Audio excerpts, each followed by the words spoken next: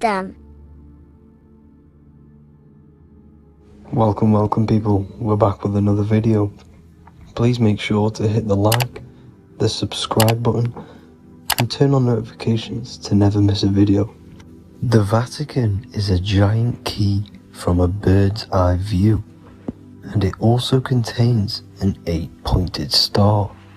The Anunnaki Sumerian gods also depicted this 8-pointed star.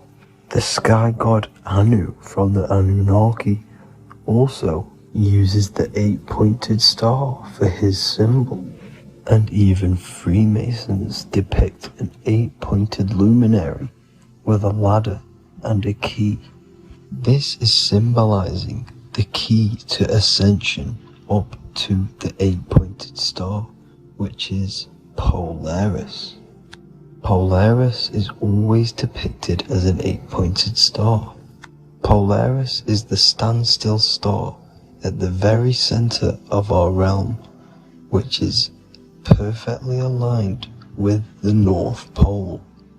The Earth is a giant torus field, and at the center is where the most electromagnetic energy is stored.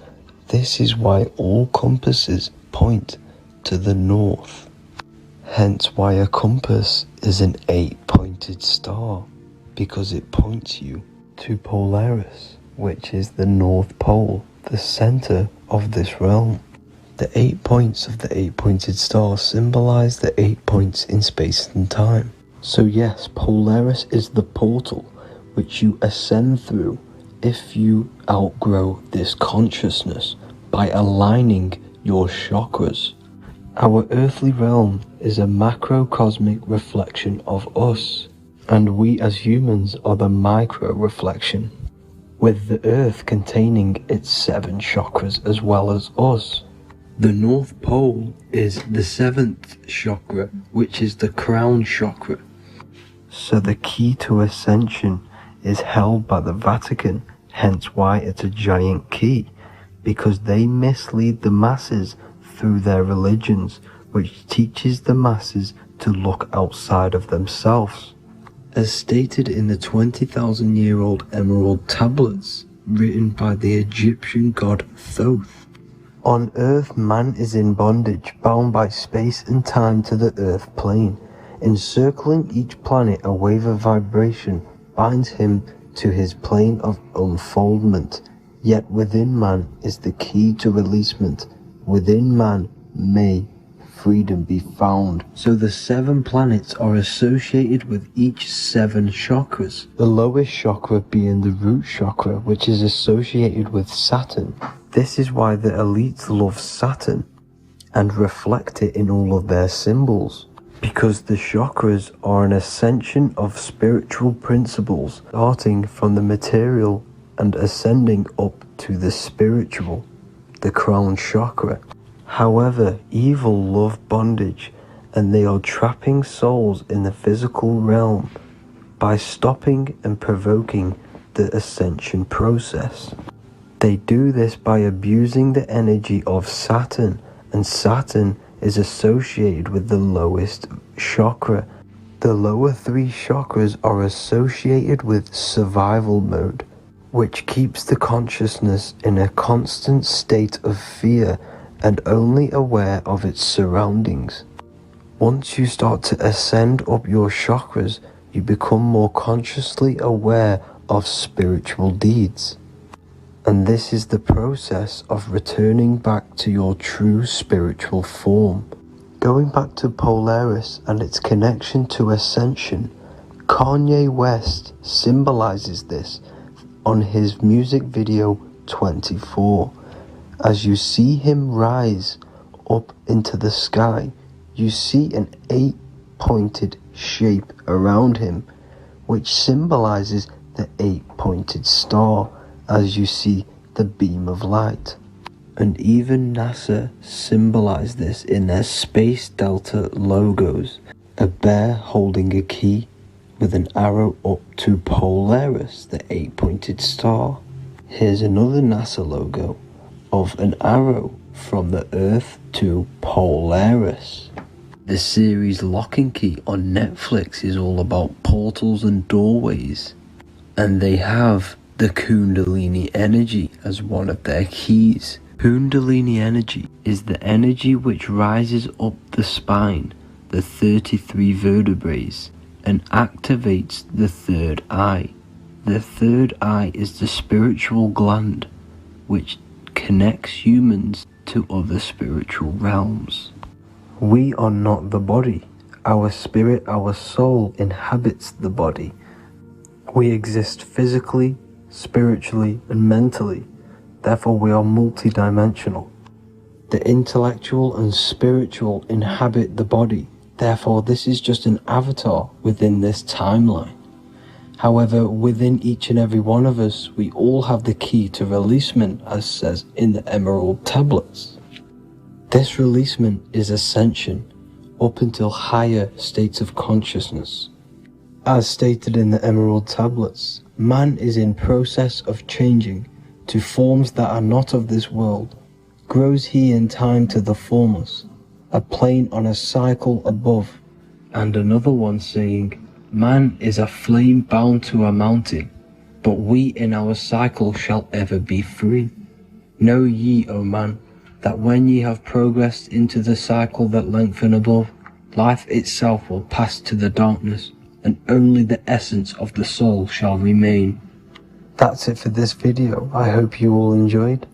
Please feel free to leave a like, subscribe, and comment any subjects you want me to talk about. God bless you all.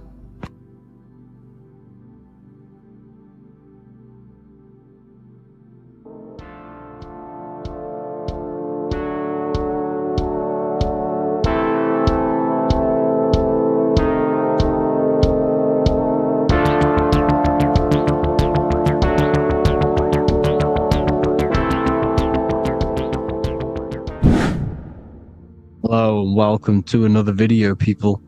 Before we start, please like, comment and subscribe if you wish to see more content.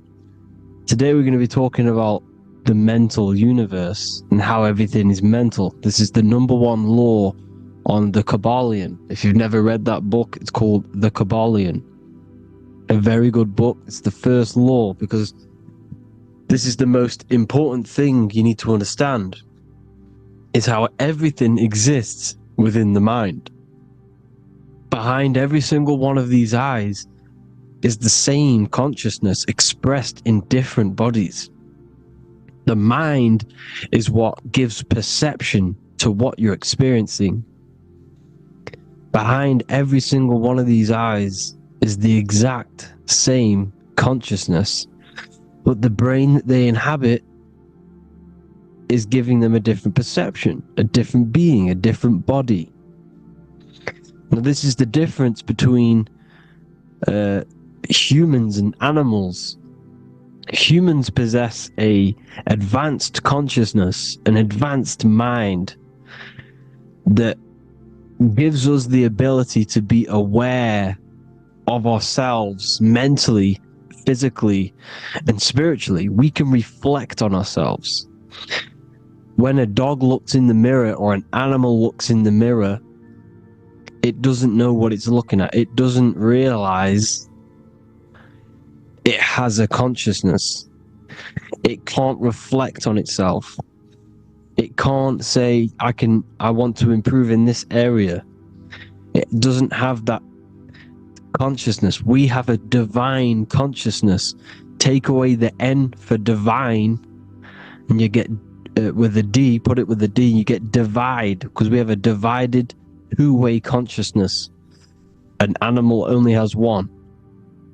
However, it's still the same mind. We're all mind. We're all mental. We all exist within the mental plane. Look at this person walking. The body, the brain, is sending electrical signals through the 12 cranial nerves, which the 12 disciples that spread the gospel of Jesus, right? You have 12 cranial nerves in your brain. There are 12 disciples which spread the gospel of Jesus. Jesus represents the mind, the intelligence, the invisible intelligence that we all are, the same intelligence, the same exact consciousness, which then sends a command into the brain. Then the brain sends these 12 electrical signals through the 12 cranial nerves to control the rest of the body through the nervous system. This person walking is not, the body is not walking. The mind is telling it to walk. And the brain is it's a supercomputer which is decoding these demands given to it by the mind. Because the pineal gland will have something to do with the ether, because the ether is physical and non-physical. The mind is sending the commands through the ether to the pineal gland, which is then getting broken down into electrical codes within the brain and sent throughout the nervous system to control the body. And this is why in the Sims simulation, because the body's the simulation, it's a false reality, it's the fake reality, it's not the real you.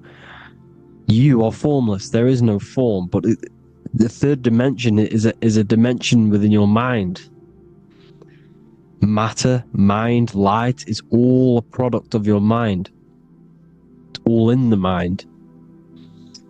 Now, this is why the Sims has this green little diamond on top of the head. Because this is you, this is your invisible intelligence controlling the character. Okay, it's controlling the character. And this character is in the world. Your consciousness isn't in the world. The world exists within you, but the body is a vehicle for that realm that you land in. When you have a dream, your mind transcends this body into another body, duplicates your body into another universe, unite, unite is one. We're all one. It's all one universe, expressed in many different ways, infinitely. And the vehicle that you land in is the body to operate in that realm. This is the all-seeing eye, as you see here. The eye, this is all the intelligence. This is the ball of consciousness, God, expressed in different bodies. We're all this same one in different bodies, as you can see here. And this intelligence is expressing infinitely throughout the universe, an infinite universe. There's no beginning, no end. There was no beginning of the universe. There is no end. It's infinite, always has and always will. But the mind is what gives you the ability to explore the universe, to make perception of it. We are God in disguise. We are God in disguise. We are God in flesh. But the body can become attached to the mind, can become attached to the body if the mind is not aware of itself. When the mind is that blinded by matter,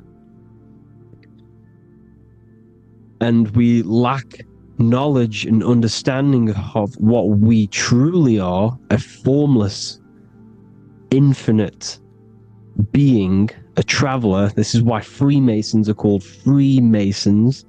Mason means traveler, free. You're a free traveler because your consciousness is a traveler of the universe. When we lack understanding, our mind bounds to the body because we don't separate the body with our different layers of consciousness. When we separate them and identify that we are mind, body, emotion, you then can apply this knowledge to when you want to astral travel and explore the different realms of your mind, because the mind is the universe. People, this is what we need to understand. The mind is the universe. I am you and you are me. This is the Egyptians showing you this. The Ankh is the symbol of life. This is the one ball of consciousness, mind, giving it the Ankh life to all the different life forms. The cows, the birds, the snakes, and the big Ankh given to the humans, because the humans are the most intelligent. We have the most advanced consciousness. We have the most advanced consciousness. This is why the one is giving a big Ankh to the humans here. Here you see it again. This is not the sun. This is also showing Ankh giving out its life to all things infinitely. And this is the Most High. We are the Most High in disguise. When we strip off the body, we strip off the desires for the physical world, we strip off all these fake identities that the mind gets attached to. That is God. The universe. You are the universe experiencing itself. I and I. The letter I and the number 1 is just one line. The letter I is the number 1. Because your I am, when you refer to yourself as I, every single one of you who's watching this video refers to yourself as I, which is the one. We are all the one. We are all intelligence. We are all invisible. We are all the one. 1 is the only number. 1, 2, 3. Everything goes up in ones because there is only one. Doesn't matter how far you go down the line with numbers, all of their numbers are created by 1 because there is only one. So me and you are the exact same consciousness expressed in different bodies. Mind. Cause. There is only one cause. There is only one mind. There is only one being. But because we lack understanding of this, we think we are the bodies. And this causes division, because the physical world is the most illusionary world. It's an illusion. It's all an illusion. Now you see with the two, you look with the 2 eyes, but you see with the inner eye, the mind. Okay? The mind is the mental plane is a shared plane. And it gives perception to what you're looking at. The mind. I'm affecting you when I speak. Because the mental plane is shared. We all share mind. We all express mind.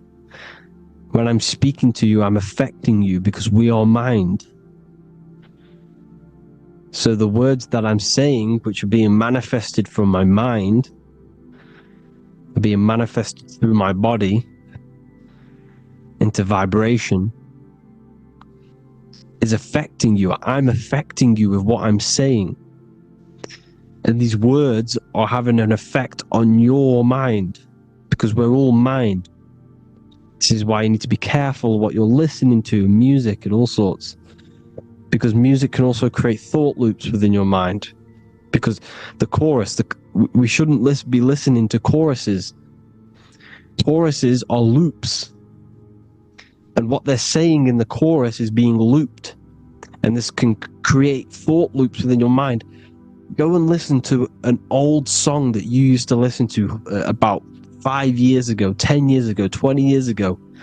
Go and listen to an old song, and you guess what? You will get nostalgia. Why will you get nostalgia? Because that song will trigger the thoughts that you were thinking in that time of listening to that song. So songs with choruses create thought loops. and they reprogram your subconscious mind. It's important why music is very powerful. Mind and mind, same word. See, language is the truth, people. This is why I use language in all of my presentations, especially the English language. It's riddled with occult truth. I is my me, I, you, and me, or I, one. We are not the name, we are I. Every single one of you is I, because we are all the one, all mind. Now, the only thing that is truly mine is my mind. When you say something is mine, it's an illusion. It's not yours. The only thing that is mine is mind, my mind. Okay? It's my mind. It's the only thing. It's the same word, mind and mind. Like I said before, everything's one. Hot and cold is different degrees of the same thing, of the one substance, of degrees. The 7 colors are different frequencies of the one white light. Everything is one. There is only one. We are all one. Everything is one. Hot, cold, day, night. It's the same degree of one, which is mind. The mind's perception is what's giving it, labeling it hot or cold. The mind's perception of colors is what is giving it red or purple, hot or cold. There is only mind. The mind gives things perception. There is only one, that is mind. The conscious and the subconscious mind. The male and the female, these are married. The subconscious mind is your hidden part of the mind. Okay, it's hidden. You can access it through different meditations and Reiki teachings, and dreams or manifestations of your subconscious. This is how you know mind and matter are one, because your mind creates matter in dreams. Your subconscious manifests everything in a dream, in the astral realms. The conscious is what you're conscious of, what you're consciously thinking of. So me, I am conscious that I am speaking into this mic and creating this video. My subconscious mind is the hidden part of the mind, which is speaking to my heart, telling it to beat. It's telling my food to digest. It's regulating all my blood. It's doing everything in my body without me being conscious of it. Without me being conscious. The subconscious is the feminine. The conscious is the male. The Bible, of course. Proverbs 12:4. Helpful, not helpful, an excellent wife is the crown of her husband, but she who brings shame is like rottenness in his bones. In the same way, husbands should love their wives as their own bodies. He who loves his wife loves himself. You can take that physically, you can take that literally, or you can take it metaphysically. See, the Bible's written in such a way where you can take it as your level of realization. He who loves his wife loves himself. If you love your subconscious, if you love yourself, you speak good about yourself, because your subconscious takes everything literally. If you say, I hate you to someone, your subconscious does not know the difference between me and someone else. It only thinks me, me, me. Why? Because mind is the only thing that exists. You are mind, I am mind. If I say, I hate you, you're saying that to yourself. Your subconscious picks that up and says, I hate myself. And that's telling your subconscious that's what you want. Because your subconscious manifests 90% of your behavior. The programs within your subconscious. Tying your shoelace is a program. You don't need to be conscious of it. You can just do it. because it's a program. It's deeply interwoven in the subconscious. Driving your car, texting on your phone, you don't have to think about what letter, you just do it because you know where the letters are. It's a program. Therefore, if you look after your subconscious, they are a married couple. It's your wife. Your subconscious is your wife, and it manifests 90% of your daily basis thought patterns, actions, behaviors, emotions, all the things that you all the trauma that you've experienced is stored within your subconscious, which is affecting you. So let's say you were in a car crash 10 years ago, and you had a really traumatic event, you really hurt yourself, and you had a very, very, very strong emotion that you felt of pain. That will still affect you today. And why? Because it will manifest into your behavior. How? Well, you'll be cautious of what cars to go in and who. You'll be cautious because of that event that stored within your subconscious, because of that feeling you felt was so painful and so strong. It's still manifesting into your behavior today. For example, you won't go in certain cars, you won't go with certain drivers. The subconscious stores everything, all your memories, the programs and everything. So if you trick your subconscious, that's how you manifest your life. If you trick the subconscious, you already have something. And therefore it will manifest into your life and into your behavior, thoughts and actions. This is why the golden rule is to treat others like you want to be treated. Because I am you and you are me. We are all subconscious. We all have subconscious. Whatever I do to you, I do to me. Because my subconscious picks that up and thinks I'm speaking to me. Mind is very powerful. Whatever I do to you, I do to me. Treat others like you want to be treated. The golden rule. That is the only rule we need in this realm, in the universe. If everyone understood this rule and how the subconscious works and how karma works, we'd live in heaven on earth, the Garden of Eden, the golden age. As the man thinketh in his heart, so is he. Proverbs 23:7. Where your heart is, there will be your treasure. Your heart's the emotions. This is the storehouse of emotions. It is where you feel emotions. You have to let your emotions move through you, not become you. You can't let your emotions become you. But except be like the sky and let them pass through you. Be like the clouds and the stars passing over. Let them pass through you. Do not let them become you. And this is how emotions can take over your mind. We are driven by, when a man is driven by emotions, he has no self to control. You must control the mind, because the mind can be corrupted. Because your thoughts are electrical in the brain. Your thoughts come from the mental plane. So how the mind works is that you place your attentions on something in the mind, and infinite information just flows in. Think about it. When you think of a certain topic, as soon as you think of that topic, information comes flying into your mind. Different ideas, ping, ping, ping. It's all connected.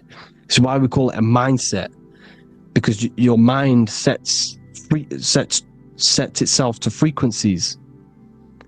And when we think of something, we tap into that frequency, and just the universe, the mind, the mental plane just flows in information based on that frequency and that thought. The universe is just information. All of the information out there, nothing is new. It's all there. You just have to tap into it. You can tap into these different thoughts, and it's all there. Everything already exists within the mental plane. You don't think anything. You receive thoughts. We all share the mental plane. We affect each other. I'm affecting you. Speaking, listening to me is affecting your mental plane, your mind. The physical plane is the lowest plane. It's the world of effect. Everything you see in the physical plane is the effect of mind. Like I said, the person walking is the effect of their mind telling the body to walk. The physical plane is the lowest dimension of your mind. Mother Earth, we are in a mother. We're in the womb still. The Earth is feminine. It looks after you. It provides you with food for free. It grows on trees with water. It's Mother Earth. It's the womb. The dome above your head is your mother's belly. Okay? Is your mother's belly. You're in the womb still. You're forever in the womb because your mind's constantly expanding. Because when the baby's mind figures out that there is a reality outside of its mother, starts to hear the people on outside of its mother, what does it do? It figures a way out of the mother, and it becomes born again in the water, in a hospital, into the other world. It's the same with our minds. When our minds figure out there is other worlds beyond this physical, we explore them. The astral plane, for example. You figure a way out of the body. Because when you're the firmament, look at the word firmament, meant at the end. Firm is firm, something strong, something like a rock is firm. If your mind is firm like a rock, you will be stuck under the firmament. So, for example, people who are very programmed and can't think outside the box, they have a firm mind and they'll be stuck under the firmament because your mind is the only thing that's keeping you under the firmament. It's the only thing. When you're doomed, doom is dome. This is the dome, which is your head. Your head is the dome. Above your head, above the earth is the dome, the ethereal barrier. But that's just an external manifestation of your head. You don't leave the earth, you leave your body to leave the earth, because your body is the earth. It's a dimension within your mind. So when you're doomed, you're domed. Your reality is your level of realization. You realize something, or when you have an idea, the mind, and the EYE or I, same thing, mind, it's all mind.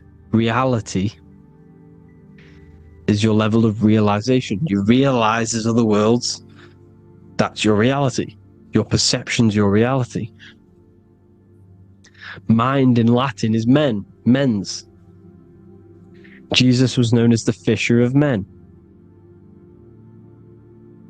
which is the fisher of minds. He was fishing minds worthy of knowing the higher truth, the deeper occult knowledge. Jesus figured out that we are all God. And he got killed for it, because in that age they were trying to suppress this information. Jesus figured out he was God, because we are all God, every single one of you, and they killed him. Because we're all mind. We are not the body. We're the invisible intelligence, which is God.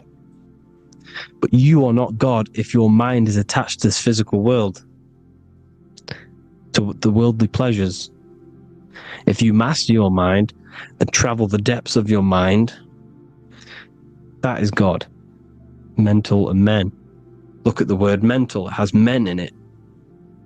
Men in the Bible means mind. Here you see Masonic.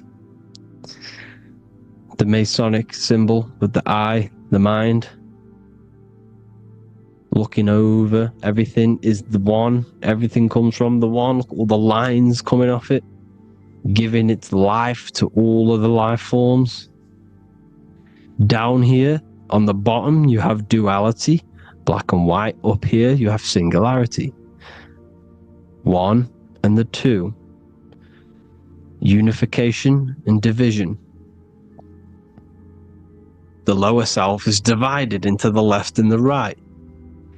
So the Bible even says, I forgot what verse it is, but it says, it's better to go through life with one eye than to have two and be cast into the fiery abyss of hell.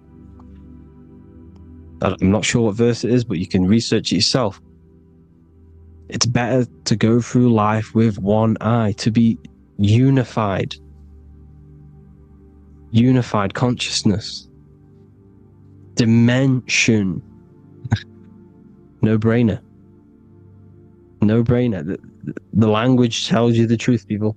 Dimension. The dimensions are in your mind. Entertainment. Entertain the mind. Disappointment. It's all in the mind. Environment. The environment that you are in is a product of your mind. Within, rearranged spells high twin.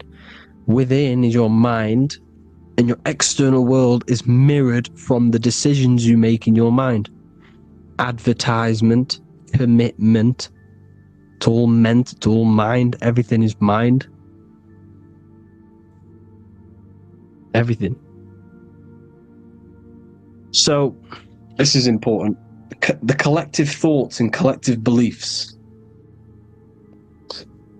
The collective, because we all share the mental plane. And because of this is why we are in a weakened state of consciousness at the moment. Because the collective thoughts and the collective minds overall are asleep. And they don't believe in anything. You see, everything is true within the mind. You think of something, it is there instantly. You think of a chair, it's there in your mind. You think of anything, it's there instantly.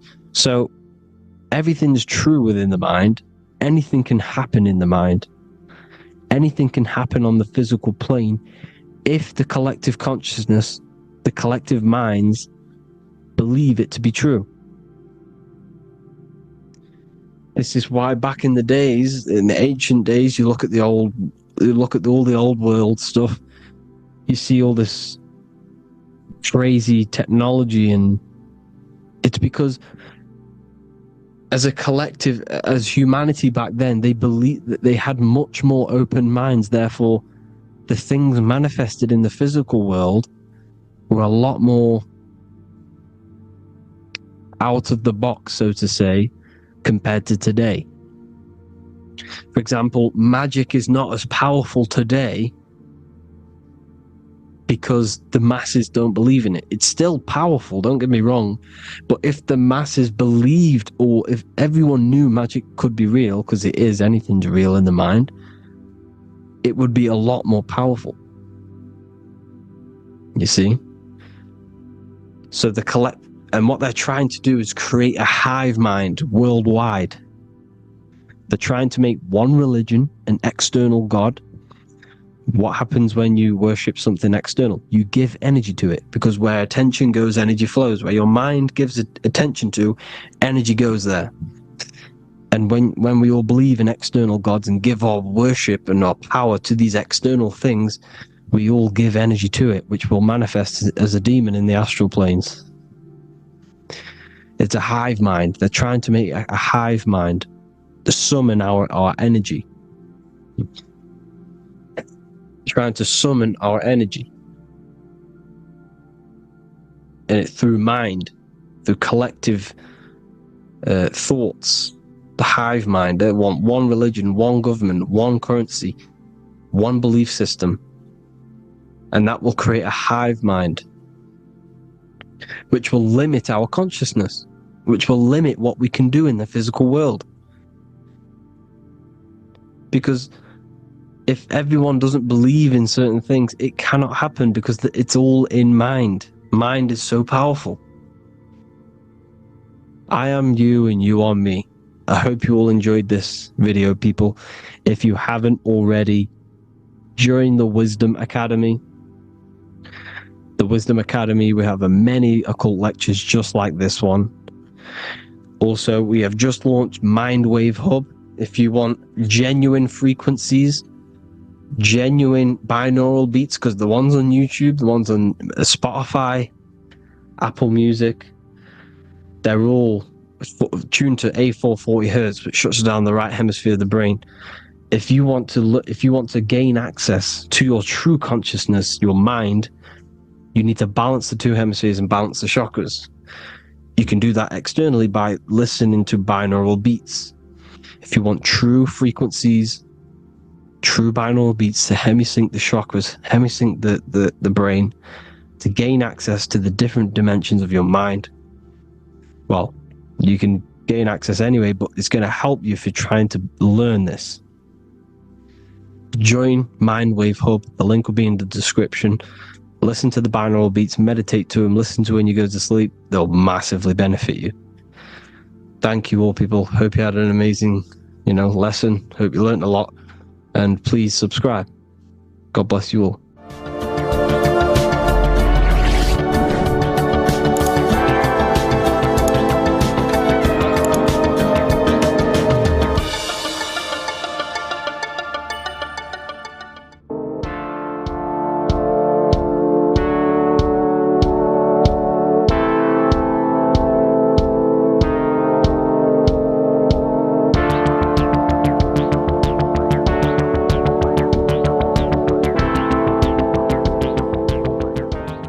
Welcome back everyone to another video. Today we're going to cover everything that you need to know about the mind, starting with the two aspects of the mind, the conscious and the subconscious. The male aspect of your mind is the conscious. This is the 10% of your mind.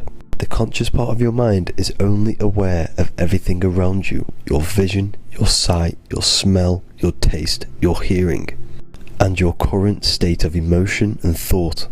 Every thought that you consciously think about has an emotion directly attached to it. That emotion is then impressed onto the subconscious part of the mind. The subconscious part of the mind is the female aspect of your mind. It is also a whopping 90% of your mind. Subconscious mind is controlling all of the subconscious processes which happen within your body. For example, your subconscious mind is controlling your heartbeat, your digestion of food, and all of the things that you do not have to tell the body to do. It is the hidden part of our mind which is controlling all of the hidden things. The subconscious mind is like a recording supercomputer. Everything that you have experienced in your life is all recorded and stored within the subconscious mind. One of the most important things about your subconscious mind is that it stores your mental programs. Everything in the subconscious mind manifests into behavior and actions within the body. Your daily basis routine and habits are all mental programs within your subconscious mind.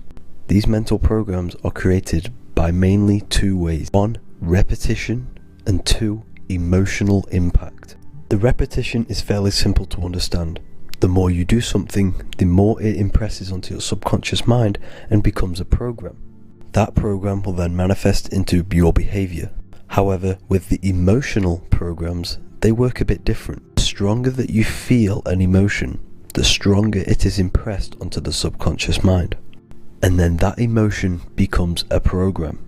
For example, you had a very traumatic moment happen when you were a young child. The emotion that you felt was so strong in that moment that it impressed into your subconscious mind so hard that you can recall that moment like it was yesterday. That traumatic event that happened to you when you were young will still manifest into your daily basis behavior even to this day. However, it manifests subconsciously. For example, if you were in a car crash, you will be wary to enter cars with certain people. All because of that traumatic emotion that you felt and impressed onto your subconscious mind. Another example of the subconscious manifesting into our behavior is posting on Instagram. Most of the time, the reason why you post is because your subconscious mind is seeking gratification. So before you actually do something, question yourself and find out the root cause of why you are doing this. Another thing that you need to understand about the subconscious mind is that it takes everything you say in here literally. So for example, if you go and say, "You are an idiot" to someone, your subconscious mind will only pick up the word idiot. It only knows yourself. It doesn't know anyone else. You are casting a spell on yourself just by saying that to someone else. This is why the golden rule is to treat others like you'd like to be treated. Now, you can rewrite these programs which are already in your subconscious mind. However, it does take consistency. You have to change these programs which have been running for years. And by changing these programs, you change your behavior, because these programs manifest into your behavior. The best way to do this, personally, is to listen to affirmations first thing when you wake up in the morning, and do this for 10 minutes every single morning. Then at night time, you want to think and feel that you are becoming the reality that you desire. The more that you feel this reality, the more it will become a program and impress your subconscious mind. For example, you're trying to gain financial freedom.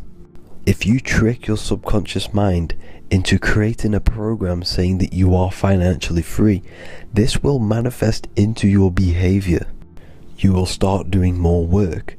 You will start looking for ways to make money. Your mind will be set on the frequency of money and financial freedom. Therefore, you will receive thoughts based around this program.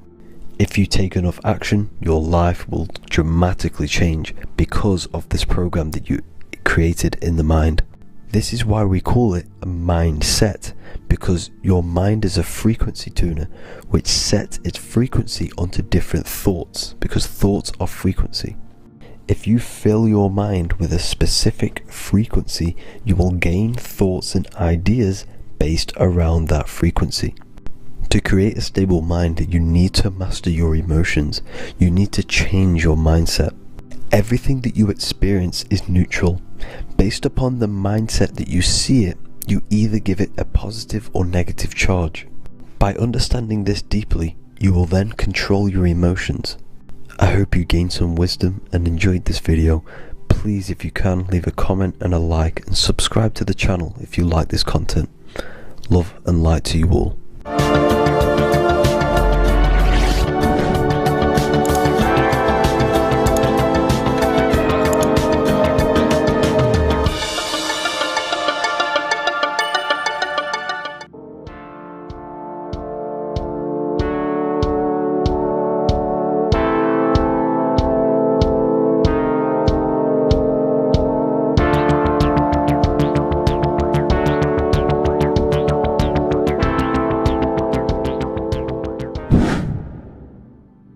Earth has become a realm in order to trap souls within, so that they can harness our electricity, our energy.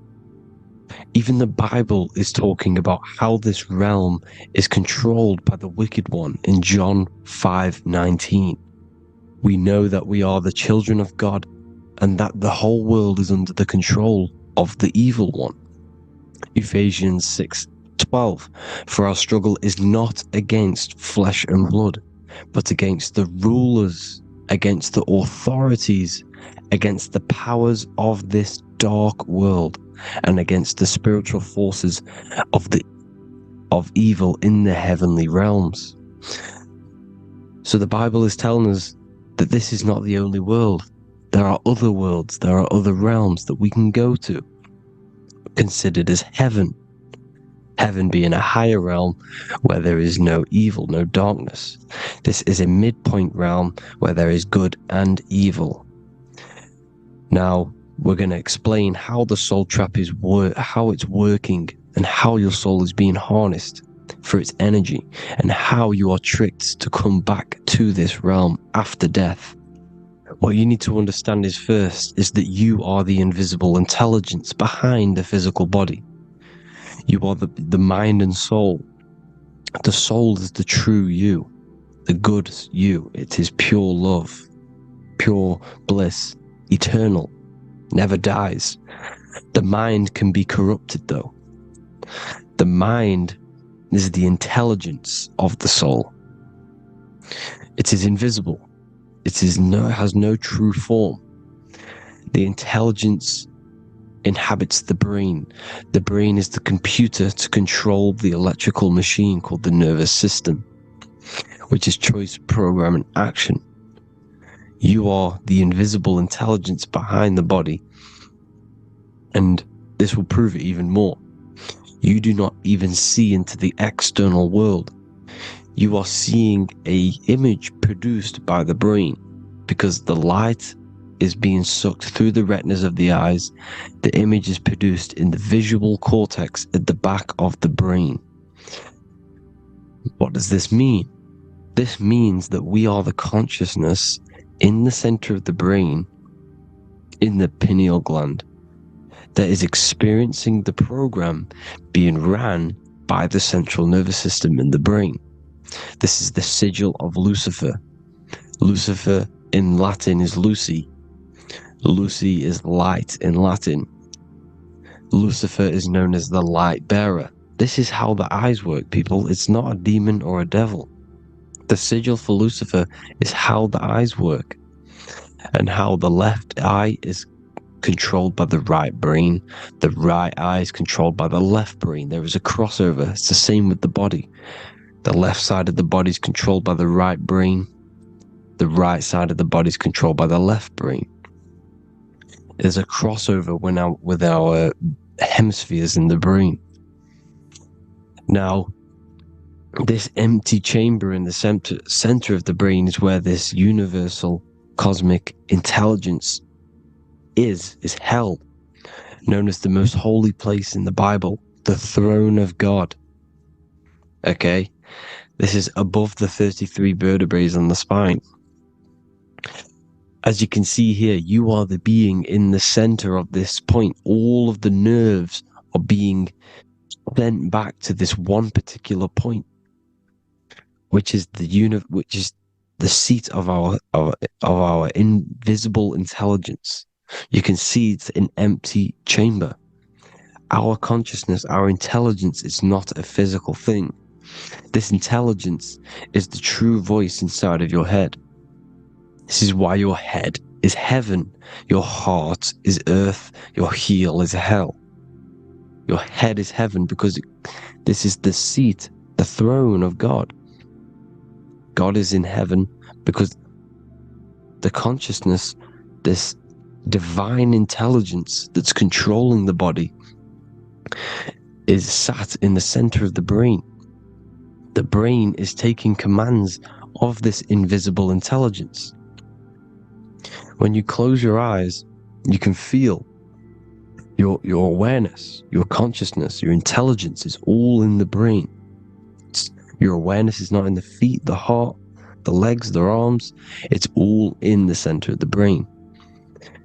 Now, if you meditate deeply, you will find that you are beyond the mind. You are the being observing the thoughts. You are the soul observing the thoughts. Now, with this being said, you are the consciousness experiencing the program being ran by the central nervous system in the brain, because you're not seeing into the external world. It's an image, it's a simulated image produced by the brain and the central nervous system. You do not experience the external world. You do not feel the external world. You feel electrical impulses on your nervous system. Your nervous system is decoding what you are feeling. So the only thing that you truly feel is the electrical impulses on your nervous system. This is why the nervous system is the tree of knowledge of good and evil, because it gives your invisible intelligence, your mind, the knowledge of good and evil. It can detect good things, it can detect bad things. if it's hot, if it's warm, if I need to go. The nervous system is doing this. It is the tree of knowledge of good and evil. Okay, now this universal intelligence is symbolized as the single eye. Okay, Matthew 18:9. It is better for you to enter life with one eye than to have two eyes and to be thrown into the fire of hell. What does this mean? It's symbolic, it's metaphorical, people. It is metaphoric. Your universal intelligence is the single eye, the one eye. It's the balance between the two poles, between the left and the right, the good and the evil. It knows the right thing to do all the time. This is our inner guide. The inner self is the inner guide.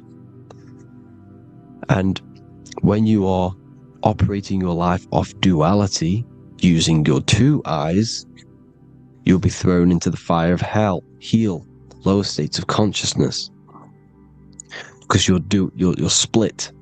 You need to live in oneness, even, balance. Matthew 6:22, the light of the body is the eye. The light of the whole body is the eye. You are a light being. Human. Hue means an attribute of a color. Man is the word manifested. We are light manifested into physical form. Depending on your vibration is depending on what color that you are vibrating on, which is a hue, a human. If therefore thine eye be single, thy whole body should be full of light. Again, it's talking about the single eye, oneness, completeness. When you balance the hemispheres of the brain, we'll go over that later. But anyways, the body is the earth. This is what we need to understand, people. The body is running the simulation, the program that our consciousness is experiencing.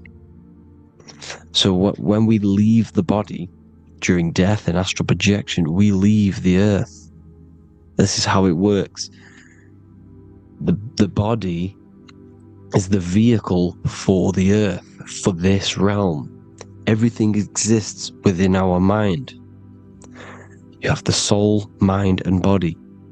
The soul is the observer, the watcher, the true being. This is why she has many different heads, because the soul inhabits different bodies. This is the serpent, which means knowledge, which is the mind, wisdom. And this is the body. Soul, mind, and body. Brahma, Vishnu, Shiva. The mind is the bridge between the soul and the body. So what do I mean? When you astral project, you are using your mind to project your awareness, your observing consciousness outside of the physical body. The mind is the projector, projecting consciousness. By using your mind, you can project your consciousness outside of the body, which is known as the astral realms, which is known as walking on water. Jesus was never walking on physical water, people. It's metaphorical. Believing the physical body. The water is the ether, which is the veil between the physical and the astral realm. It's a fluid substance. It's on either side. It's physical and astral. The ether is the fifth element that they hide from us. Why? Because they're trapping you in the physical. They are hiding all of these realms. Etheric, astral, and mental. People think their mind is their brain. It's two separate dimensions. These are completely different dimensions.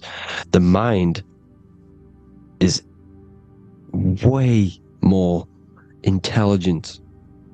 The mind is formless. There is no form to the mind. You can think anything you want. You can manifest anything you want within your mind. It is not a physical object. The physical realm is being controlled by the mind. Everything's being controlled by the mind. Everything exists within the mind. This is why the Egyptian says the universe is mental. So when we project our consciousness outside of the physical, we go to the astral. The ether is the water that Jesus is walking on. This is the veil between the physical and the astral world. The word together has ether within it because it joins the two worlds together, together, the astral and the physical. The word either is ether because the ether is on either side, physical and astral, physical and spiritual, physical and non-physical. In the astral realm, the mind can manifest anything we want. We incarnate to restrict our minds. This is why Saturn, if you go and watch my video on Saturn, how Saturn is this simulation, okay, our minds can manifest anything we want in the astral plane in the click of a finger. However, when we incarnate in matter, we now have to labor for our manifestations. This is why Saturn's known as the great teacher in astrology, because he teaches you a lesson. When your mind incarnates into matter, it's teaching your mind a lesson, the knowledge of good and evil. This is why the Bible says, you shall be gods and know the knowledge of good and evil. When you incarnate here, you have to know the knowledge, you need to know the knowledge of good and evil to become a god. Okay? Now, the square is the physical plane, the triangle's the ethereal plane, the circle's the eternal plane. The circle has no beginning, no end, it's eternal. The physical plane is the square, it's limited. The square is limited. The cube is the geometric shape which gives rise to matter. Now, the term think outside the box has truth in plain sight.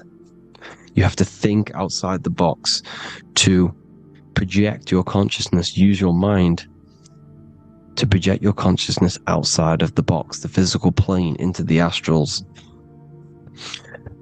The astral realm is the realm of the stars. Above us is the stars. Through the stars is the astral plane. This is why astral has the word star within it. The devil is the de-veil. When you sell your soul to the devil, quote unquote, it's metaphorical. The devil exists in the physical plane. It's the lowest state of consciousness. The de-veil, you de-veil yourself into the physical when you are the devil. The de-veil. The ethereal plane. Now, we also know what the famous symbol of the all-seeing eye, right? The all-seeing eye with the eye in the triangle. Look at the Masonic artwork showing you the triangle above in the sky. This is symbolizing the ethereal planes. The eye in the triangle symbolizes your invisible intelligence, your mind, which has the ability to see on either side. Because the triangle's the ethereal plane, the eye is your consciousness, your intelligence, and this intelligence has the ability to see in the physical plane and to see in the ethereal planes, in the astral planes. This is why it's above the earth, it's above the ground, because it can see here, it can see in the heavenly realms. Now, the stars are, well, this is known as heaven, the realms of the astral planes. This is some quotes from the Emerald Tablets of Thoth. Out of the darkness ye must rise upwards, one with the light and one with the stars. Man is in process of changing to forms that are not of this world. Grows he in time to the formless, a plane on the cycle above. So there's other worlds. The Bible's telling you there's other worlds, there's other realms.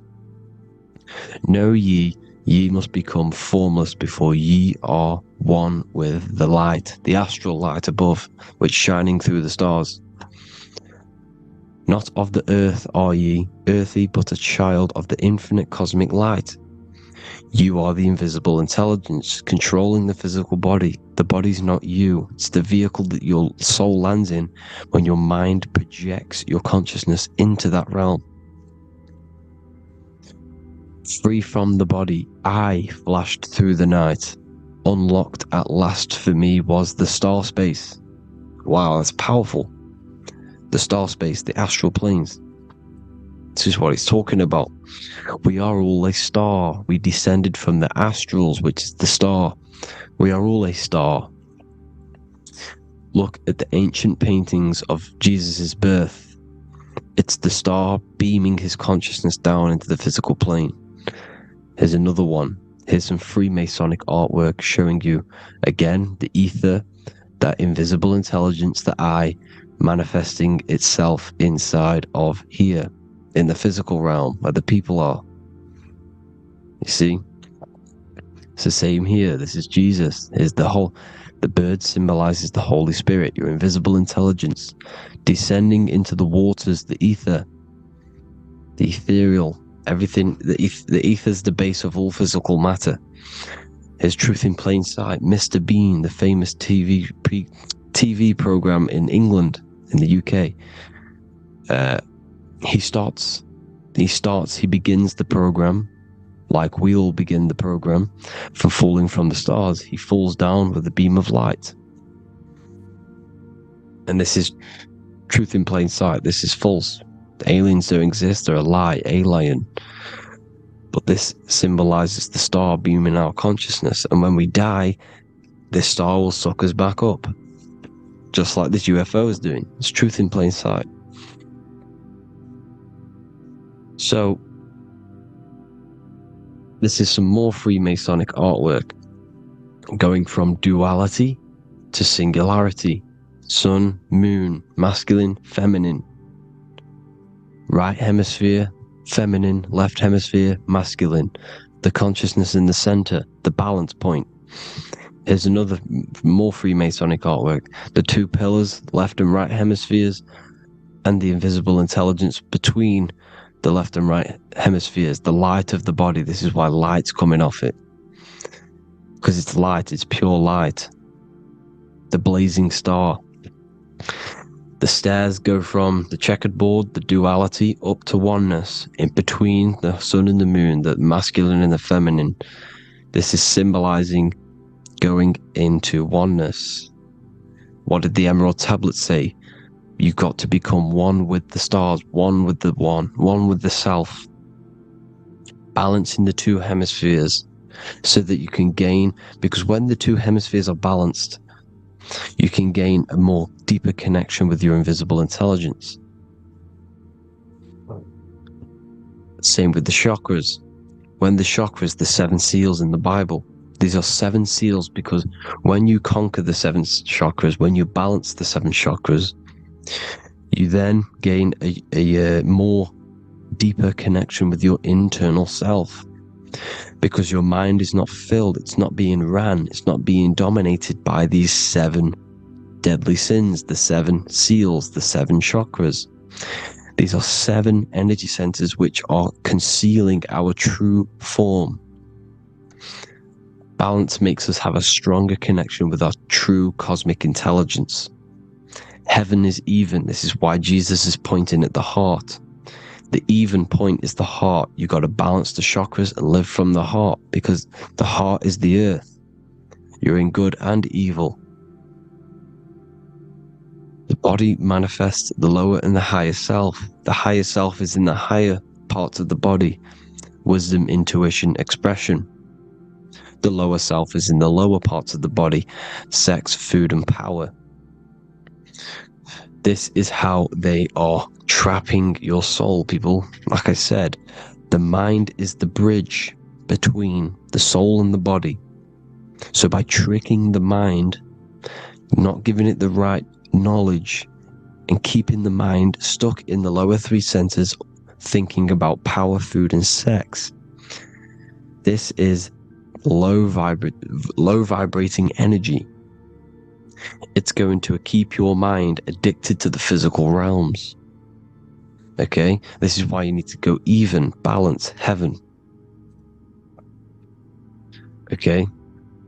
I will explain the soul trap in a second, how it fully works. But I'm telling you all the science behind it so you can understand. When you are doomed, you are domed. This is the dome. The firmament, the firmament, the mind. Ment is mind, firm is firm. A firmament is doomed under the firmament. You must have a loose mind, an open mind to expand your consciousness beyond the stars, beyond the ethereal barrier. You have to vibrate higher than this world. Your consciousness must be expanded more than the physical plane. You need to learn how to astral project. You need to learn how to leave the body, how to operate outside of the body, so that you, when you do leave the body, you will have recognition, you'll have knowledge, you'll have practice. But this is as above, so below. The woman's belly is the earth. It's as above, so below. It's a microcosm of the macrocosm.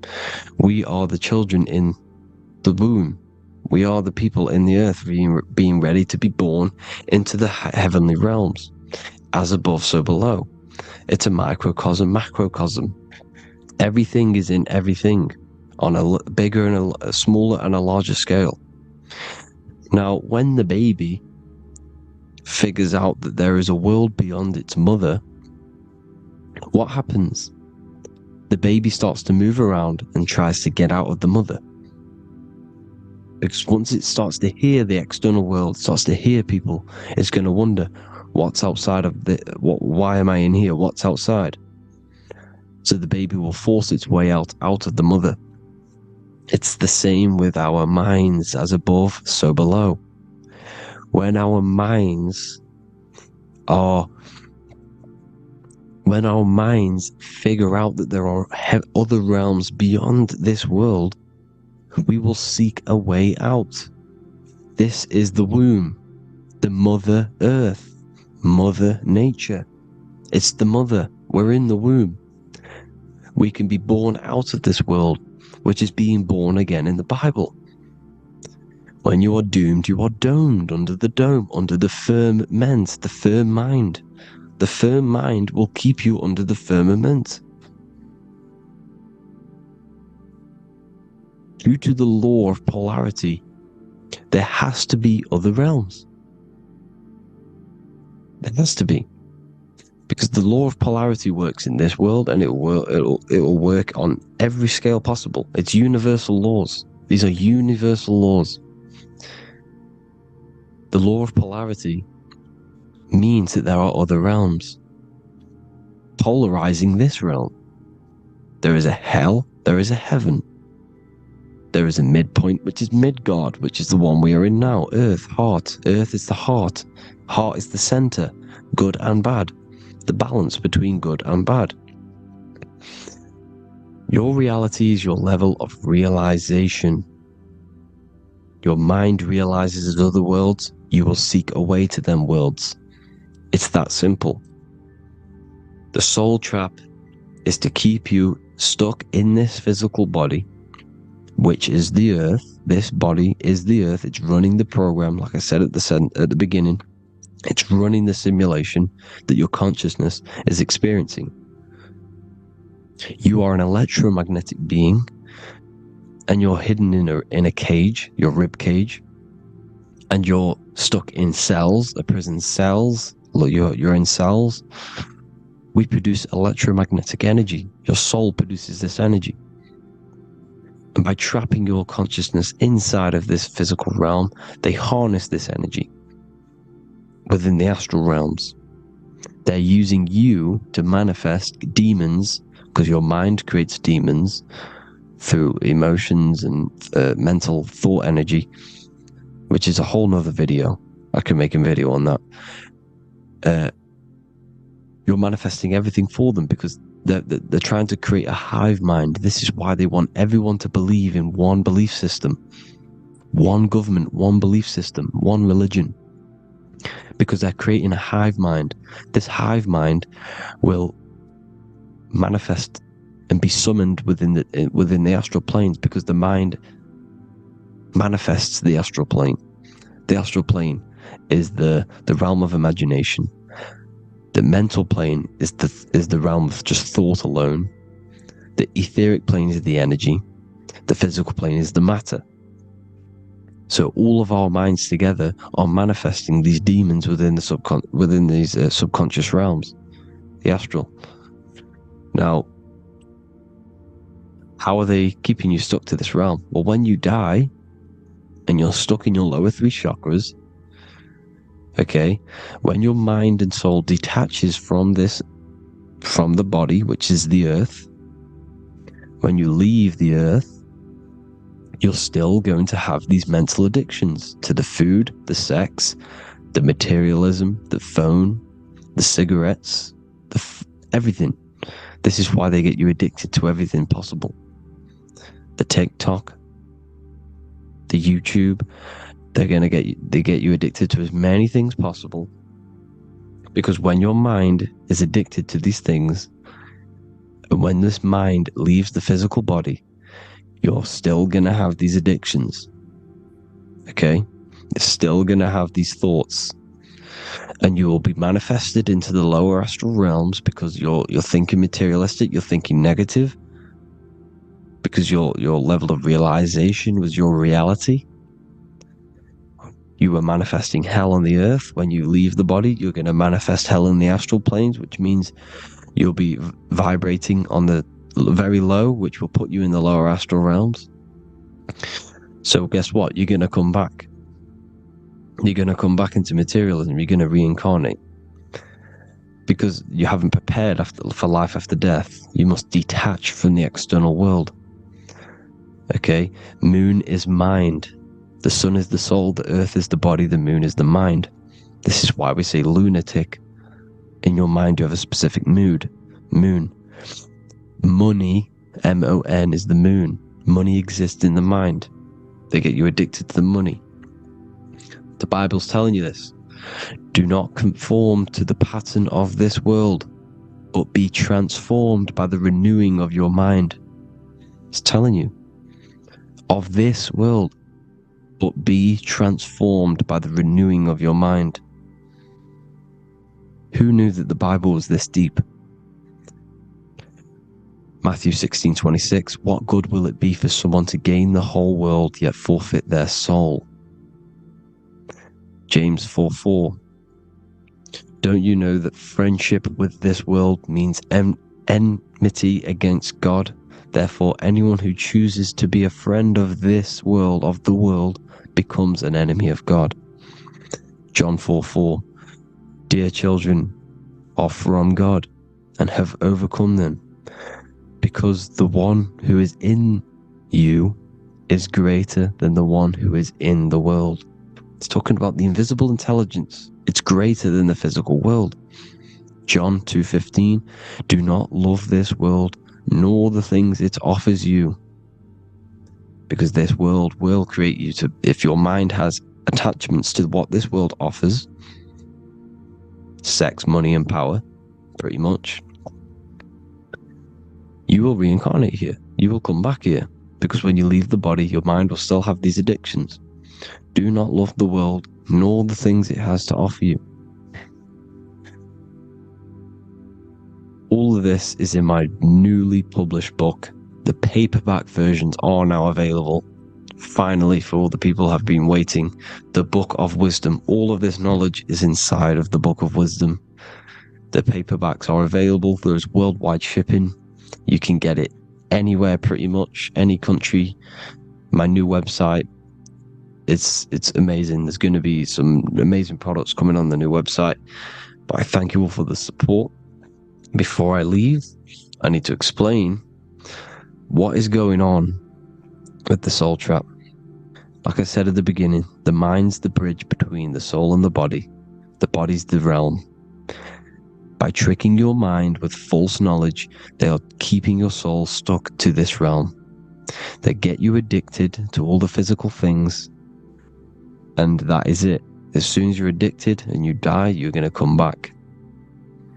So by tricking your mind, which is the bridge between the realms, they keep your mind stuck within this body. They keep you in physicality. They deveil you, the devil, the deveil. Thank you all for the support, people. If you do want to join the Academy, all the links will be posted below this video for the book, The Academy. Thank you all for the support, and have an amazing day.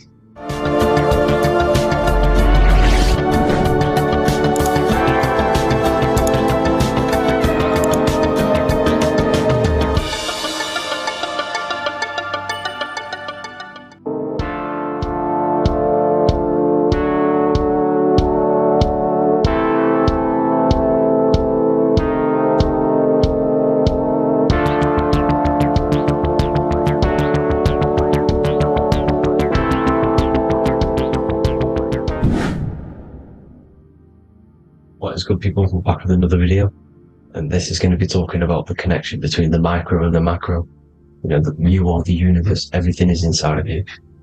So the first thing you need to understand is that the law of mentalism, we are a thought in the creator's mind, everything's being thought into existence. We have a spark of this mind, this same mind of the creator, and everything is a state of mind. Particles or atoms, whatever you want to call them, are a mental thing. They're a product of the mind. Everything's thought into existence. Thoughts influence everything. Thoughts are energetic effects which send out waves into the quantum field around you. And your consciousness is actually the universe experiencing itself, expressing itself, and viewing itself. So we are the creator, but viewing itself in separate bodies. And this is why they call the material world the world of illusions, because everything's separate here, but we all forget that we're not all one. We've all been brainwashed to think we're all separate, but we're all one. We're all the same mind, the same consciousness, everything. So everything's created out of toroidal fields. God created the toroidal field. That's the only thing that exists, because the atoms are toroidal fields, and it's the basis behind all creation. As you can see it in the owl's eyes, it creates the infinity symbol. And this was the apple. That apple is a toroidal field, and the toroidal field is made out of dielectricity, which is ether. Ether is black light, and this is counter space. This is another realm. This is what creates God to be omnipresent, to be everywhere at one place at all times. He is everywhere because ether is everywhere. And ether is infinite potential. It connects everything together, and that's what energy moves through. It moves through the ether, and that's black light. Everything is light, as it says in John 4:2. God is light. Everything's a vibrational state of light. So the torus field was made out of dielectricity, ether, black light, magnetism, which is white light, which is the center of the toroidal field. And magnetism radiates, it has no vibration. And then when white light splits, it turns into electricity, which is physical material, and that has a vibration. This is the Holy Trinity. The sun, the moon, and Saturn. Saturn, the god of materialism. If you've watched my videos on Saturn, you know that Saturn is crystallizing everything into physical matter. And that's why his old name was El. The ancients called him El. And this is why we get El electricity. This is where El electricity comes from. Because El electricity is only a product of the physical world, which is redshift, blueshift, Adam and Eve. And this is what creates the redshift, blueshift is what is a product of magnetism. When magnetism, white light splits, and this gives us vibration. And this what creates the toroidal field, which is the basis of all physical creation. The sine wave is created out of the magnetic wave and the electric wave. The electric wave is the blue wave, and the magnetic wave is the straight wave, which is radiation. This is vibration, frequency. So the magnetic wave is straight, and then you have longitude and amplitude, which is depth, which is dimension. You see how the electric wave has depth and dimension. This is why you get the cross. This is the cross of Earth. This is the symbol of Earth, of bondage, of physical matter, because it consists of magnetic wave and depth, which is electric wave. And this is where you get the sun cross or the Earth cross, whatever you want to call it. It's the cross of physical matter, and the ancients knew this. This is why they used that symbol. Redshift, blueshift, which is the toroidal field, is the basis of all creation, physical creation. And this is why you have the police siren is red and blue. The Matrix movie, red pill, blue pill. You have red blood and blue blood in your body. The Democrat and Republic, the two parties, red and blue. Like your taps on your taps, you have a red and blue tap. One's generative, one's destruction. Fire, destruction, water, generative. So this is the basis of all things. And electric wave has dimension, like I've already said, depth, material, and it's measured in hertz.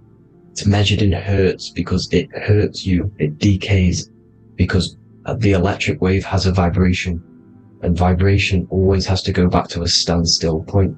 This wave cannot go forever, but the magnetic wave will go forever. It's radiation. Magnetic is radiation. It radiates forever. It pulses. But the electric wave will at some point come back to a standstill point, and that's why it hurts. It decays. That's why our physical body decays, because we contain of electricity. This body is an electric body, and it will return back to stillness like a guitar string. If you vibrate a guitar string, you pull it, it will vibrate, make a sound, and then go back to a standstill point. It's the exact same with every single toroidal field within the body. It will decay, and this is why our bodies decay, and everything in creation decays. So we're born into sin, the sin of Eve. The sin of Eve is us biting into the tree of knowledge of good and evil, which is the, the systems in the body. And the sin of Eve is biting into the sine wave. We bit into the sine wave. The sun moves in a sine wave. Our DNA is a sine wave. Time is a sine wave. Everything in this creation is a sine wave. This is why the dollar bill is a sine wave. Magnetism and electric waves in one. And this is the sun doing its sine wave, which creates, when you go bowling, it kind of creates that pin that you hit over.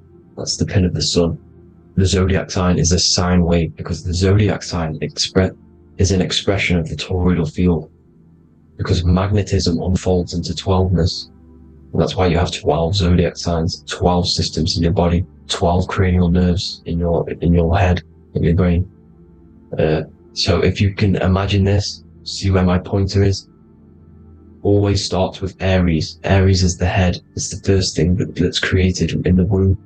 And this is Aries, the ram. And this is why it's called a cerebrum in your brain, which is the first thing that creates when you're in the womb. And what's the element of Aries is fire. Fire is the first element. F-I-R, first, because it's the first thing on the wheel, the first expression of energy. As you can see here, my pointer, this is the center of the toroidal field. It would go Aries, Virgo, Capricorn, Pisces, Scorpio, Cancer. Then we'll go back to Libra. Libra would be center. But you see how the toroidal field is the expression of the 12 energies. That's what the constellations are, the energy expressions of the toroidal field. So it would go outwards, starting from Aries here, all the way back to Pisces, which is beyond the bottom half. But Libra would be the center. That's why Libra is the equinox. It's the equinox. Libra is when it goes from summer over to autumn. It's the equal. It starts to transition into the winter side. Equinox, equal, which is Libra. And that's why Libra has the two scales. It's symbolized with the two scales. That's because of, the sun moving over. It's being judged. It's equal now, but then it's going to tip over into the winter. That's why Libra is here, the center of the sine wave. Like I said before, magnetic energy unfolds into 12ness. Magnesium is number 12 on the periodic table. It's the sacred number. And this is why the scientists are trying to, NASA is trying to bring in another constellation to destroy the holy science of astrology. So Aries rules the head, which is Mars. Taurus rules the neck, the lower head. Gemini, the two twins, which is your lungs, your two twins, your arms, two twins. Cancer, the breasts, or the chest area. Leo, the heart, which is the sun, which is fire, the center of the toroidal field. Virgo, the belly, which is the intestines. Libra, the kidneys, the two scales, the kidneys, balancing out everything. Scorpio, the sex organs. Sagittarius, hips and thighs. Capricorn, I've missed that out, which is the kneecaps. Capricorn, kneecap. Aries, which is the ram, which is the cerebrum in your brain. And then Aquarius, the calves and the ankles. And the Pisces, the two fish, the 2 feet. So everything corresponds, as you can see here. This is an ancient way of depicting it, of the folded human. And this is everything. Each constellation rules that part of the body, gives energy to that part of the body, makes you do certain things. So magnetic energy unfolds into 12ness, electricity unfolds into 7s. That's why when you get electric, the light spectrum that we see, it consists of 7 colors. Why we have 7 planets. The 7 planets give us our 7 metals and the 7 solfeggio scale frequencies. So the rotor, this is the rotor, and rotor is an anagram for Torah. The Torah, which is I think it's the Hebrew Bible. Don't quote me on that, but it's one of the holy books. Which is the Torah, the Taurus. Everything goes back to the Taurus field because it's the basis of all creation. So the chief cornerstone, it says in the Bible that the builders rejected the chief cornerstone. The chief cornerstone You are the builder. You decided to incarnate into the physical world, into the electric world, El, the world of El, Saturn. When you are created in the womb, it takes you 9 months for you to be created. So for example, if your parents, if you went into the womb here, it'd take you 9 months. So let's say you're born in Scorpio, so you'd go back 9 months, 1, 2, 3, 4, 5, 6, 7, 8, 9. You consist of all of these 9 energies, because it takes 9 months, or however long you took to be born. Some people are born earlier. You'd have to find out how many months you were in the womb for. But you consist of these 9 energies, and each constellation has a cell salt associated with it. And these cell salts are vital for your health, and your cells and the optimal health of your body.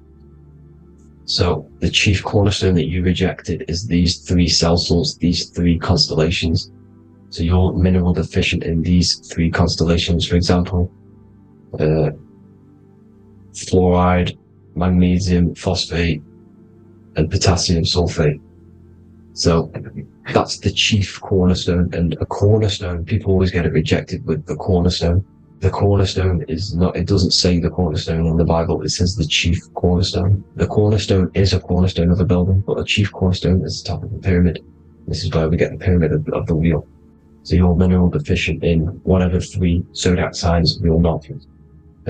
You were not in the womb for. This is the chief cornerstone you rejected. So the human body is the micro. It is the universe in a physical form. It consists of everything in the universe.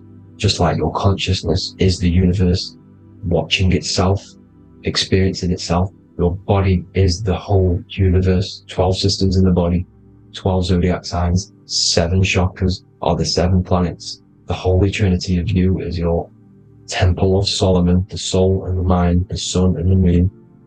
You know, everything is in you. You consist of everything, all the energies, everything. Heaven and hell. Heaven and hell is a mind state. It's a state of the mind. Head, H-E-A, which is heaven, and the heel, the bottom of your foot, is hell. And the bottom of your foot is the soul. So they're basically saying, well, it's wordplay. They're saying that your soul is in hell because, you know, with the elites being in control. So they call the bottom of your foot the soul, trying to say that you're in hell. The Christ is in you.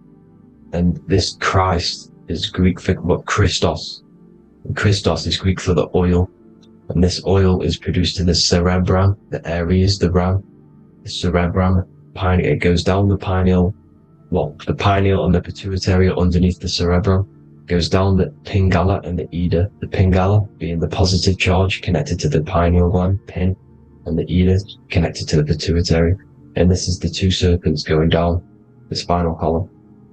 And this is why Jesus goes from Nazareth to Bethlehem, and then Joseph and Mary are waiting for Jesus in Nazareth.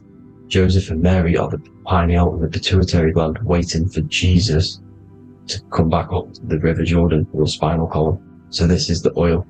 This is the story of Santa as well. Santa comes from the North Pole. Why? Because the North Pole of the Earth is the center of the toroidal field, and the North Pole of you is your spinal column, which is the North Pole of the toroidal field. The North Pole, he comes from the North Pole. This is the North Pole. This is the South Pole of the toroidal field. Comes from the North Pole, which is your mind. And he goes down the chimney and then back up the chimney. This is the chimney. And he drops off the present, which is the Christos, the oil. And this is why Jesus is crucified at 33, because he crosses over the vagus nerve at the top of your spine. When this oil comes back up the 33 vertebrae, these are your vertebrae here. When it goes up the 33 vertebrae, it gets crucified at 33 because it crosses the vagus nerve, and he's crucified on the cross at 33. This is the story behind Jesus and Santa. The Ark of the Covenant in the Bible is the 2 hemispheres which cover the vital parts of your mind, the brain side, which is the cerebrum, the pineal, the pituitary, etc. So the 2 hemispheres are the 2 angels, the Ark of the Covenant. This is the Ark of the Covenant, covering the 2 vital parts of your brain. So these are the optic thalamus is another part, and it protects the Christ oil, which is inside at the center of the brain. See, the Bible is all a massive metaphor about yourself, because you are the universe. You are a microcosm of the universe. Your consciousness is experiencing itself, and the universe experiencing, and your body is the whole universe. Your head's heaven. So Moses crosses the Red Sea. These are the two hemispheres of your brain. This is the corpus callosum, the Red Sea. So he's pretty much saying that he's uniting the two hemispheres of your brain, because most people in this generation are stuck in the left brain, which is just logic, reasoning, science and maths, writing. You know, this is what school teaches you to do. It keeps you stuck in your left brain. And you want to cross over to the Red Sea, which is the corpus callosum, to the right brain, which is awareness, art awareness, creativity, imagination, intuition, insight. You know, using the higher mind, creativity, imagination. If you don't have intuition, then you can't read energy, you can't pick up on bad things. This is what Moses is symbolizing by crossing the Red Sea. And it's also the upper room where Jesus met the 12 disciples. 12 disciples are the 12 cranial nerves in your brain. It doesn't just represent the 12 zodiac signs. The 12 disciples symbolizes many different things. It's like I said, energy the universe consists of 12ness. So you have 12 cranial nerves in your brain, and that's the 12 disciples as well. And they want you stuck in your left brain, which is the five senses, materialism. So they say in the Bible that Satan blinds the mind. Satan is Saturn. If you've watched my videos, Satan is Saturn. And you consist of the whole Trinity, which is the sun, moon, and earth. The soul, the moon, the soul being your sun, the solar, the moon being your mind, the earth, your physical body. And Satan blinds the mind. Why? Because we enter a soul system. This is a soul system, not a solar system. And Saturn is the Lord of the Rings, which is the outer ring. When your soul enters the soul system, your soul starts to materialize, it hits Saturn. Why? Because Saturn starts to materialize you. You take on the 7 virtues, which are the 7 planets, which are your 7 chakras. And to get out of this soul system, you must get out of your lower nature, your animal nature, which is lust, desire, greed. You know, the number of the beast, 666, which is Saturn, Satan. So you enter the soul system, you take on the 7 energies, which you turn into physical matter. And this is your descension from heaven to, well, to say hell. And then you must raise back up from matter to spirit. They say Satan blinds the mind. Why? Because your mind gets materialized. Your soul and mind get materialized. And when you get materialized, it's an intense experience. You lose the divinity within you. You forget the divinity. So Satan, which is the first planet, the first energy you take on, the material body, he blinds the mind. He makes you forget everything, your divinity. Then you must remember, ascend up Jacob's ladder, the 33 vertebrae, to heaven. And this is a microcosm of the macro, because you will ascend back up to heaven if you do this, when you leave your physical body, when your body decays. So when it talks about in the Bible, completely destroy them, the Hittites, the Amorites, the Canaanites, all the ites, this is what God says to the Israelites. It says completely destroy them. It's basically symbolizing saying destroy your lower nature. The Canaanites, cannibals. We're under a Canaanite system now, which is cannibalism. And this is flesh eating, lust, greed, all the demonic stuff, all the lower vibrational stuff. You know, the lower nature, eating, sex, and survival, the lower 3 chakras. You must get out of these lower 3 chakras and return back to spirit, which is heaven, which is spirit, love, being holy, being truthful, being passionate. Going back to Satan blinding the mind, all of the planets are made out of these 3 symbols. Satan blinds the mind, and that's why Satan's symbol, this is the symbol for Saturn, Satan, this symbol for Saturn is the cross, which is physical matter, the earth, over the moon. The moon is your mind. So the Saturn symbol saying matter over mind. He blinds the mind. Satan blinds the mind once you enter the soul system. And you must remember, in the Bible, it talks about the Genesis, which is Eve, the sin of Eve, which is biting of the tree of knowledge. With the serpent, which wraps around the tree. It says the serpent placed himself on the tree. or the serpent is the spinal column. It's the serpent telling you eat from the tree of knowledge of good and evil, which is your nervous system. And eating from the tree of knowledge of good and evil is doing bad things. For example, over-sexualized, overeating, eating the wrong food. That's eating from your nervous system. It's decaying you, and it's preventing you from achieving the God self, the God consciousness. This is the symbolism of, the tree on the serpent, telling you to eat from the left brain, with the left brain being the sinister. Sinister is Latin for left. That's sin. Sin is left. And left is lefty Lucy, Lucifer, right, righteousness, right, God, godly. The tree of knowledge of good and evil, which is your nervous system, because it determines good or bad. That's the only thing you experience in this world is your nervous system. And then the tree of life is the cardiovascular system, and the Garden of Eden is your body. So that's it for this video, people. Hope you've got a greater understanding of how you are the universe and everything is inside of you. Just keep in mind you are the universe experience in itself, and your body is a reflection of everything. The 12 constellations, the 7 planets, everything's inside of you.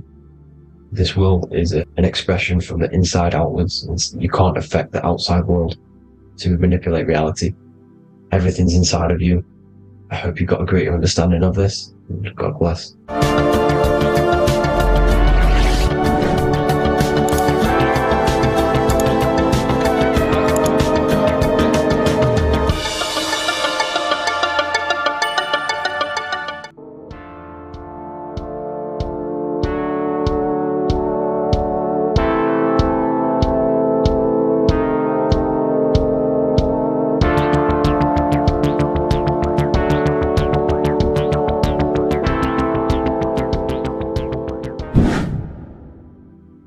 How are we all doing, people? It's Revival of Wisdom from the Wisdom Academy. Today we're going to be breaking down God, consciousness, and the higher and the lower self, and how to overcome the lower self. Now, the first thing you need to understand is that you are the invisible intelligence within the brain, within the body. This invisible intelligence is known as the mind. But you are not the mind. You are the observer of the mind, which is the soul, the invisible entity. The mind is your intellect, your intelligence. Now, the mind is, it's hard to put this in words, but the mind is something that gives you the ability to explore the universe. And this inner self is the I am. It's the quiet, the inner self, the voice you see in you hear in your head. This is why within spells high twin, inside, internal. The I is also the number 1, which is one line. Because the one and only, is the inner self, which is the I am. This is why you say, my name is Harry. You are not Harry, you are the I, the inner self, the intelligence. Okay, this is why Jesus in French is I am. You look with the 2 eyes and you see with the inner eye. I and I, the same thing. Okay, because the I inside is what gives you the perception of what you're looking at. So when someone's trying to explain something and then you catch on saying, I see now, it's because you're seeing with your inner eye, the one that gives you perception, gives you intelligence, gives you the ability to understand things. This is the internal I, the invisible self, which the physical body is nowhere near as complicated as this inner self. It's in infinite potential. God, G-O-D, generator, operator, destroyer, soul, mind, and body. Brahma, Vishnu, Shiva, the Father, the Holy Spirit, and the Son. They're all... the reason why you see God is always a triad is because it represents yourself. Your invisible intelligence is God. Me and you are the same invisible intelligence. We are the invisible intelligence experiencing the program being run by the central nervous system and the brain. I always say this in my videos, but I have to, in order for you to understand the things that I'm going to say later on in the video, you need to understand this concept, is that you are the consciousness experiencing the nervous system, the tree of knowledge of good and evil, which is you here. You would be in this invisible intelligence right here in the center of the brain. Now, this is why the ancient Christians show God is in the brain. This is the brain stem. This is the brain. This is also the brain stem and the brain. The brain stem and the brain. It's all depictions of the brain, because the brain's the computer, the electromagnetic computer, which decodes the demands created by the invisible intelligence, the I, the inner self, you, your true self. The person if you observe what someone moving, this is going to sound, but if you observe someone walking, it's not the body. The body is moving, but the thing telling it to move is the invisible intelligence. Before you kick a football, a decision is made within your invisible intelligence, your mind. And this consciousness, this invisible intelligence, is either stuck between the lower self and the higher self. Okay? When the invisible intelligence, meaning the true self, identifies itself with the physical body, it will trap its mind within physicality. This consciousness that we have is either operating in the lower self or the higher self. It's either feeding the material body or it's feeding the spirit. Okay? But because we are physical and spiritual, we need to be even. We don't want to be meditating all day long, because we do have a physical body as well whilst we are here. We are playing a game in physical matter. Okay? Now, the reason that you incarnated here is to learn a lesson, because the mind can manifest anything it wants within the astral planes, within the world of imagination. It can manifest anything it likes, but it incarnates into matter, into this game, so we can understand labor, because anything in matter you have to labor to manifest. But in the astral, you can manifest at the click of a finger. You come here to learn the knowledge of good and evil. And your consciousness, I came out a bit off topic there, but your consciousness is experiencing the lower or higher self. The lower self is manifested in the lower parts of the body. Sex, food, and power, the lower three energy centers. These centers are like mini brains. You are literally thinking with these centers. And when your mind is stuck within these lower centers, you'll think, have you ever heard the term of thinking with your penis, or thinking with your, you know what, as a man? Even females maybe, but mainly this is a boy saying, you're thinking with your penis. This is a truth, it's truth in plain sight. You think with these energy centers. When you're living off the lower three centers, all you care about is sex, food, and power. Eating, sleeping, and greed. Power's kind of like greed. Now, when we move up to the higher parts of the body, when we live our life within the higher parts of the body, this is considered heaven. Love, expression, intuition, and wisdom. This is what we need to be aiming to do, moving out of the lower half of the body and living our life within the higher self, the higher parts of the body, thinking with the higher energy centers, thinking with love, expression, intuition, and wisdom, spreading love, expression, intuition, and wisdom to others. Heaven is even. This is why Jesus is pointing at the heart chakra, always pointing at the heart. Earth rearranged his heart, because in earth you're manifested as a physical being. You're in the heart, good and bad. You need to be balanced between the good and bad. because love can be a demon too. That's a whole nother video, but love can be a demon. Now, the seven chakras are known as the seven seals in the Bible. When the Lamb opened the seventh seal, there was silence in the heaven for about half an hour. This is a verse from the Bible. The Lamb is Aries, which is the higher brain, the cerebrum, Ram, Aries. Because when the Ram opens the seven seals, you enter the kingdom of heaven.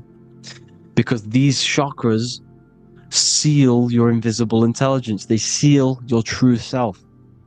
You are behind these seven seals, your true invisible self, your true consciousness. Because behind these seven seals, you do not think about anything materialistic. Your intelligence is not material.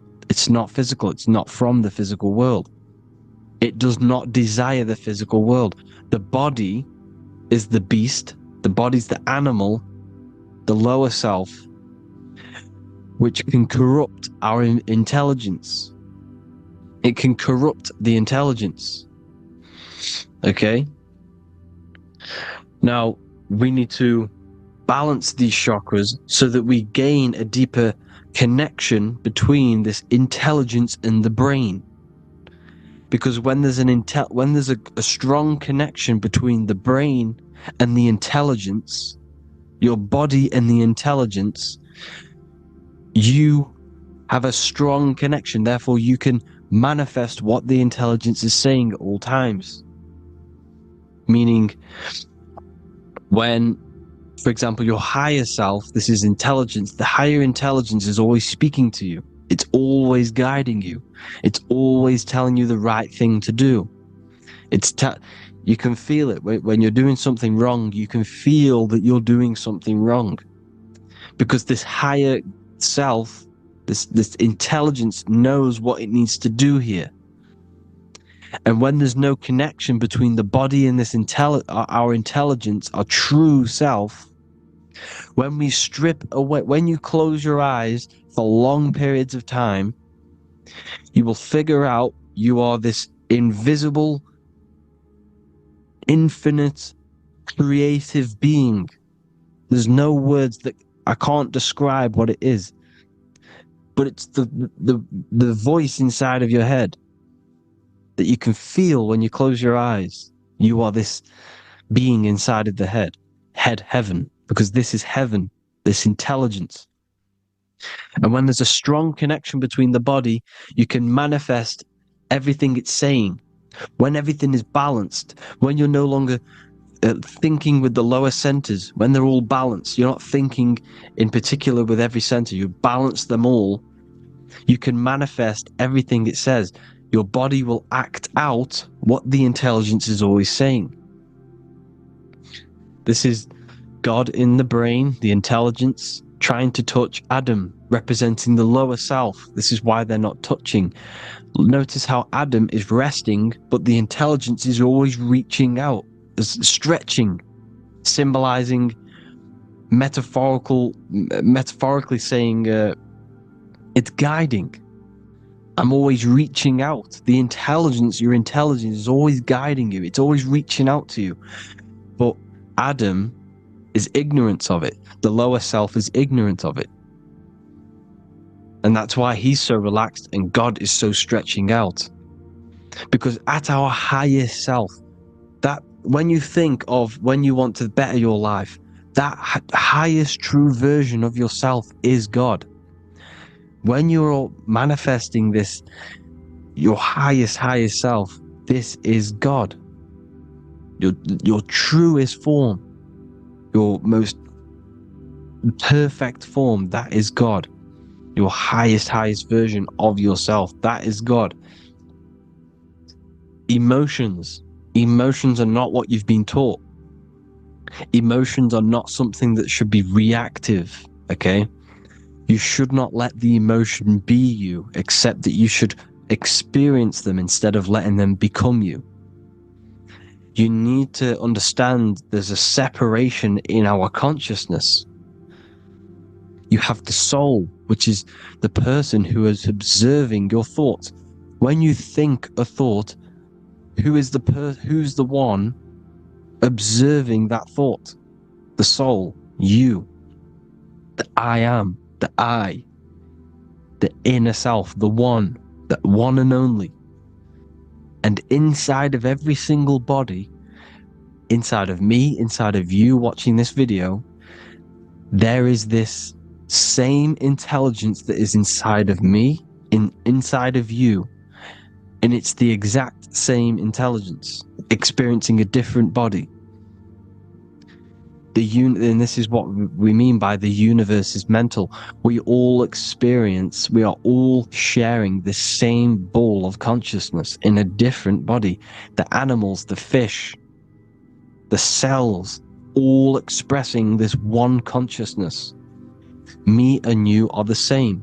This is why the golden rule is treat others like others should be treated, because I am you and you are me in a different body. Now, going back, you need to identify that there's different levels of consciousness: soul, mind, emotion, and body. Okay? Your emotions are on a separate layer than the body, the mind, and the soul. So when you identify there's a difference between all of these, you do not let them become you. You do not let your mind rule you, because your mind can be corrupted. Your soul is the one that is pure good, pure love, but your mind can be corrupted. Okay? Your emotions can be corrupted. The body can be corrupted, but the soul can never be corrupted, only layered on top. You can only throw piles of programs within the subconscious, layering the soul down, but deep down inside of every single one of you, there is a loving being. Because love comes from the heart. Love is the universal emotion, expression. Now, your thoughts can become bondage, your emotions can become bondage. Now, what do I mean by bondage? By conquering the lower self, we need to conquer our own mind, because the mind is what's manifesting the lower self.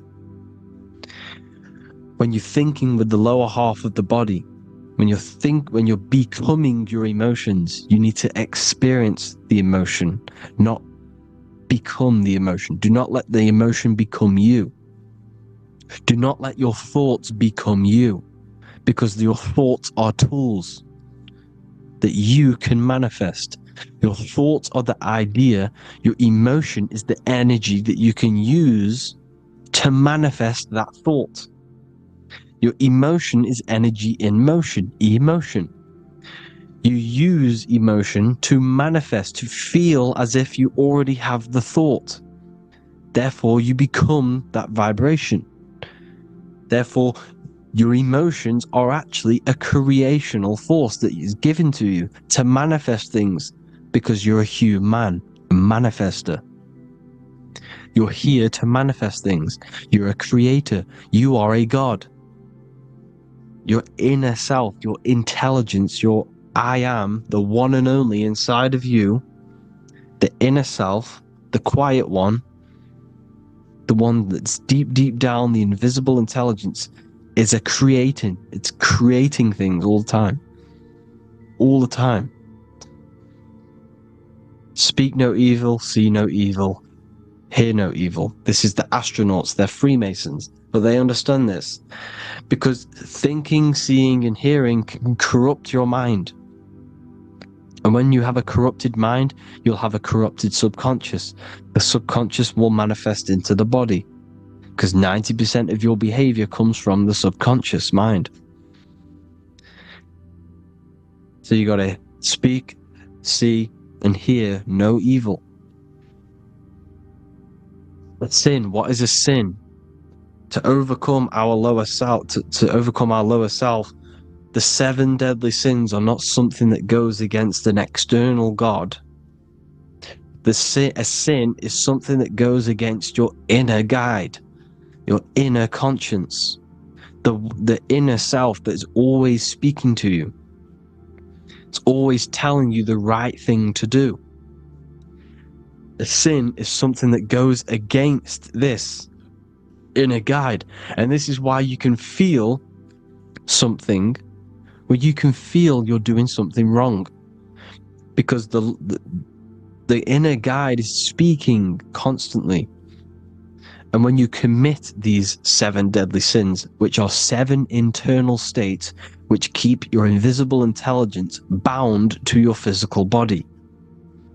Because evil, right? Evil love bondage. This is why they stay in this realm and they control this realm, because they love the bondage of the body. They like matter. They want to stay in matter for eternal life. They don't want to ascend back into the heavenly realms, where you do not have a physical body. You can explore the universe within the astral planes. They stay bounded to the body, bounded to the 3D construct of the physical world. They have greed, lust, envy, gluttony, wrath, sloth, pride. They want all of this. And if you want that, that's okay. But deep, deep down, you don't want that, because your soul is always telling you the right thing to do. Your soul knows what to do to get out of here. It needs to detach from the external world. Detach from all of these 7 internal states which bound you to your lower self, your lower centers. That's what a sin is. You know, you have a left and right brain. The left brain is always analytic. The right brain is metaphorical.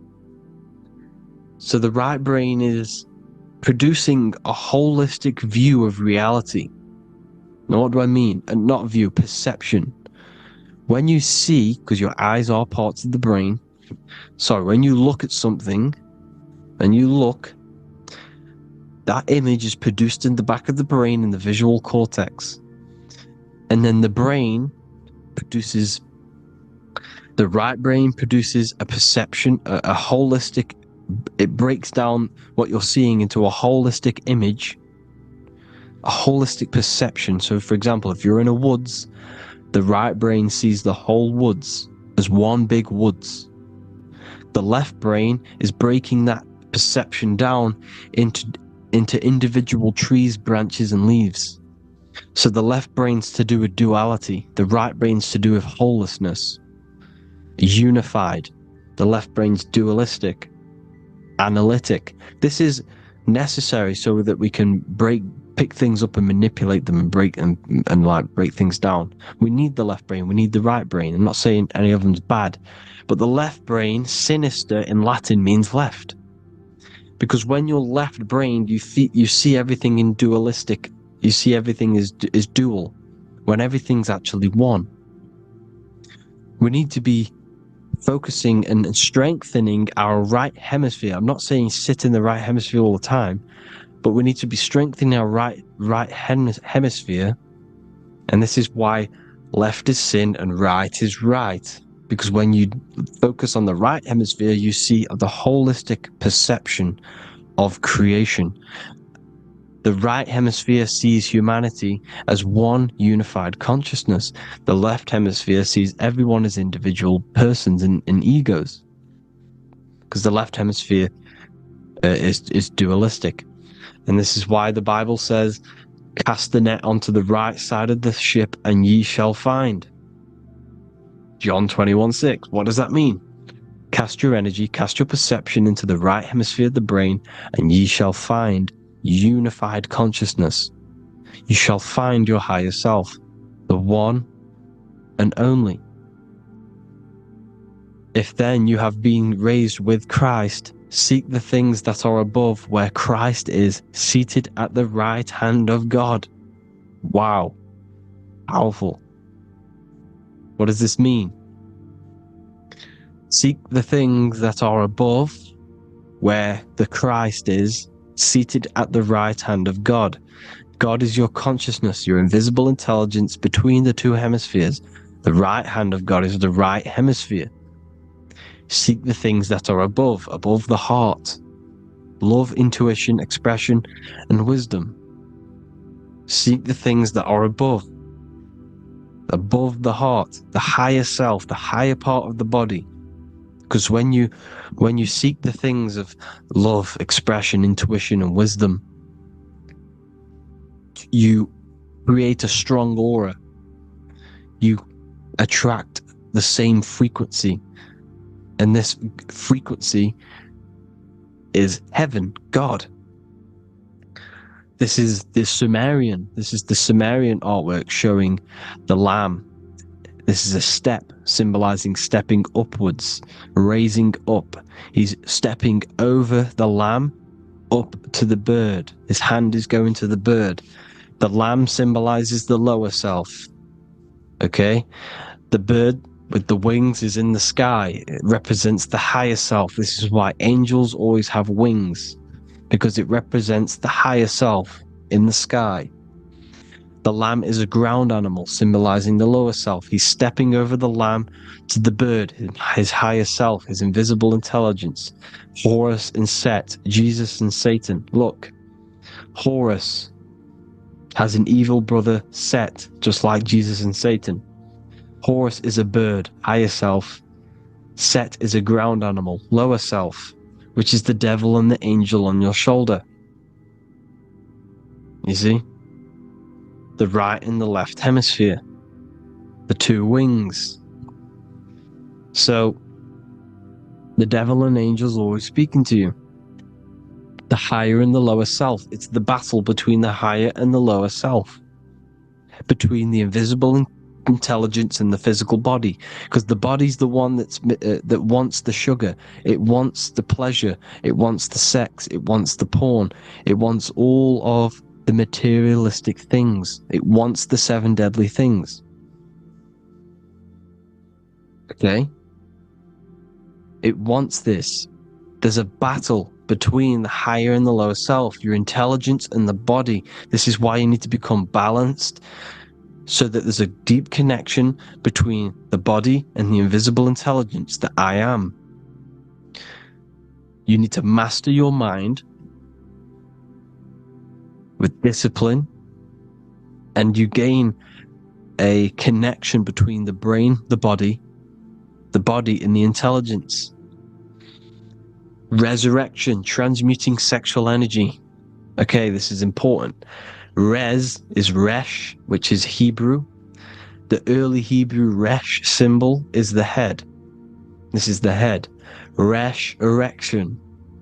Erection is a sexual stimulation. Resurrection is rise erection. You got to raise your sexual energy up the base from the spine to the head. This is the Christ, the Christos. Because there's a psychophysical germ, psychophysical oil produced in the brain every month. Go and watch my other video on raising the chrism. Okay? And every month there's this fluid produced in the brain, which takes 2 trips, because one's produced by the pituitary, one's produced by the pineal, magnetic female, magnetic and electric charge. And it takes 2 trips down the spine to the solar plexus, the bread of life in the Bible, or Bethlehem in the Bible, because the River Jordan's your spine. Goes down to Bethlehem. It gets born in Bethlehem, just like Jesus. Because when this oil travels to the solar plexus, it creates the seed, the seed of life, and it feeds the body. All the central nervous system, all the cells, it regulates the blood, does all sorts of good things for the body, this oil. Now, when you save your sexual energy and you raise your resurrection, you awake the Christ, you raise it from the solar plexus or the sacrum bone up to the brain, you activate 100% of the brain, and this is the true resurrection of Christ. Instead of wasting the energy and giving away your sexual fluids, because behind the fluids is the energy. So when you release that fluid, the energy is out there. You've released the energy. Your sexual energy is the most potent emotional force a human could possibly feel. Same with any animal or anything. The sexual urge, the sexual emotion is the most powerful, potent emotion that you can feel. It takes over the whole body. When you feel sexually aroused, it takes over everything because it's so potent. And when you fight the serpent, when you fight the sexual energy, which is shown here in the Egyptians, the cat cutting off the head of the serpent, or Hercules fighting the serpent, or in the Greek mythology fighting the seven-headed dragon, the seven chakras, the serpent is your sexual energy because it symbolizes your kundalini. When you fight it and you transmute this energy, instead of releasing it, instead of acting sexually on it, you can transmute the energy, transfer it from the solar plexus up to the brain. You can also do this with other tasks. Instead of releasing it, instead of raising it from the solar plexus to the brain, you can use it for other things. So for example, you want to think critically. You can use it for critical thinking. You can use it for going to do exercise. You can transmute sexual energy into anything. But you can do this, you can raise the sexual energy, and you can use this energy to push the cerebrospinal fluid from the solar plexus up through the spine, up the 33 vertebrae to the brain, and it'll activate 100% of the brain. And this is the resurrection of Christ. Jesus was never dead. Jesus was never rose from the dead. It symbolizes the Christ, Jesus Christ. Christ is Christos, which means oil in Greek. The resurrection of the Christ, the Christos, the oil. When it activates 100% of the brain when it's raised, and it can regulate all the systems, it can regulate all the blood, it can regenerate the body. And this is the true Antichrist. They don't want us doing this process. The Antichrist is not against Jesus, it's against the fluid in our body that makes us live hundreds and hundreds of years and makes us live as gods. This is the true resurrection. And when you fight the serpent, you fight your sexual urges, your sexual emotion, the most strong emotion that you could ever feel. You can do this process. And this is the true secret of transmuting sexual energy. Because when you transmute the sexual energy, you can become a god. And this is why Hercules is fighting the serpent. Notice how the serpent is low. He's reaching down to it. It represents the lower self. Because the lower self wants the lust. It desires sex. The body desires sex. There's a fight between the higher and the lower self. But when there's balance, there's even. Heaven is even. When there's evenness between these, this is the kingdom of heaven. This is when heaven is on earth. So at our highest levels of ourselves, the highest level of our intelligence, this is God. God is something that we manifest. We need to achieve Christ consciousness by battling the body. There is no battle outside of the physical body. It's an internal battle. Jesus and Satan have been externalized. Nothing exists outside of you, because I explained in the beginning how you are the consciousness experiencing the central nervous system. Therefore, there is nothing outside of you. It's all internal. Jesus and Satan have been externalized. Why? Because it's business. The church is a business. It's all a business. They've created these figures to be historical when they're not historical. The Bible's not historical.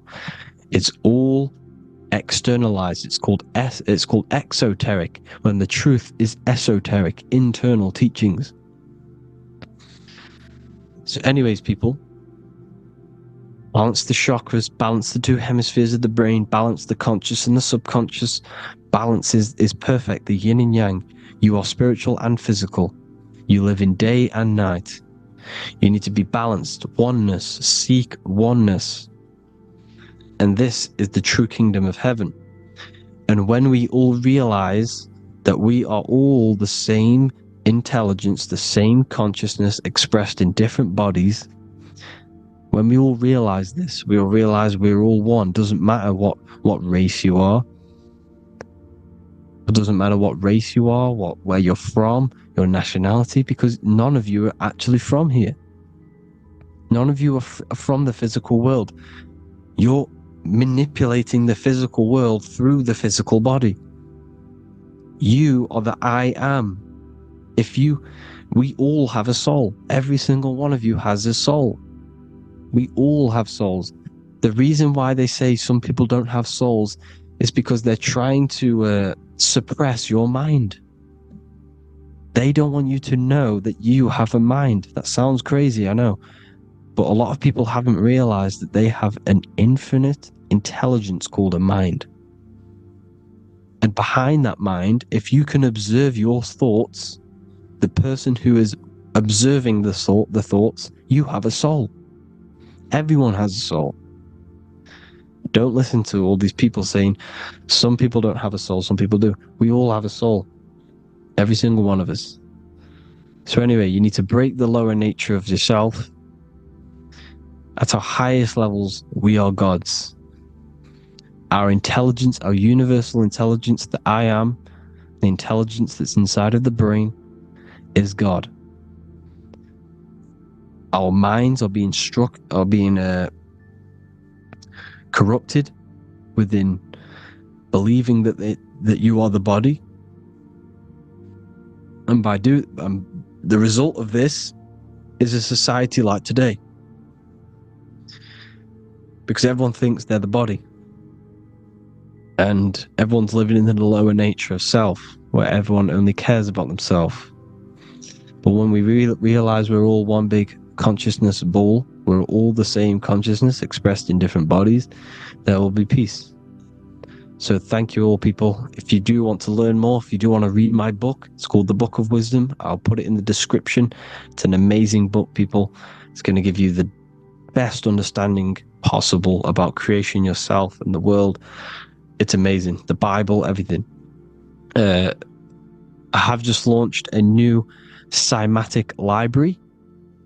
A friend of mine has just added this to the website. He creates beats, and he creates the purest beats, so they are actually the frequency that it tells you. Most of the stuff on YouTube and Spotify and Apple Music it says it's a certain frequency, but we know these major platforms are all playing with the frequencies of the app. So if you want a real binaural beats, solfeggio scale frequencies to meditate on or listen to throughout the day, join the Occult library. You can get a 2-day free trial. I'll put the link in the description. Thank you all, people. Hope you all enjoyed this video. God bless you all.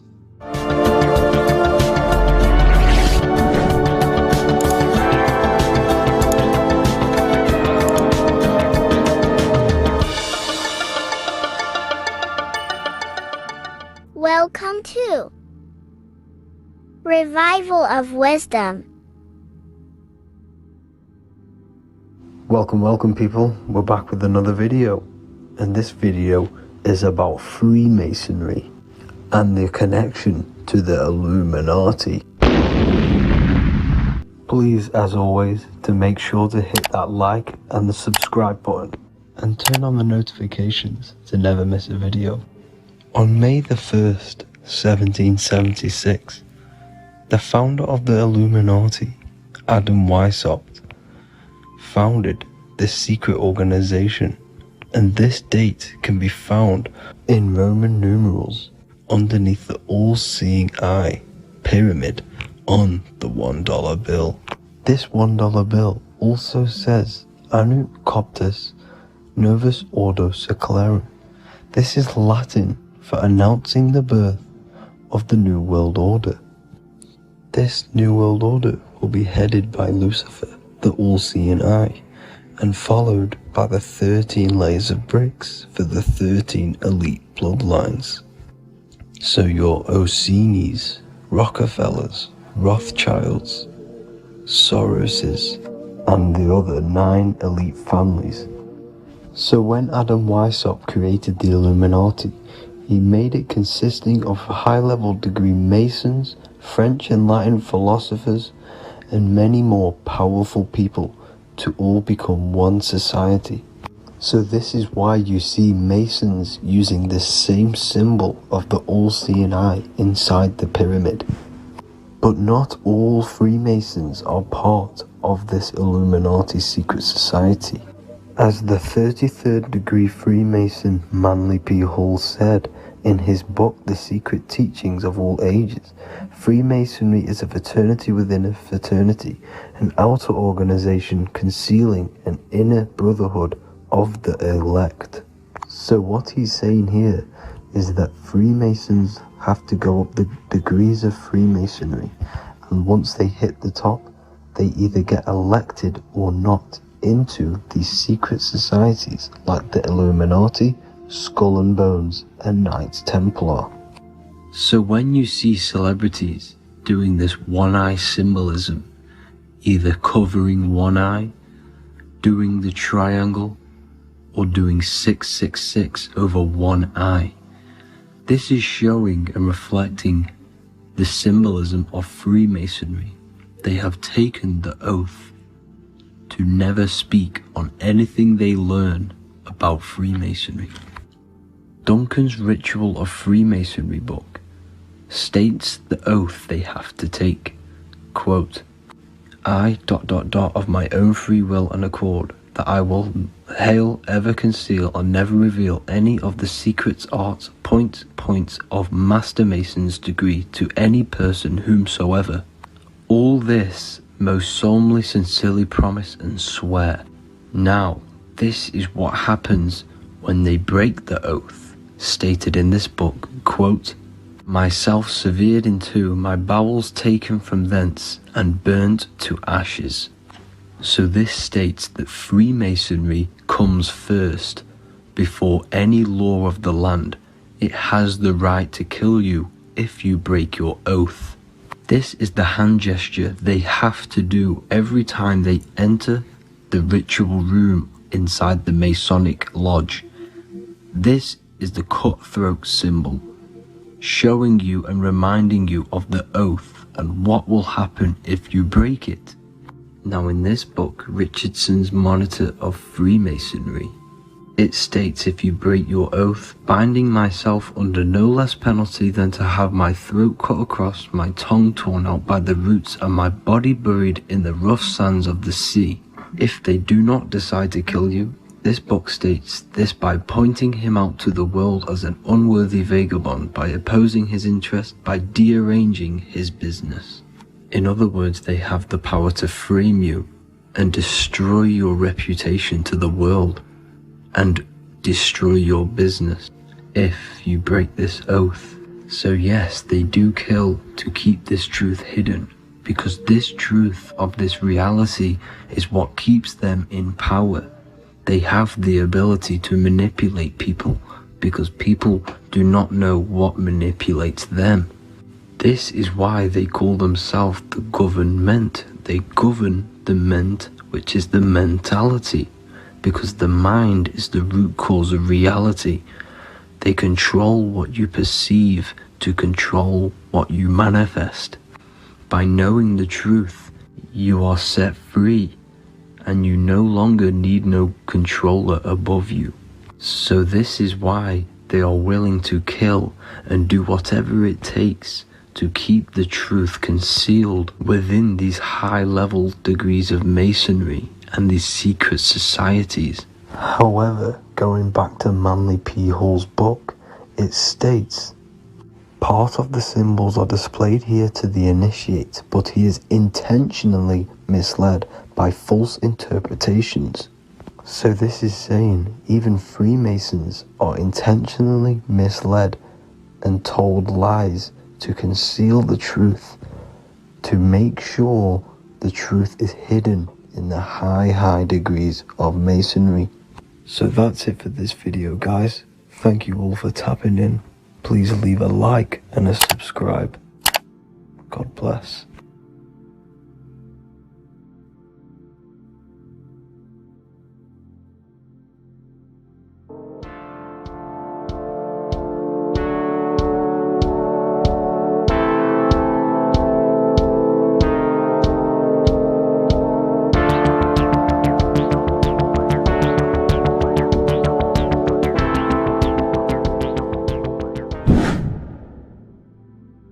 What is good, people? It's Revival of Wisdom. Today we're going to be talking about Saturn.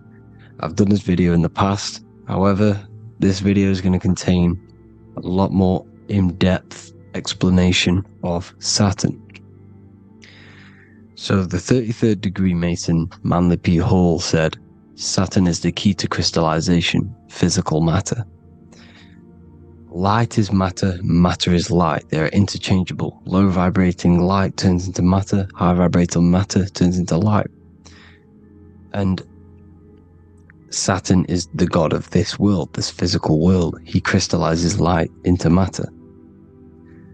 This is symbolized as the Masonic checkered board, matter and spirit, matter and light, light and matter. He's also the god of time, destruction, justice. He creates and destroys, because all things in time die. He creates and destroys you. So, because we live in this physical world, which is the electric world, this is why we say electricity, because it comes from the root word of El, Saturn. They used to call Saturn El, E-L. This is why we used to say Elohim is God. The real God of this world is Saturn, but it's being hid. This is being hid. Jesus is Saturn. All of this is Saturn. It's all Saturn worship. It's the real God of this world, So, physical matter is a result of two opposing forces equalized on the plane of inertia, because everything is created out of electromagnetic toroidal fields. And these two poles equalize on the plane of inertia, which gives you planet Earth, plane of inertia. The plane of inertia is what Saturn is. It's the ring around the center of the plane of inertia. Thank you to Walter Russell saying, physical matter is a result of two opposing forces on the plane of inertia. This is what Walter Russell says, so please check out his work. He's got many books, many books on light and electromagnetism and stuff like that, so I advise you to check him out. So the torus field gives you the binary code 0 and 1, the female vagina and the male phallus. This is the code for this world. Saturn crystallizes physical matter. Now Saturn is the most outermost layer of the 7 layers of heaven, where it says in the Quran, it says, Allah, it is He who created the 7 layers of heaven. Saturn is the outermost layer. He's the top. He's the most high. So when we say the most high, we're referring to Saturn. He's the most high before the firmament, before the stars. So Saturn is the god of this world. He's the Lord of the Rings. He wears the crown. The crown is the rings. Crown, Kronos. So the planets are luminaries. They are lights. They are beings. They are energy, conscious energy. And we're in the heart of the solar system. Saturn is the outermost layer. He is the one of this world. He's the god of this world. Now, on the north pole of Saturn, you have the hexagon. Add up all the sides. It creates the 6-pointed star. Or it can be created as a cube. The cube is very important. The 6-pointed star is very important. 6 points, 6 triangles, 6 side, 6, 6, 6. Black cube adds up to 6 in gematria. Now, what did I say in the beginning? Saturn crystallizes the physical world. He creates physical things out of light. You are a light being. This is why we say human. Hue means the light spectrum. Hue, man, we are light manifested into physical forms. Human. And we are incarnated through Saturn. Satan, same thing. The number of the beast is 666, and the 666 comes from the 6.6 triangles, 6 sides of Saturn, 666. We are all known as carbon-based life forms. Carbon, the atomic structure of carbon, is 666, 6 protons, 6 electrons, 6 neutrons. We are materialized into our physical bodies through Saturn, through the number of the beast. These bodies are the beast, it's the animal. The divine, the Christ, is the consciousness within, because you are a physical, spiritual being combined into one, hexed into one. Hexagram. This is a hexagram. You're hexed into physical matter, spirit and matter, light and dark, combined into one.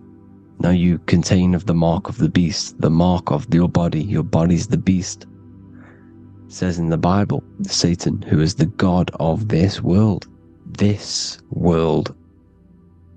There are many different worlds, but this world is run by Saturn, and it says that in the Bible.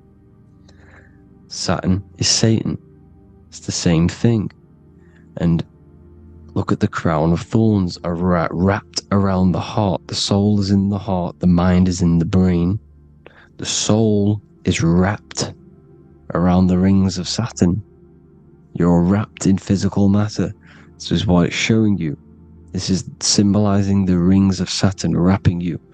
And the cross on top is the cross of the cube. The cube, the black cube of Saturn, unfolds into a cross. So Satan, who is the god of this world, Corinthians 4:4 in the Bible, Satan, who is the god of this world, has blinded the minds of those who don't believe.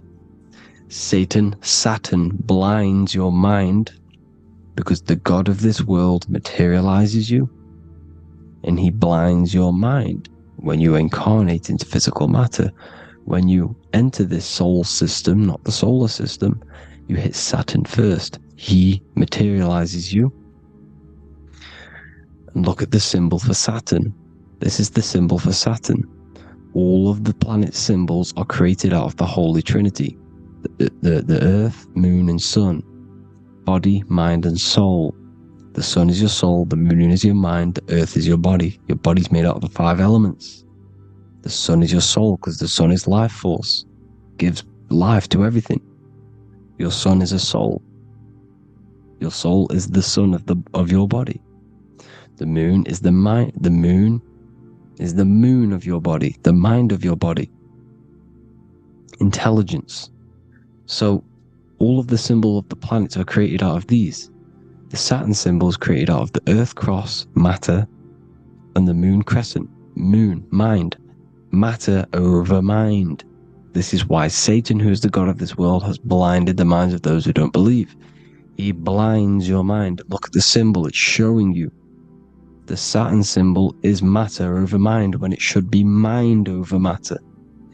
So we descend into a soul system, into our 666 Saturn carbon suit bodies, and we are matter over mind. Then we have to move up the spine to go back up to spirit, to mind over matter, where you manipulate your own reality.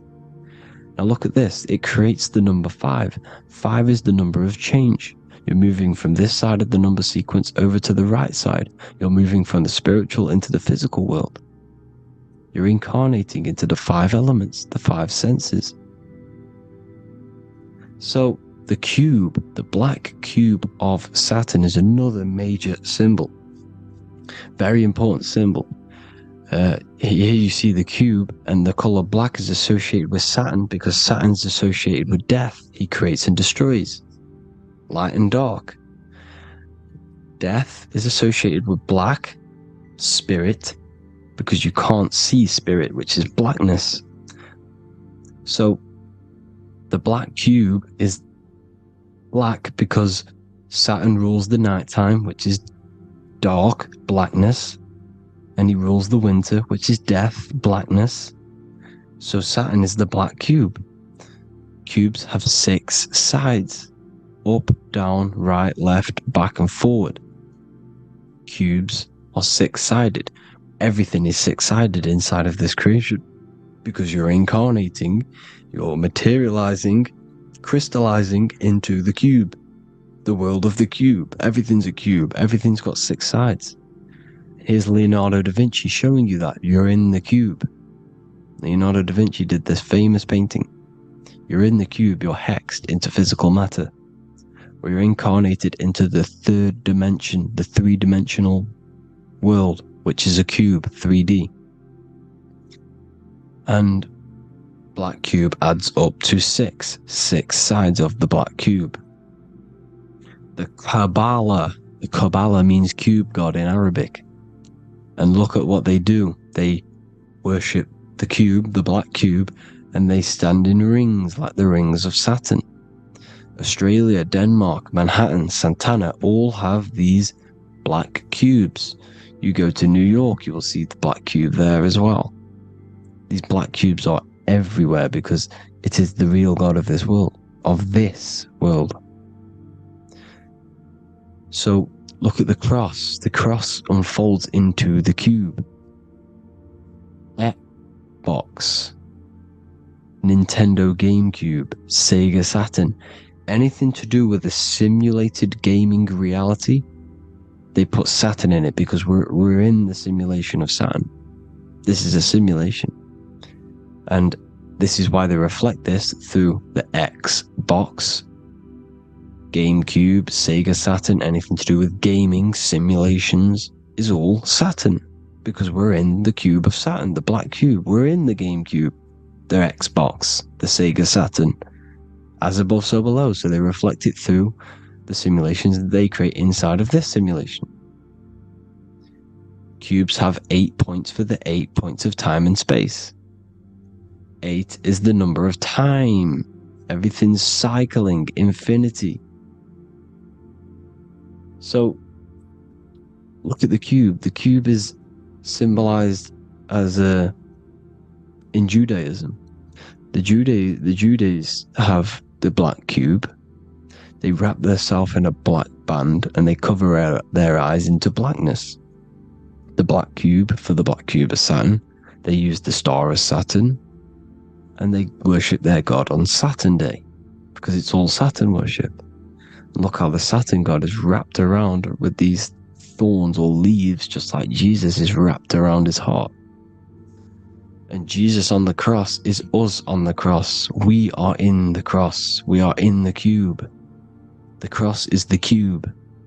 And the cross is even in the Saturn symbol. This is another symbol for Saturn. There's 2 symbols. You got this one, the one I've just broke down. And there's this one.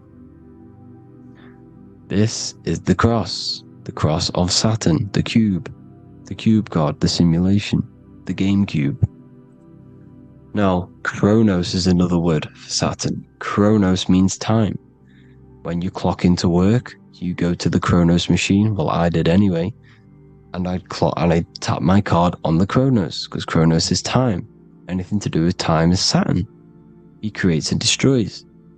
Look at the artwork of Saturn with the sand, the time.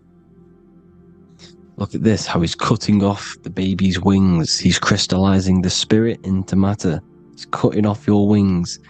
Satan, in the Bible, he falls from heaven into earth and he loses his wings. He becomes a serpent.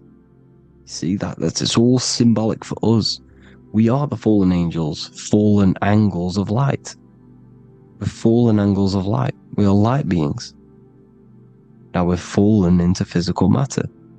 Saturn's chopped off our wings. He's chopped off our spirit wings, because when you astral project, you can fly. You will fly around. He's got the Reaper staff here, always depicted with the Reaper staff. Now look at the clock. Saturn Day is the 6th day, the number of the beast 666. Look at the clock. 6 take away 12. 12 take away 6 equals 6. 7 take away 1 equals 6. 8 take away 2 equals 6. 60 seconds in a minute. 60 minutes in an hour. 24 hours in a day. 2 plus 4 equals 6. That's 666. Everything's 666 because it's time. Saturn. All goes to Saturn. He's the god of time. We're in time now. We're in time. We're in the time, which is God. The god of this world. The god of time. Now look at this. The Reaper is also depicted as the Reaper. With the staff. The black cloak. Black symbolizing death. Spirit. Judges wear black. Because Saturn is the law. He's the god of this world. He's the law. This is why they wear black cloaks. When you graduate from university, you wear a black cloak and a black cube on your head. You've been hexed. Funerals, you wear black because it's all to do with Saturn, Father Time, Father Crystallization. Now Saturn, here's another one of him cutting off the wings of a child. Because he cuts off the wings. He creates and destroys your body. We're in the electrical world. Everything that is electrical vibrates. All vibrations have to come back to a standstill point, which is death. This is why your body dies. Your atoms stop vibrating. Corona. Look at the crown. The crown is the corona. Corona means crown. And look at this is an alcohol brand for beer. You can see the staff of Saturn in the symbol with the moon crescent. Corona, which is the crown, Saturn, the crown on Saturn, the rings. And then you've got the staff. It's all Saturn worship.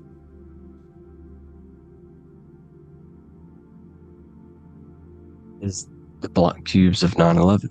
2 black cubes. This was a ritual for Saturn. It's all ritualistic. And look at the Star of David, the Star of Saturn. It's not the Star of David. It creates IXXI, the sigil of Saturn. IXXI means 9/11 in Roman numerals. 9/11. It's all a ritual for Saturn, and they have the 2 black cubes of Saturn. Now look, XX, there's more symbolism of Saturn now. We're going deeper. XX is more symbolism for Saturn. The sigil of Saturn is XX, as above, so below. Same with the Star of David. You split it in the middle, as above, so below, as above, so below. XX, this is a Knights Templar Cross of Lorraine. XX, Knights Templar, High Order of Masonry. They all worship Saturn. Well, Saturn's the real god of this world. X Eon with the XX. XXL magazines, which is all to do with famous rappers and stuff like that. When you die, you put XX on the eyes because it's Saturn. He's the Reaper. Is Jesus with the XX crown with the thorns around his heart, around his soul, with the cube on the top, the cross cube. Lil Uzi Vert with the XX Cross of Lorraine. Jay-Z with his alcohol brand, XX Cross of Lorraine. The X Factor with the rings of Saturn. All Saturn worship. The seal of Melchizedek is also Saturn. This is the cube. This symbolizes the cube with the 8 points for the 8 points of space and time.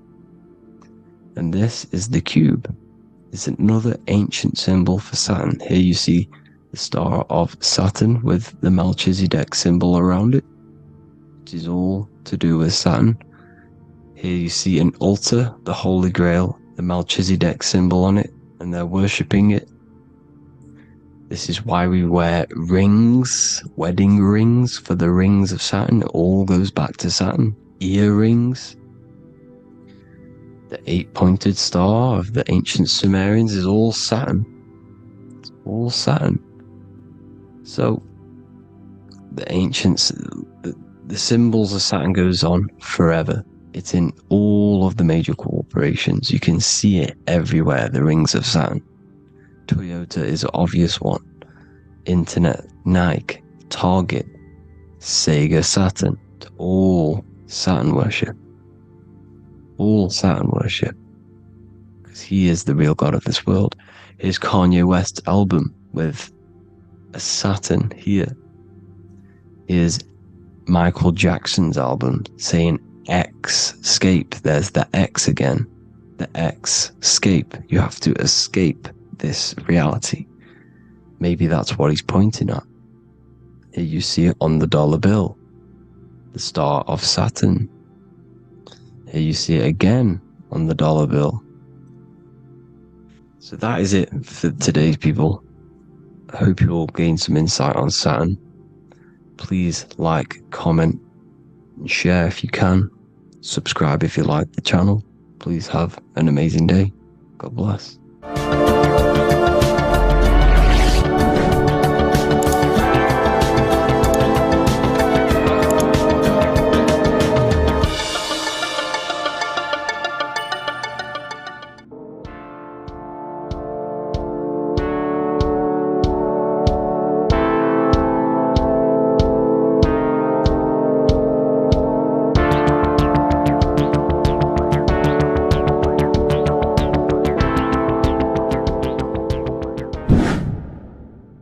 Welcome back, people, to another occult lecture by Revival of Wisdom. Today we're going to be talking about magic and how it's being used on us for the New World Order. Magic has the word mag within it, which is magnetism. Magnetism is the force. Magic is influencing forces, natural or supernatural forces, and using it for a certain agenda to gain something out of it. Now, magic is not what everyone's being thought. It's not some sort of fantasy thing. It's actually very common, and we all do it, whether you believe it or not. Magic is all to do with the mind. As I said, always say in my lectures, your mind is what creates matter. Your mind is what creates your external world. So it's all about manipulating and planting seeds within the mind, because your mind is a garden, and thoughts and words are seeds which are being planted in that garden.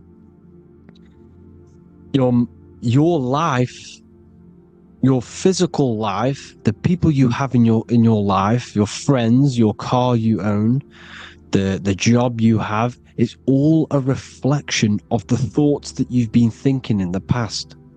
You are where you are in life because of the thoughts that you've been thinking. Therefore, your life is a direct reflection and manifestation of your mind. The Garden of Eden. Okay? The mind is what they are targeting. What you see, say, and hear has a direct effect on your mind. Me talking to you is influencing you. The words I'm saying is planting seeds within your mind. Now it's up to you to consciously act on these thoughts or these words, or to maintain these words. As above, so below. As within, so without. What's inside of me is outside of me. What comes into the storehouse comes out of the storehouse. You have the left, you have the right, you have the up, and you have the down. As above, so below. Whatever is in your mind will be expressed in some sort of way, consciously or subconsciously, spiritually or physically. The mind is what manifests everything. And this is what we need to understand. We need to understand is that the mind is not physical. All things spiritual manifest physical. All things seen come from the unseen. The words you're thinking, that everything you have is coming from the unseen. The actions that you do come from the unseen mind. Another expression for as above, so below is you are the universe itself. You are a universe, a mini universe. But just because you are mini does not mean you are the whole thing.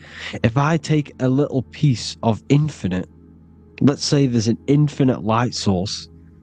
Let's say I take a little chunk of that infinite light source. That little chunk I took is still infinite, because it's been taken from infinite. You are the universe. Your awareness, your mind is the universe. It's information. You are the universe experiencing itself. This is why we say we are all God. As above, so below. What is in me is outside of me. The sun, the physical manifestation of the sun, is your soul. The 12 constellations are manifested in the physical body. The 5 elements are manifested in the physical body. They're manifested in the 5 fingers you have. As above, so below. This is manifested, well, this is a symbolized in Freemasonry and secret societies as the 2 pillars. The mirroring reflection, the reflection of reality, the mirror, as above, so below. What happens in the mind, what happens in the astral, happens in the physical. This is Aleister Crowley. This is all symbolism. This is the 2 pillars with the all-seeing eye and the triangle at the top. Aleister Crowley was a master magician, very powerful dark magician, black magician. There's 2 types of magic. You have white and black, just like the checkered board, the Masonic checkered board. You have white and black. You have good and evil. White magic is influencing natural forces to gain something that will help the collective consciousness, help the collective, help the earth, help other people. Black magic is something you manipulate something so you can get something personal out of it. Doesn't matter if it's good or bad. It's still considered as black magic because you're being selfish. Everything you do should be contributing towards the collective consciousness and helping others. And this is why the ancients lived in a system where everything was in unity.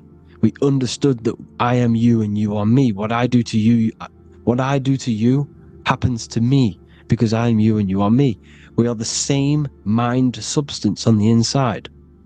We're all the same mind substance being expressed in different bodies. So what I do to your mind will have a ripple effect on my mind because all of our minds are connected within the mental plane. So this is why they know all this knowledge.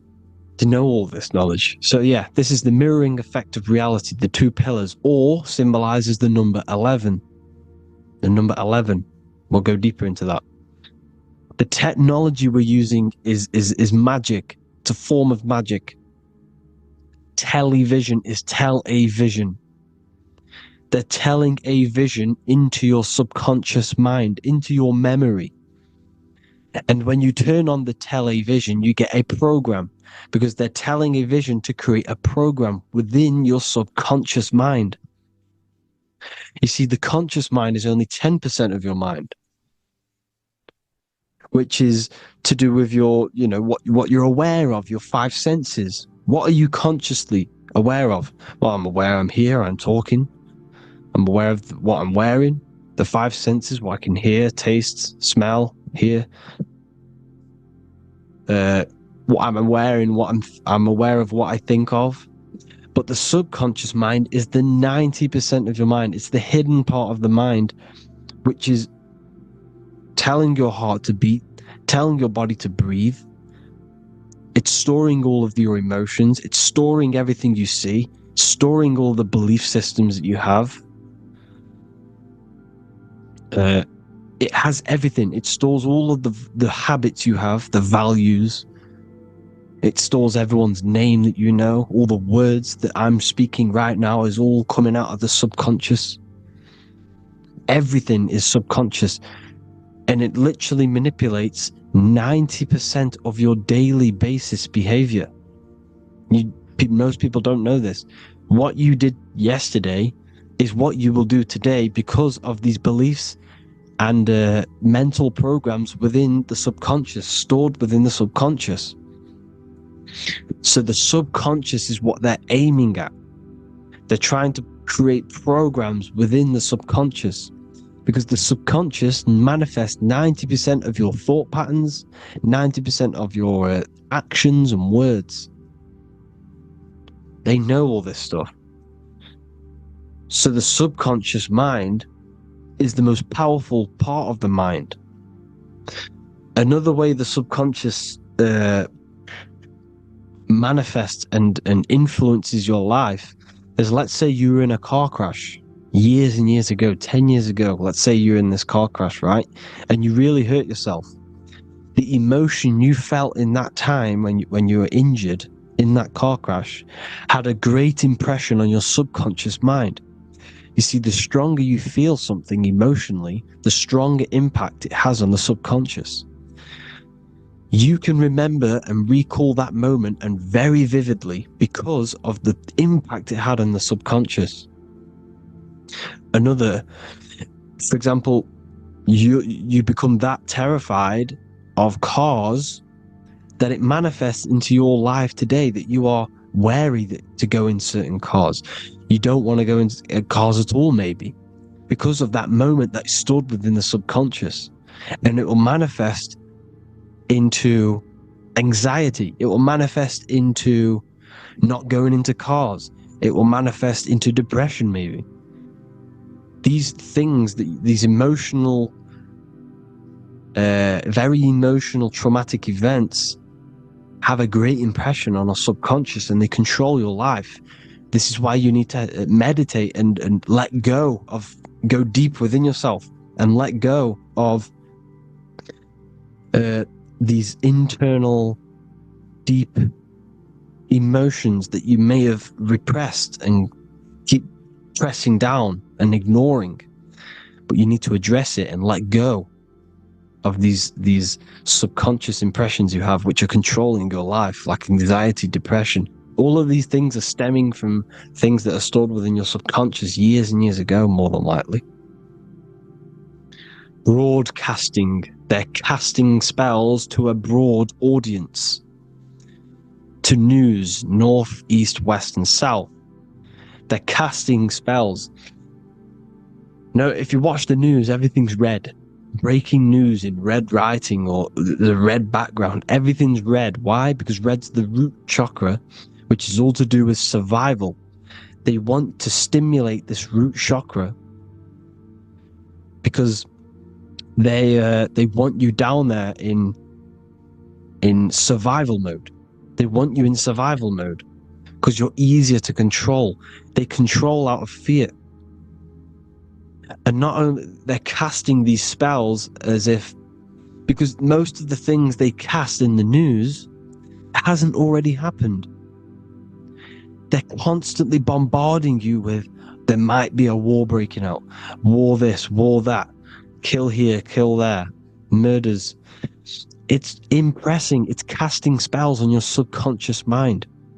So when the event does turn up in real reality, in physical reality, you're less emotional, you're less surprised. You're not as surprised because you've already heard it before. Your subconscious has already heard it all before.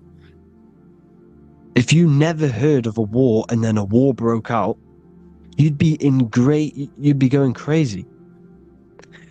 So they subtly program your subconscious mind through the words, because the words they say is impressing your mind.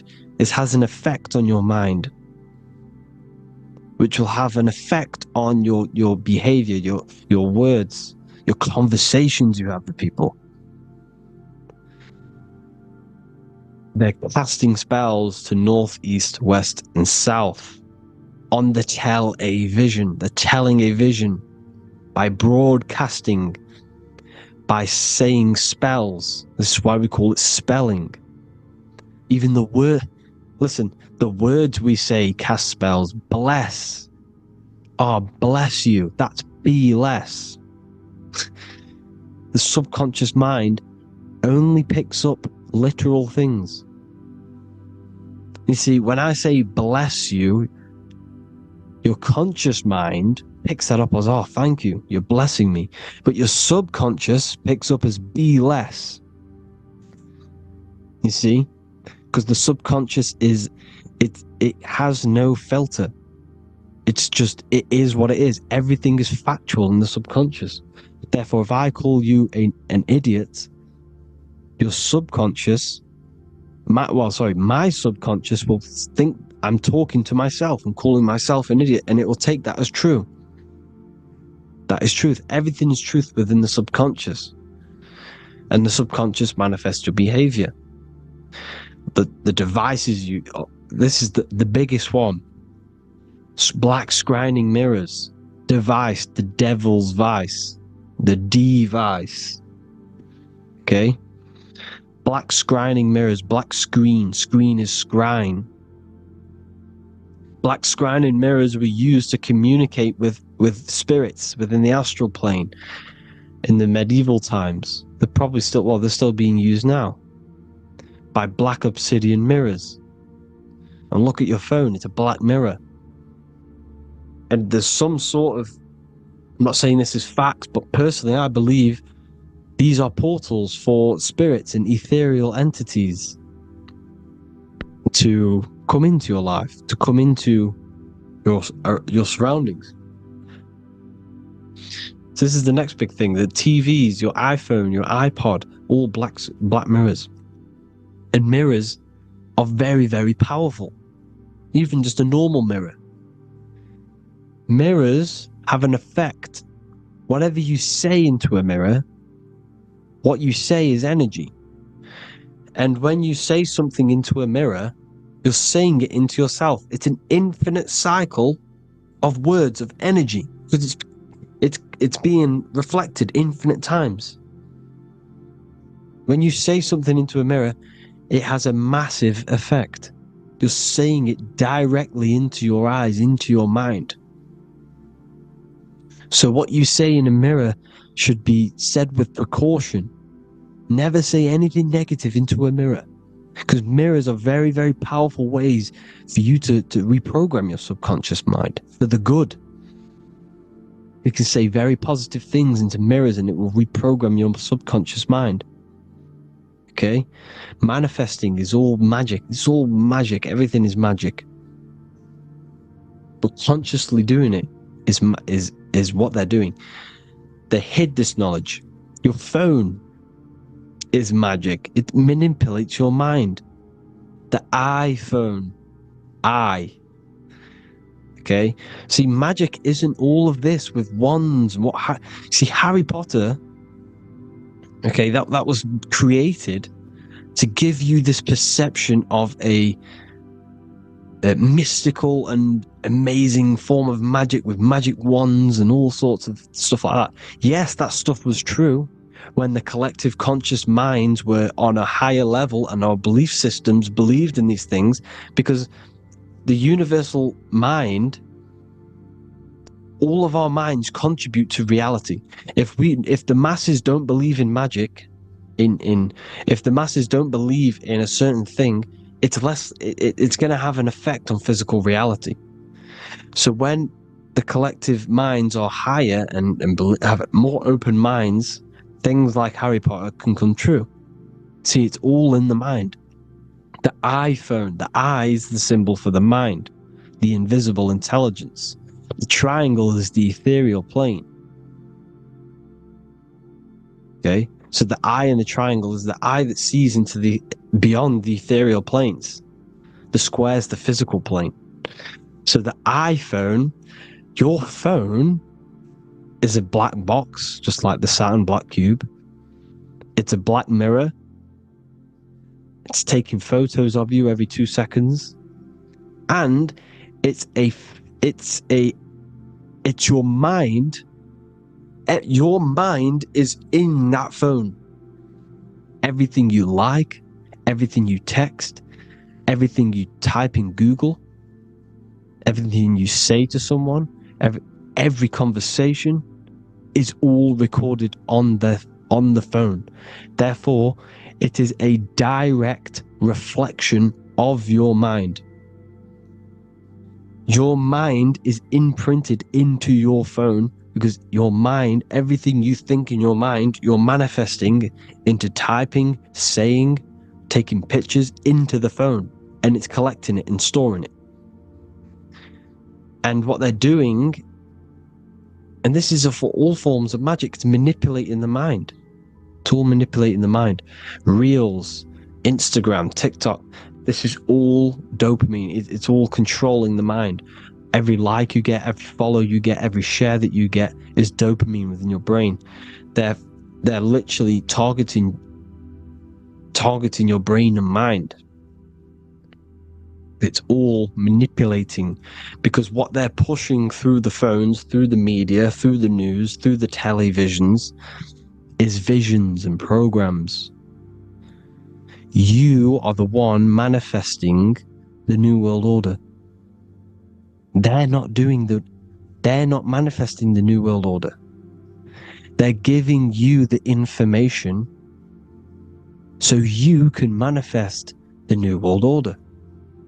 Everything they say is contributing to your mind. For example, digital money and all the information they put out for you to see is contributing to your enslavement. Your mind is manifesting the New World Order. They know this. They don't manifest it. There's billions of us. We could easily run over them physically. But on a mental level, these people have the knowledge and they hide it from us, and they let us manifest reality because we are the collective. They give us the information which manifests their agenda. It's all magic through the phones, the media, the television. So your phone is a manifestation of your mind. It's a record of your mind. Hollywood, holly tree. They used to make wands out of holy trees, because it was the most holiest wood, the best for casting and transmitting energy. So they used holly trees to cast spells. That's what Hollywood is. And in Hollywood, they have the red tear, the blood drop next to the Hollywood sign, because it's all satanic. They're all black magicians. They use Hollywood to cast the spells through the music, through the films. You see, music is a form of magic. All of this is magic. Everything they do is a form of magic, because they want an agenda behind it. But it's not black magic. They're letting us create our prison. This is what you have to see. Yes, they're evil, but they're not doing anything evil, or else they would face the karma. They let us manifest this agenda through giving in the information, by telling you what's going to happen in the movies. Everything that happens in a movie, it's all there on purpose to program your subconscious, to plant a seed within your garden, your subconscious, your mind. Because when the mind has already seen something, when it comes up and turns up in physical reality, you will be less shocked and you won't rebel. So they lure you slowly. They make you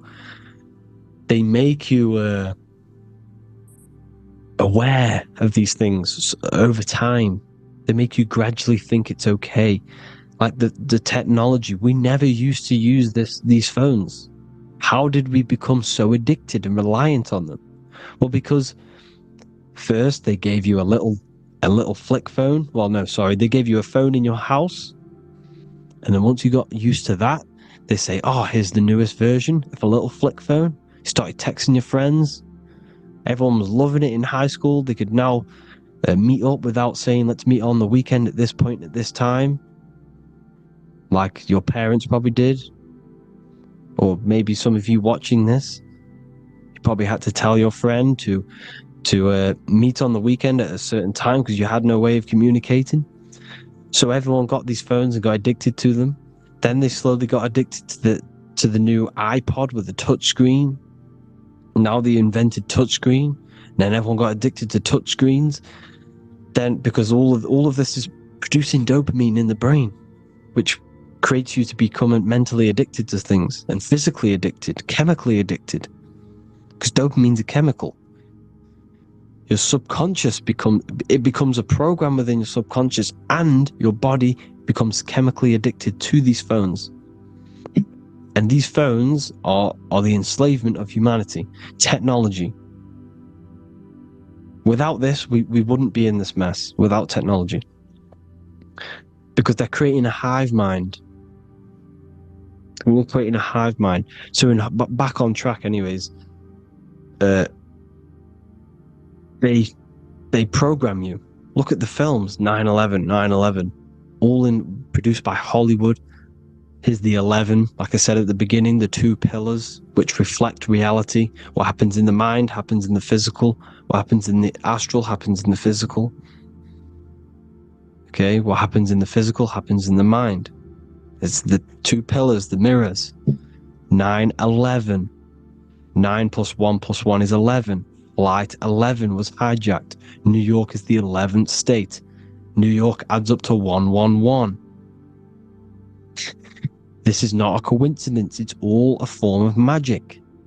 It's a ritual, energy harvesting ritual, because your mind produces energy. Your mental attention produces energy, and they're feeding off this energy in the astral plane, these demons.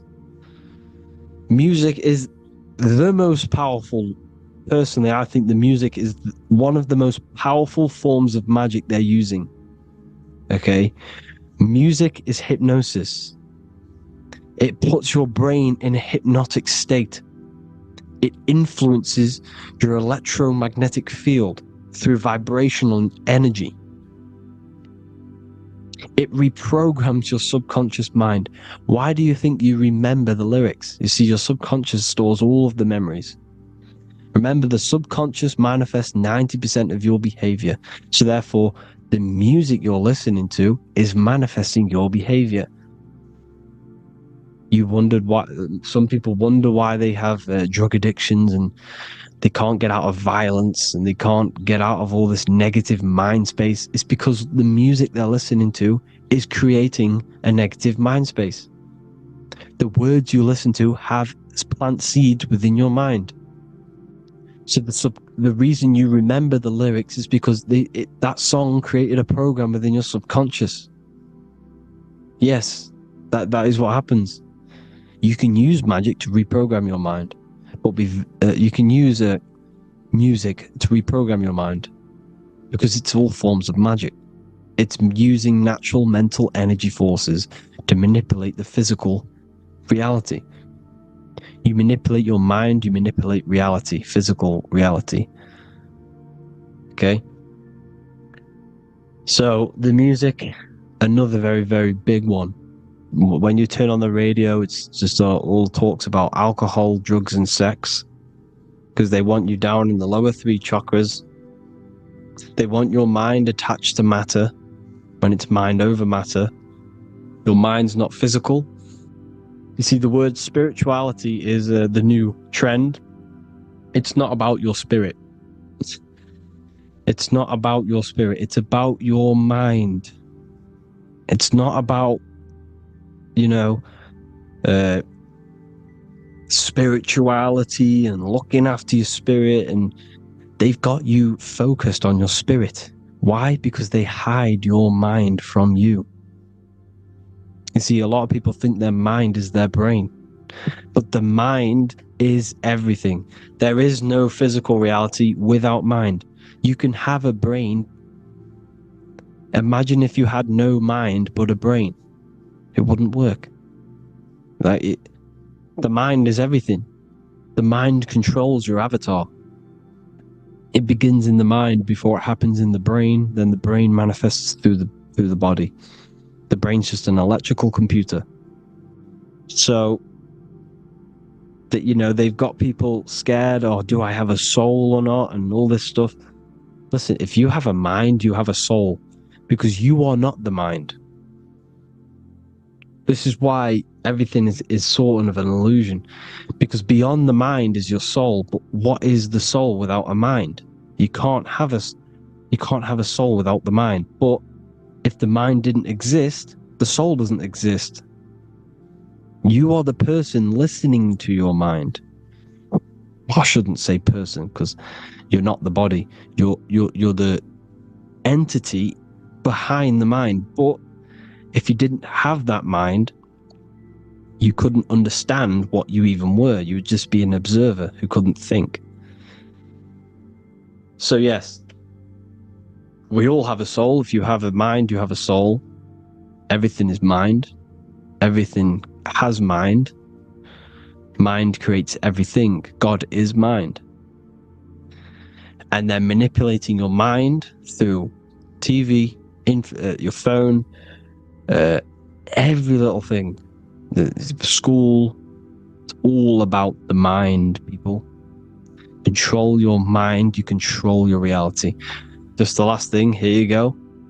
Aleister Crowley, the dark magician, Kanye West doing the exact same thing because they're implementing magic in the music. Here's the Beatles with Aleister Crowley in the background. Bet you never noticed that. Aleister Crowley was influencing music and placing magic within the music to influence the subconscious. This is what Baal worship was. This is why they killed children. They sacrificed these children. Why? Well, because in order to ascend, in order to raise your consciousness internally, godly, by being good, God, or being in order to be good and raise your consciousness and to get something in the physical world, you have to sacrifice yourself. And what do I mean by that? In order to raise your consciousness and ascend, you have to sacrifice the lower nature of yourself. You know, you've got to abstain from having sex to retain your sexual energy, to transmute it. Or staying away from negative, poisonous foods like meat. So, staying away from blood. We shouldn't be consuming other animals' blood. We should be keeping our blood pure. We are humans. We shouldn't consume chicken blood, chicken germs. We are the most divine creatures on this creation. We are the most intellectual creatures in this creation. Therefore, we should keep our temples pure. We are not animals.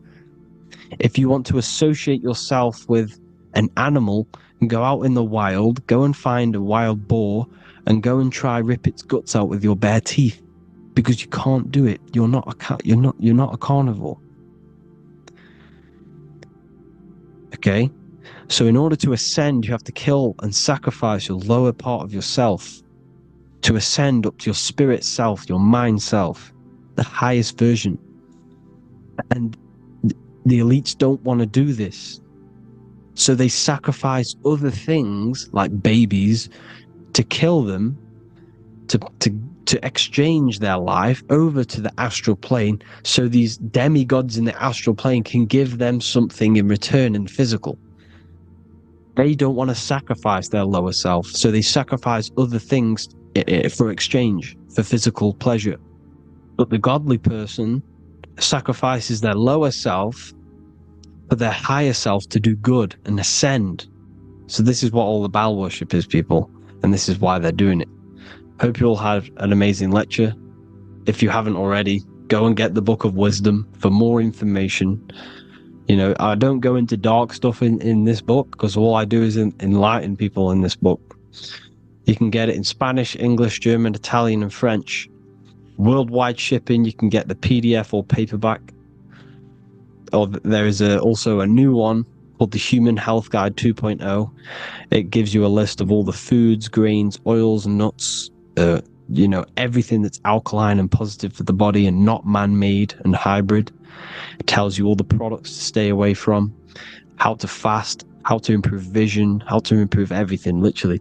So the Human Health Guide has been released. If you want that, I'll pull all the links in the bottom in the description. Hope you all enjoyed the lecture, people. God bless you all.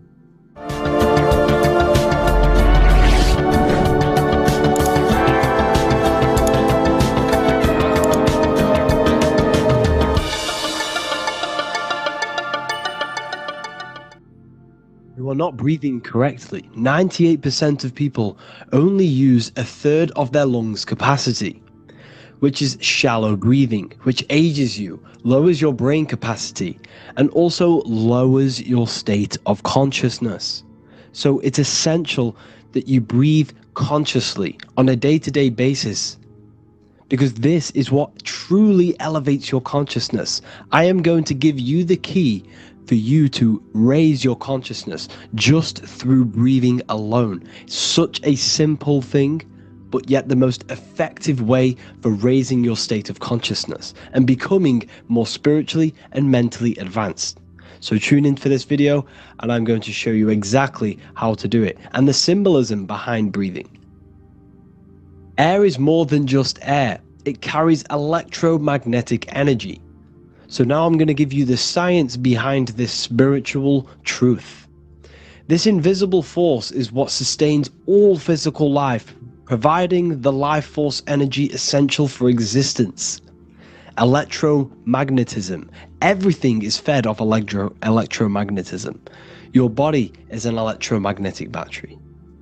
Now, we can prove that air carries electromagnetism just by doing a simple test, a simple scientific experiment, by getting liquid oxygen and pouring it between a north and south magnetic pole, two polar opposite magnets. We see that the liquid does not fall straight through it. It is sucked, it is magnetically attracted to these two opposing forces, opposing magnets. This is proof that air, liquid oxygen carries electromagnetism. When you are breathing electromagnetism, the essential life force behind all living beings. This is known as energy or prana, chi, ether or spirit. This is all the same thing. Air is not just empty space, it is energy, it is prana, it is life force, it is spirit, it is ether, chi, prana. You are an electromagnetic being. Your consciousness is in direct correlation with your electromagnetic aura or biofield around your body. Your state of consciousness is mirrored within this field around your body. Now your breath, when you breathe in, you're breathing electromagnetism or life force. Breath is the vital link between the physical and the spiritual, bridging the body with the soul. Through breath, we connect with both tangible world and deeper, the unseen realms of energy and consciousness. Breathing deeply and properly elevates our consciousness, enhancing the brain's functions, heightening the sensitivity of our five senses. It also brings a profound calmness to the mind, creating a state of clarity and inner peace. Like I said earlier, breathing properly is the fastest way to elevate your consciousness. It is the fastest way, because breathing, when you stop breathing, what happens? You lose physical consciousness. Your body will shut down if you do not breathe in this vital electromagnetic energy in the oxygen. If your body does not get this for 5 minutes or however you can last without breathing, this makes you lose physical consciousness. Your body will not survive without this essential life force energy. Therefore, air is one of the most overlooked things. This is why we see the symbolism of Buddha having a big belly. Why does he have a big belly? Because it's symbolizing breath work, proper spiritual breath work, the certain teachings of breath work, of when you breathe in through the nose, you have to breathe in through the nose. You don't want to breathe in through the mouth, because the nose acts as a filter which catches dust particles and filters out the air before it enters the lungs. The mouth does not do that. The nose is for breathing inward.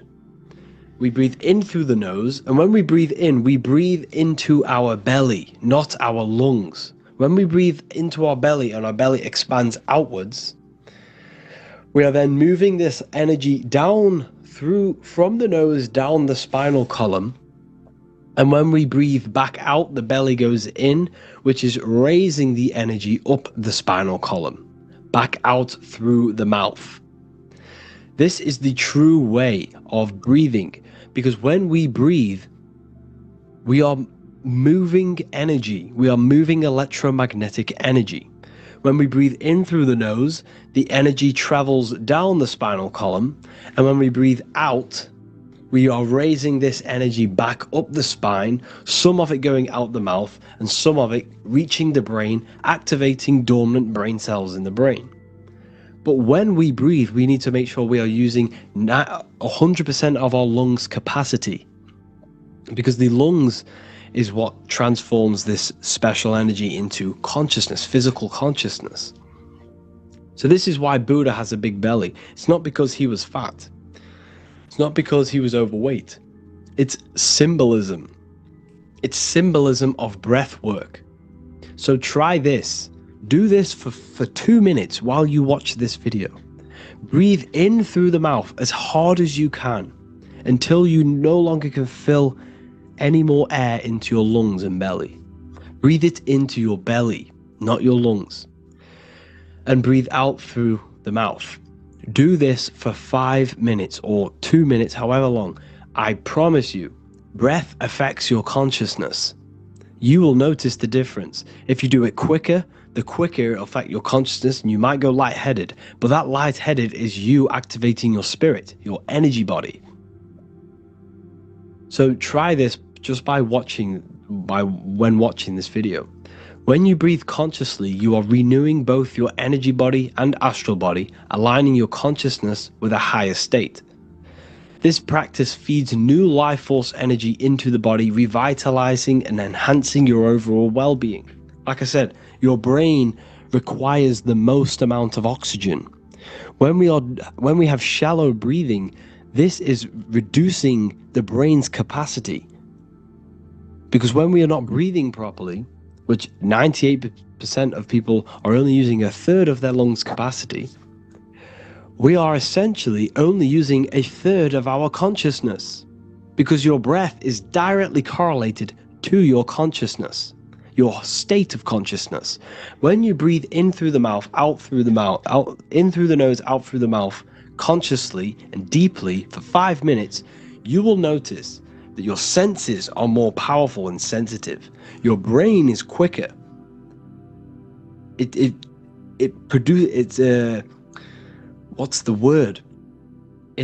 processes information quicker. You become quicker. You become a superhuman, and you feel more spiritual because it activates your spirit, your astral and energy body. So when we meditate, it's definitely important to breathe in through the nose and out through the mouth as deeply as possible to align with a higher state of consciousness. And this is the easiest way to separate your consciousness from the body. When you breathe in deeply for long periods of time, while meditating, while taking no thought, when no thought is present and you gain a rhythm of deep breathing, this is the gateway. This is the gateway to opening your consciousness, because when you stop thinking, other aspects of your consciousness can open up. All of our lives we've been thinking, which has blocked off the higher states of consciousness. So breathing is very, very important. It affects our overall well-being. And this is Yahweh, the in and the out of breathing. When we breathe in, this is Yah. You can hear it. It sounds like Yah. And when we breathe out, that is Way. This is the name of God, apparently. But God is within you. You can connect with God. You can connect with source consciousness within you by breathing, by raising your state of consciousness through breathing and meditation. This is why the Bible tells you the Spirit of God has made me, and the breath of the Almighty gives me life. You are consciousness. You are God. You're an extension of God's consciousness. Job 27:3. As long as my breath is in me and the Spirit of God is in my nostrils. The Spirit of God is through breath. John 20:22. And when he said this, he breathed on them and said to them, receive the Holy Spirit. The word spirit means breath. In Greek, Hebrew, Latin, it all means breath or wind or air. The Holy Spirit is a certain way of breathing, a breathing technique that elevates your consciousness, that syncs you up to a holy consciousness, an elevated state. That is the Holy Spirit. That's why it tells you in the Bible, when he said this, he breathed onto them. He breathed onto them and said, receive the Holy Spirit. You must breathe to receive the Holy Spirit. When you breathe, you are renewing the body's energy.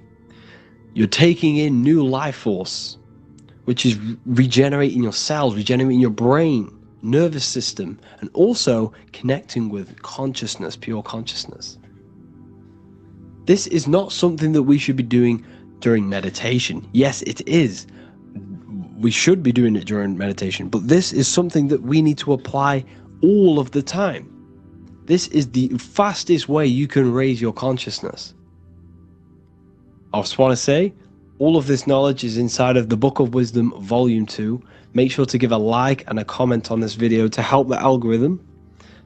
And let me know what you think about the last book or this book if you have read them, to let the new people know what they're looking at with this book. This is truly life-changing. The Volume 2 and Volume 1 is truly life-changing. You can get them in a bundle also.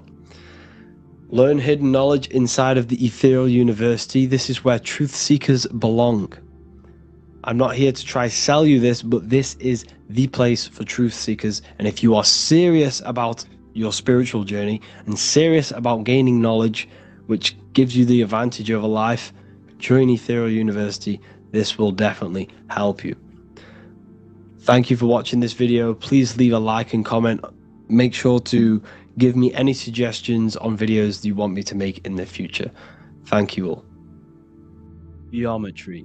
This is the study of nature, of the codes, the mathematical codes behind physical reality.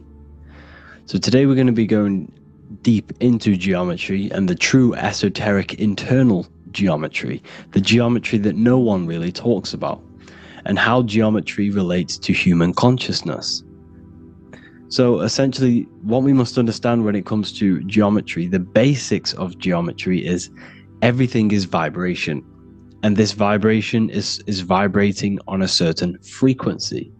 And this certain frequency creates a geometric shape, which is why in nature we see all of these different geometric shapes. All matter takes form in shapes. So if we put sand on a plate and we vibrate the plate on a specific frequency, we see that the sand goes into specific geometric shapes and patterns. So essentially, matter is energy condensed. It's energy vibrating on a low frequency, vibrating at a certain frequency. So matter is condensed energy. And each geometric shape is manifesting and showing a specific energy. Some shapes carry more energies than others.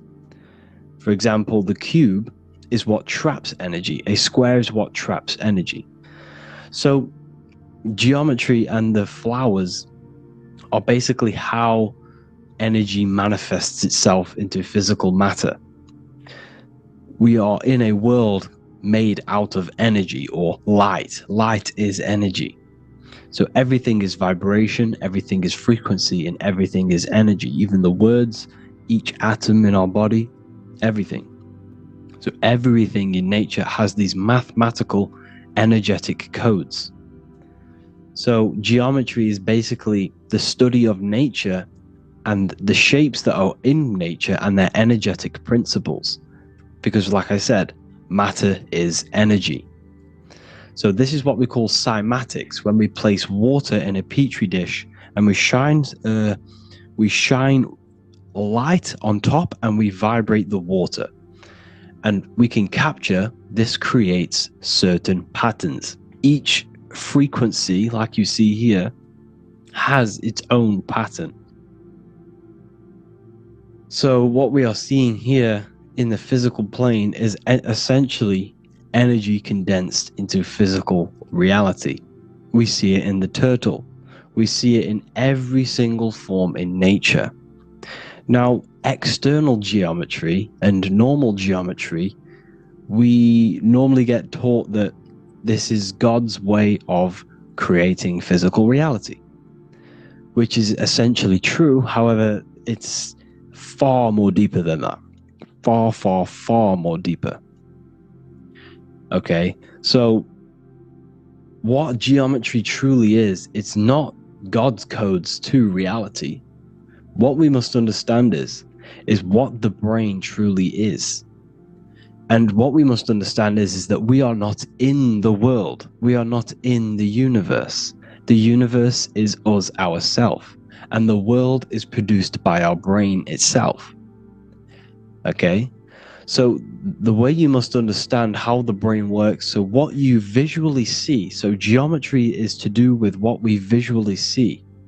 And what we visually see is heavily connected with our eyes, which are an extension of the brain. The eyes are the brain. And essentially how we see is energy enters the eyes, and each eye goes to the optic nerve, and this energy is transferred into electricity, which travels to the back of the brain, to the visual cortex of our brain. And this is where the image is produced, what we see. Therefore, the world outside of us is truly inside of us. It's a projection from within the brain. The brain is an energy condenser, a decelerator, an energy decelerator. Everything outside of us is basically formless energy. It is formless energy vibrating at a certain frequency. So what the brain is, it's sucking in this energy, this light, and turning that frequency, that code, that light code, into a physical reality. It's condensing the energy and turning it into a visual image inside of the brain. Therefore, everything outside of you is not what it looks like. Everything outside of you is basically energy, infinite energy. And our brain is condensing this into a physical reality and projecting it outwardly, which you experience your visual field. Okay? And the ancients knew this. So this is basically called the sigil of Lucifer. Lucifer is known as the light bringer. Lucifer in Latin means to bring the light. This is the sigil of Lucifer, which shows the visual field and the brain. We also see this in the Google Play symbol. It's a powerful symbol showing you the visual field, which is basically a symbol that tells you that reality is inside of the brain. The brain is what produces reality, but consciousness is not produced in the brain. The brain is essentially a consciousness downloader. It's a computer, and it's a reality simulator. The body is a simulation of physical reality. You are inside of the body experiencing the body simulation. The body produces this reality. It's a piece of technology. So Lucifer is to bring the light. Lucifer is the light being produced in our brains. Okay? So this is why they say Lucifer can tempt you. Lucifer can be the devil, because it represents physicality. It represents the false light. Lucifer can trick you because it represents the physical world can trick who you truly are. So now that you understand how the brain is basically an energy decelerator and it creates and simulates a reality to your consciousness, you are no longer a person in a universe. You are the universe itself experiencing itself. Therefore, geometry is heavily linked in with the brain. Geometry is essentially how your brain and how your eyes decode energy. So what you are seeing is the mathematical codes of your brain creating reality. So what they teach you is the external is that geometry is God's way of creating this world, and these are the mathematical codes God's created. But now I'm telling you the internal. This is the truth. Geometry is how your brain mathematically condenses energy and light into a physical reality. So therefore, your brain is a computer program. So now geometry is nothing outside of you. Geometry is not something created by something else. It's created by your brain. Your brain produces these patterns through mathematical codes by breaking down energy into physical reality. And this is why you see geometry in everything around you. This completely changes your view on geometry. It's in your ear, it's in your face, it's in everything. Geometry is everything. Okay? So now that you understand this, now, as we were talking about the visual field earlier, the ancients knew about this. The ancient Egyptians knew about this. We can see this symbolism inside of the casket, the Egyptian casket. See, this crossover represents the visual field. This represents the back of the brain. This is the left hemisphere, the right hemisphere. And now some of the most simplest teachings in geometry is that straight lines are masculine and curved lines are feminine. And we even see this in the human body. The feminine human body is curvy and the masculine human body is liney. And even with the genital reproductive area, we have a line and a curve. 0 and 1, the binary code of all creation, 0 and 1, because that's basically all that exists. Nothingness and 1, nothingness and God, nothingness and consciousness, that's all that exists. Now that I've told you that, the basics of geometry and the line and the curve and the feminine and the masculine, what do we have here? You see this stick here? This is a curve. And what's the right hemisphere? The right hemisphere is the feminine, the feminine energy, the feminine aspect of our brain. Then we have a straight line. This is straight lines. Now this represents the left brain. So the Egyptians are showing you the left masculine brain and the right feminine brain because of the curve and the straight line. And this is the visual field, the crossover. So there's a crossover in the brain. The left eye is connected to the right brain. The right eye is connected to the left brain. Okay, so the left eye is connected to the right brain, the right eye is connected to the left brain, the solar and the lunar. So, like I said, everything outside of you is basically energy. Your body is basically a holographic avatar, condensed energy produced by your brain. There's nothing actually outside of you. Your 5 senses are electrical threads of light. And when you touch something, this is basically electrical signals in your nervous system, which are reporting back to the brain. Therefore, what you touch is actually, you're not touching. The feeling that you feel when you touch something is not the true feeling. That's your nervous system you're feeling. You're feeling your nervous system in the brain. It's electrical signals to your brain. So the 5 senses do not decode, well, what you're experiencing as the 5 senses is not outside of you. This is your brain interpreting electrical signals. You don't experience the world, you experience your nervous system and your brain. The nervous system is an extension of the brain. So this is the truth. This is not woo-woo spirituality. This is true consciousness science. But I'm teaching you here. Okay? So nothing is truly outside of you. It is a universe. You yourself are the universe, the fabric of the universe itself. The only thing that exists outside of you is essentially energy. That is it. And your body and your brain condenses this energy into reality. So when we look into architecture, why is architecture, the ancient architecture, so important? Because what did I tell you at the beginning? Shapes and physical matter is condensed energy. Each shape holds specific energy. Some shapes hold more energy, emit more energy. Some shapes condense energy. Some shapes transfer energy.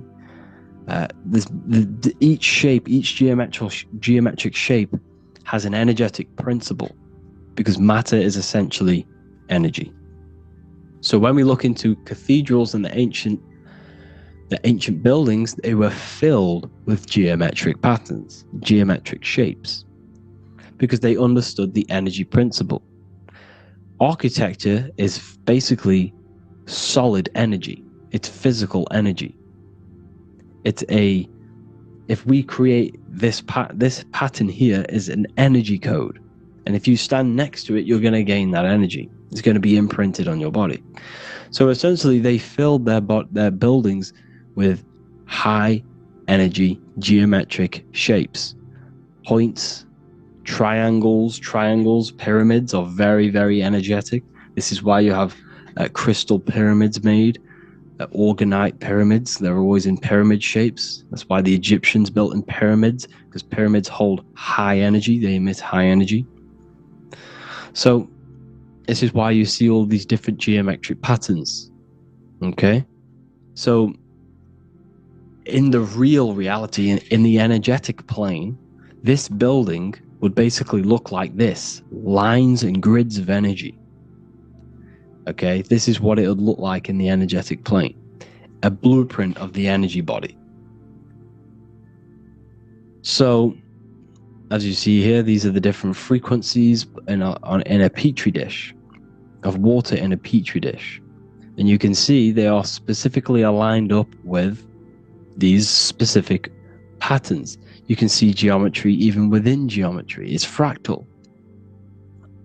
So essentially, when you would stand inside of these buildings, they would imprint the energy of the building in your body, because your body is healed through energy. You have an electromagnetic field around your body. So by creating buildings with geometric patterns, we are essentially increasing the energy of the building, because the building itself is energy. Okay? So when we fill it with geometric patterns, we're increasing the energy. We're giving it a certain energetic imprint. So when you stand inside of that building, you're being imprinted with that energy. Okay? So especially with these windows, these stained glass windows. Well, why are they stained glass? Well, color is frequency. So when you have all of these different colors, and not only were they just painted, some of these colors are specific gemstones, crystals, natural stones, which all hold energetic principles. Each crystal is vibrating on a certain frequency. Wood has its own frequency. Metal has its own frequency. What you must understand is that everything in nature is not just a piece of matter. It's vibrating. The atoms of wood are vibrating on a certain level, which give it a certain energetic principle. Each crystal is vibrating. The atoms of the crystal are vibrating on a certain frequency, which give it a certain energetic principle, quality. So each thing, this is why the ancients were obsessed with natural stones, natural things, crystals, natural metals, and they wore different metals, different things like copper on their bodies, because they understood the atoms of these natural things are vibrating, which give certain qualities to you if you wear them. So you're not wearing it, you're basically putting that frequency onto your body, because they understood this is energy. If I put copper on my body, I'm not putting copper on the body, I'm putting the frequency and the energy of the atoms onto my skin, and that frequency of them atoms are going to vibrate my skin, that frequency, and heal my body. So this is why this is so important. So each building is an energetic code. Okay, so when you stand in these buildings, it can heal your body. This is why when people walk into these ancient churches, they feel like they've met God. They feel a certain way. They feel so amazing when they enter these churches. They feel holy, for example. It's not because God's there. It's not because these man in the sky dwells in these holy places. It's because the energy of these buildings affect our consciousness. They increase your energy. They raise your vibration. They heal your body. They heal your cells. They imprint the water in your body, especially with these stained glass windows. Like I went a bit on a tangent there, but these stained glass windows were encoded. Well, they use different gemstones, different lights, different colors. And when the sun would shine through this window, well, what's the sun? The sun is light. Light is energy. The sun's light would go through this filter of the window, of the crystals and the different gemstones and the different colors, and the sun's light would be encoded, imprinted with these crystals, with these colors and these natural glasses, which have healing energetic principles. And when you are inside that building, the sun's encoded energy of the window would be imprinted into your body, into your energy field, and it will heal your energy field, and it would heal your body, your cells on a cellular level. Because your body is what? 60 to 70 to 80, some people say 80% water. And water is encoded with vibration. If you say certain things into water, it gives it a specific geometric pattern, like I broke down in the beginning. If you say love to a water and then freeze it, it will go to this. If you say hate, it will go to a distorted pattern. So when you are in these buildings, you're being imprinted by the energetic codes of these buildings, the energetic principles of the windows, of the structure itself. The ancients never used to build in squares. Their buildings, their insides were never square rooms, because they understood squares trap energy. They always had pointed roofs so energy can escape. So there's many little things that we need to look into geometry. For example, when you see magicians, when you look at ancient magic, why do they stand in circles with different geometric patterns? They use different geometric shapes. Why? Because shapes are energy. They hold specific energy. So when the magician stands in a circle with a pentacle, they're working with the energy of that pentacle. You can work with different energies based upon the different geometric shapes that you draw. And you can use this in your structure, in your architecture, in your work, and it can influence everything. So this is the true geometry. I hope you gained a deeper understanding on geometry and how it relates with you and your consciousness. Like I said earlier, your brain produces geometry. It's basically how your brain decodes energy.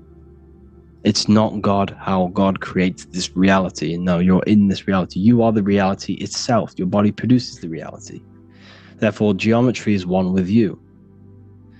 So therefore, if I play with the geometry of the buildings, for example, like the government have, everything's in squares. If you look outside, everything's a square, everything's a rectangle. You go to a city, every window is a rectangle, every building is a rectangle. You live in a box room, everything is boxed and squared off in this reality, in this modern society. Why? Because they're trapping energy. The box is the cube is the most simple geometric shape, which basically condenses energy and it traps energy. And if you subconsciously see squares all the time, your phone's a square, your TV screen, everything's a square, your keyboard, your desk. Go and look at the ancients. They never used to build in squares and cubes. And if you go into nature, you'll never see squares and cubes. Nature doesn't create squares and cubes. Everything in the modern society is squares and cubes to simple your consciousness down, to dumb your brain down. So the ancients built very, very complex structures. Why? Because they understood what we see affects our brains, because our brains decodes reality and creates reality. If you see a sophisticated building, this is going to give you a sophisticated mind and raise your IQ levels over time, subconsciously. I'm not saying if you look at this building, you're going to become smart. I'm saying if every single building in your environment, ment is mind, mental, every single building in your environment was this complex and complicated, it would increase your IQ on a subconscious level. It'd make you more complex, make you more intelligent. So they've dumbed everything down. They've dulled everything down. Look at everything. Everything is being dulled down. So anyways, I hope you all gained a better understanding on this. If you want to gain more occult knowledge and esoteric knowledge, make sure to read the Book of Wisdom Volume 2. If you're inside the university, you can get this book for free. Go to the general chat area and follow the instructions and you can order yours for free. Truly life-changing stuff. Because the issue is with the world is that no one really understands who they are, what they are, and why we are here. That is the issue for people's depression, for people's wrongdoings. They don't understand who they are, what their emotions are, what their mind is, what their body is, what reality is. This book gives you that. This book gives you the sense of understanding, the sense of well-being that will give you a better life because you understand life and what life is. And if you truly want to take your studies to the next level, we have the Ethereal University. This is the place for truth seekers, where you can connect with like-minded people so you don't have to feel insane, because not many people think this way. I've been there when you wake up and not many people around you are thinking the same way, and you start to feel a bit insane and you can't really talk to people about these things. That's why I created this, so you can connect with people and learn at the same time and become the best version of yourself by understanding truth and knowledge. If you join, you'll gain access to free live calls every single week, every single Saturday morning. We do live calls. You can ask me questions and all sorts. So make sure to leave a like and a comment, and thank you all for tapping in.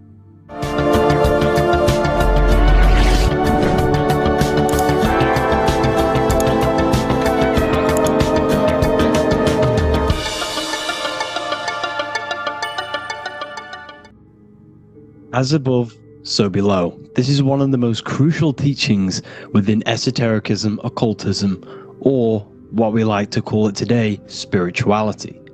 I don't like calling it spirituality because it's not spirituality. I teach human consciousness. I teach the science of you and your consciousness alone and your being. And in order to fully understand you and this world around you, you must understand this number one principle of as above, so below. There is many misconceptions of this, and there is many simple teachings of this, but I'm going to break it down today from the most simplest to the most complex, and you will see the connections between all things. This is the most important lesson you could ever learn, and I'm going to teach it you today. So what you must understand is, with the term as above, so below, it applies with everything you see in this world and about yourself. We have something called the macro, which means the bigger scale. On the bigger scale, we have the whole earth. If we look down from the sky on top of rivers, this is what we see. We see this tree pattern. Then on a smaller scale, we see trees have the same pattern. Then we look even closer. We're going smaller and smaller into the leaves of the tree. We see the same pattern. Then we go even more micro into the human brain and look at the human brain cells, and we see the same pattern.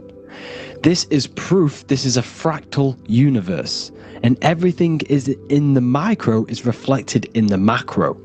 As above, so below. As within, so without. On the macro is a reflection of the micro. So now that you understand this, we can go a bit further. A yearly cycle of spring, summer, fall, winter is a macro. A micro is a daily cycle. So a day is a mini year. The summer is the midday. Autumn is the evening. Night is the winter, and spring is the morning. This is a macro, a reflection. We have a miniature cycle of the Zodiac every single day. And this cycle is also reflecting the cycle of life and death. We are born, which is the spring. We live, which is the summer. We then age, which is the autumn. And then we die, which is the winter, and then we are reborn again. This is the cycle of life and death, and you do this every single day. You see, death is a macrocosm of sleep. This is why we say sleep is the cousin of death, because you die every single night. You do this process of life and death every single day. As above, so below. What's in the micro is in the macro. So when you go to sleep, you are essentially dying, and then in the morning when you wake up, you are then born again. This is a fractal cycle that we live in. Everything in this whole world is fractal. Everything applies to as above, so below. We have the sun, we have the moon, we have the day, we have the night. We have the life, we have the death. We have the conscious, we have sleep. As above, so below. We have the conscious mind, because now we're diving into as within, so without. As above, so below more refers to the external world. As within, so without is referring to your inner world and the outer world. What you must understand is about yourself. You exist in two realms. You're an individual. The dual nature of you. You exist in two realms at once. You have an inner world of your thought, emotion. This is the inner world that no one else can see but yourself. And you have an outer world with a physical body which everyone can see. So you exist in two worlds. You have the inner voice, you have the outer physical voice, which I'm speaking to you with now. But I also have an inner voice, which no one can hear, only but me. So you exist in the light and you exist in the darkness. The sun represents your external self, your physical, conscious mind. The moon represents your shadow self, the inner self, the psyche self, the spirit self. There is an as above, so below. The sun is within you. The moon is within you. Everything is within you. Now that you understand as above, so below, what is your body? Your body is a miniature earth. Let me repeat, your body is an earth. Your body is the earth. Okay? Because like I say many times in all of my videos, you are not in the world. The world is you. You are the universe. Your brain is a computer creating this reality. What you see with your eyes is produced in the back of the brain called the visual cortex. You don't look into the world, the brain produces the world. The body produces the world.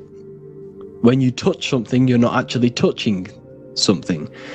This is the electrical nervous system. When you touch something, what you feel is actually electrical signals on your nervous system reporting back to your brain.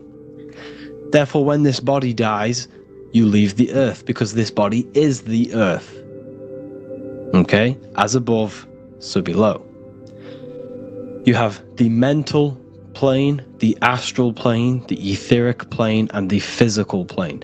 This is essential for understanding reality and the teaching of as above, so below.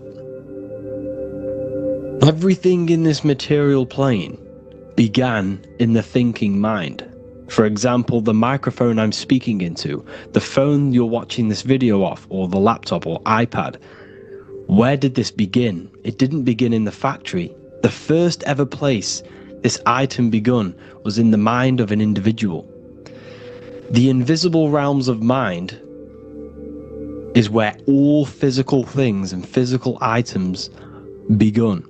Essentially, this physical plane is the effect of the thinking mind. This world is the world of effect. It's the world of outcomes. When you see something, it is already manifest. It is already being manifested. It is an effect. And in the effect of the cause, which is the thinking mind. Therefore, the mind creates thoughts, which is the mental plane. Then after thoughts creates imagination, which is the astral plane. These two are spiritual. They are non-physical. So spirit kind of means non-physical. Then you have the physical planes, the etheric and the physical plane. As above, so below. What happens in the mind is manifest on the physical plane. Like I said, the phone that you are holding, it was a thought, and then it brought down into a physical reality. As above, so below. You change the mind, you change your reality. Your environment, the word environment has ment in it because your environment is mental. So now that you understand this, so what is the world around you? The world around you was created by the mind of God. It was manifested through God's thought. So you are living in the mind of God. You are a thought in the mind of God. God thought you into existence. But like I said, we are all fractals. Everything is fractal. If God exists, this means that you are God, as above, so below. God created you through the thinking mind, and he gave you a thinking mind.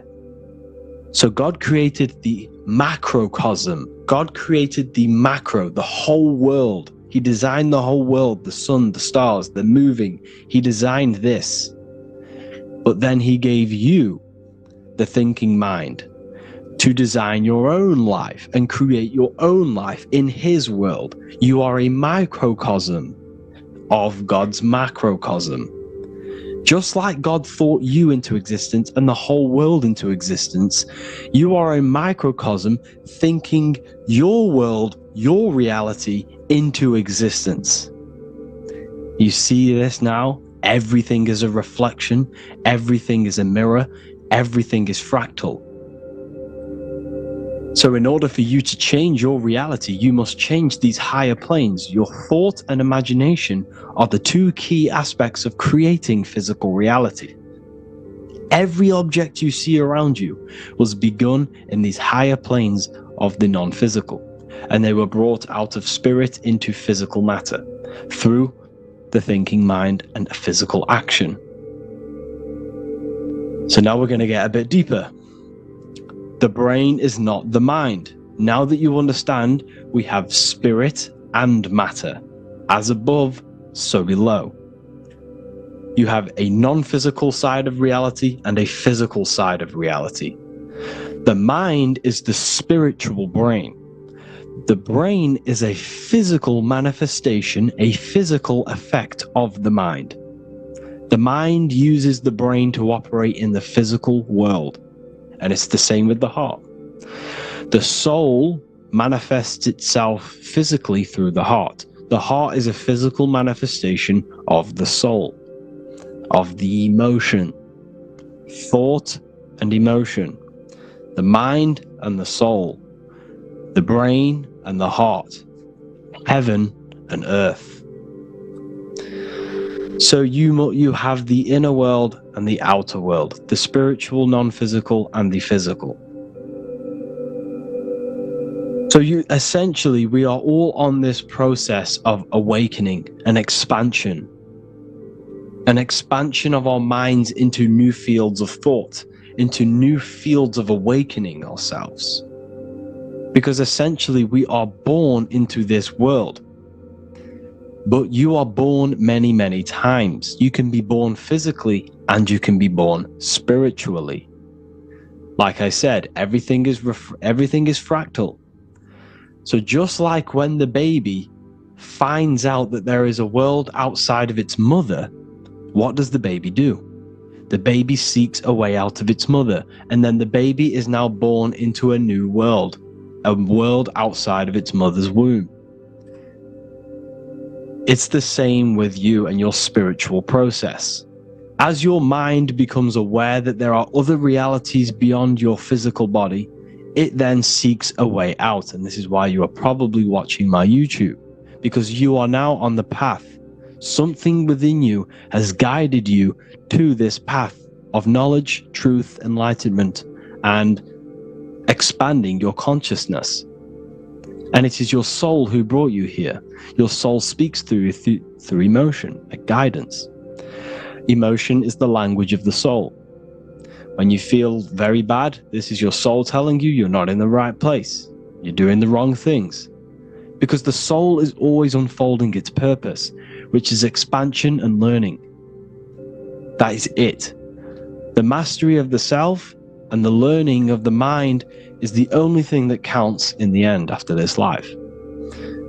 So you are on a journey of expansion, of learning, creating, and spiritual rebirth. As above, so below. What does this body tell you? When I see someone overweight, I don't see the overweight. I don't see the body. I see the mind. I see an undisciplined mind. I see a mind that lacks self-control. I see a mind that seeks external validation. That's what I see when I see an overweight person. I don't see his body. I see the result of his mind. Because what does the Bible tell you? You shall know them by their fruits. It's the same saying as above, so below. You shall know them by their fruit. The fruit is their manifestation. Your body is a direct correlation and manifestation of your mind.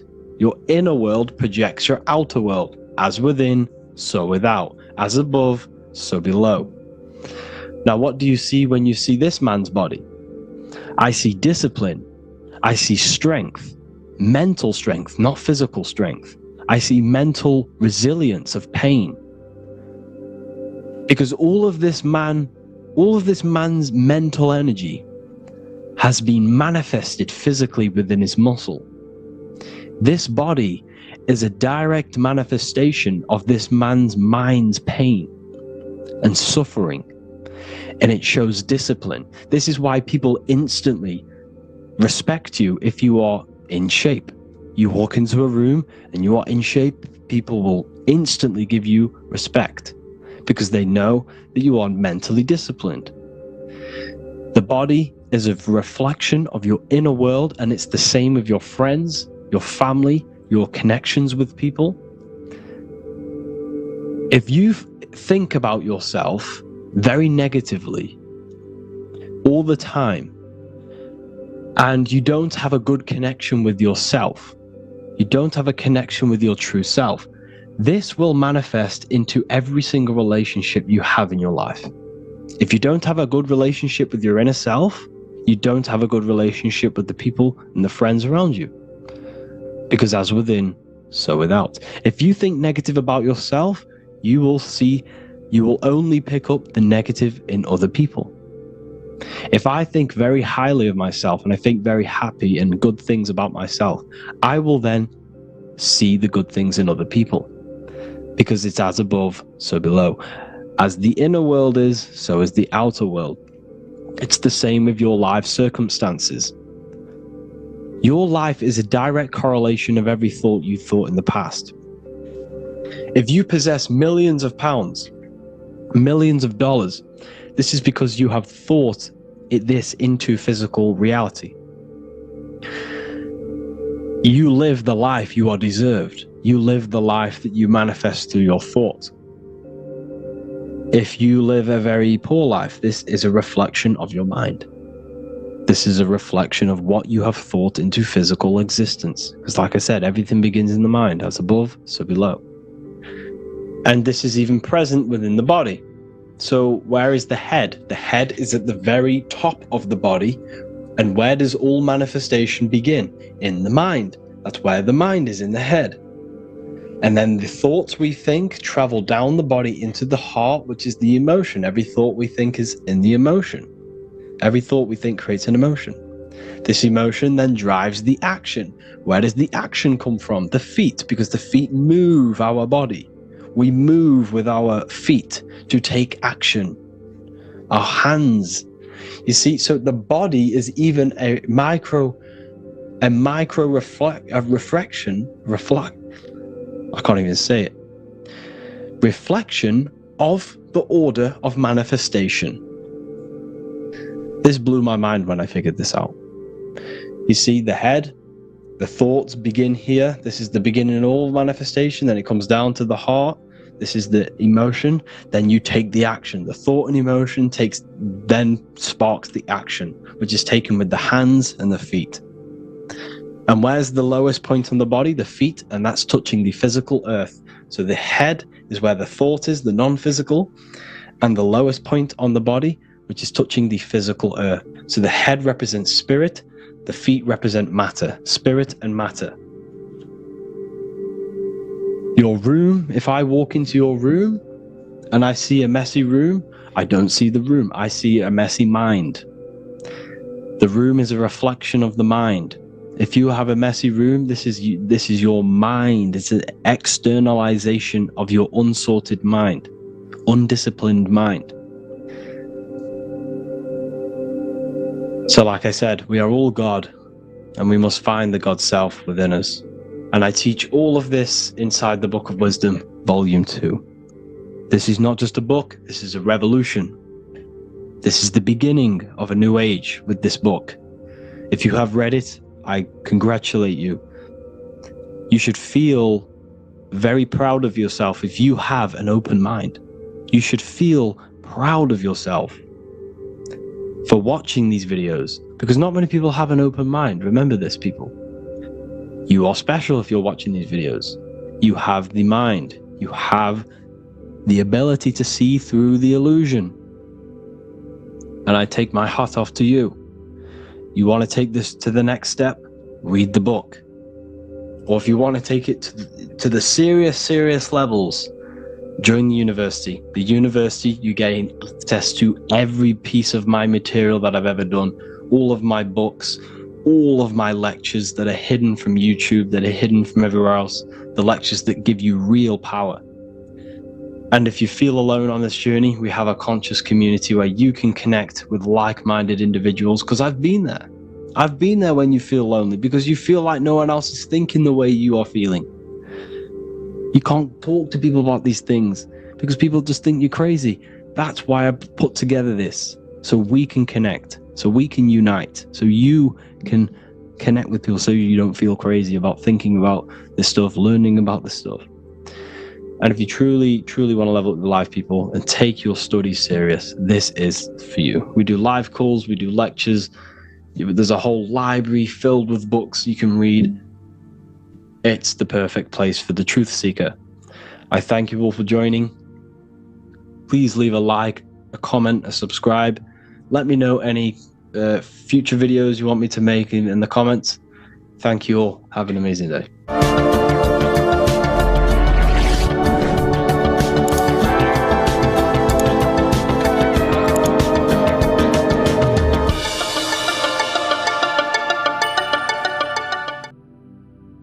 You don't just have a physical body.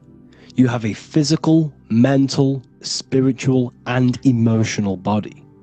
Each one of these aspects are a body of its own. Body does not just refer to a physical substance. You have a mental body for thinking, an emotional body for your emotions, a spiritual body for your energy in your astral form, and a physical body to encapsulate all of these.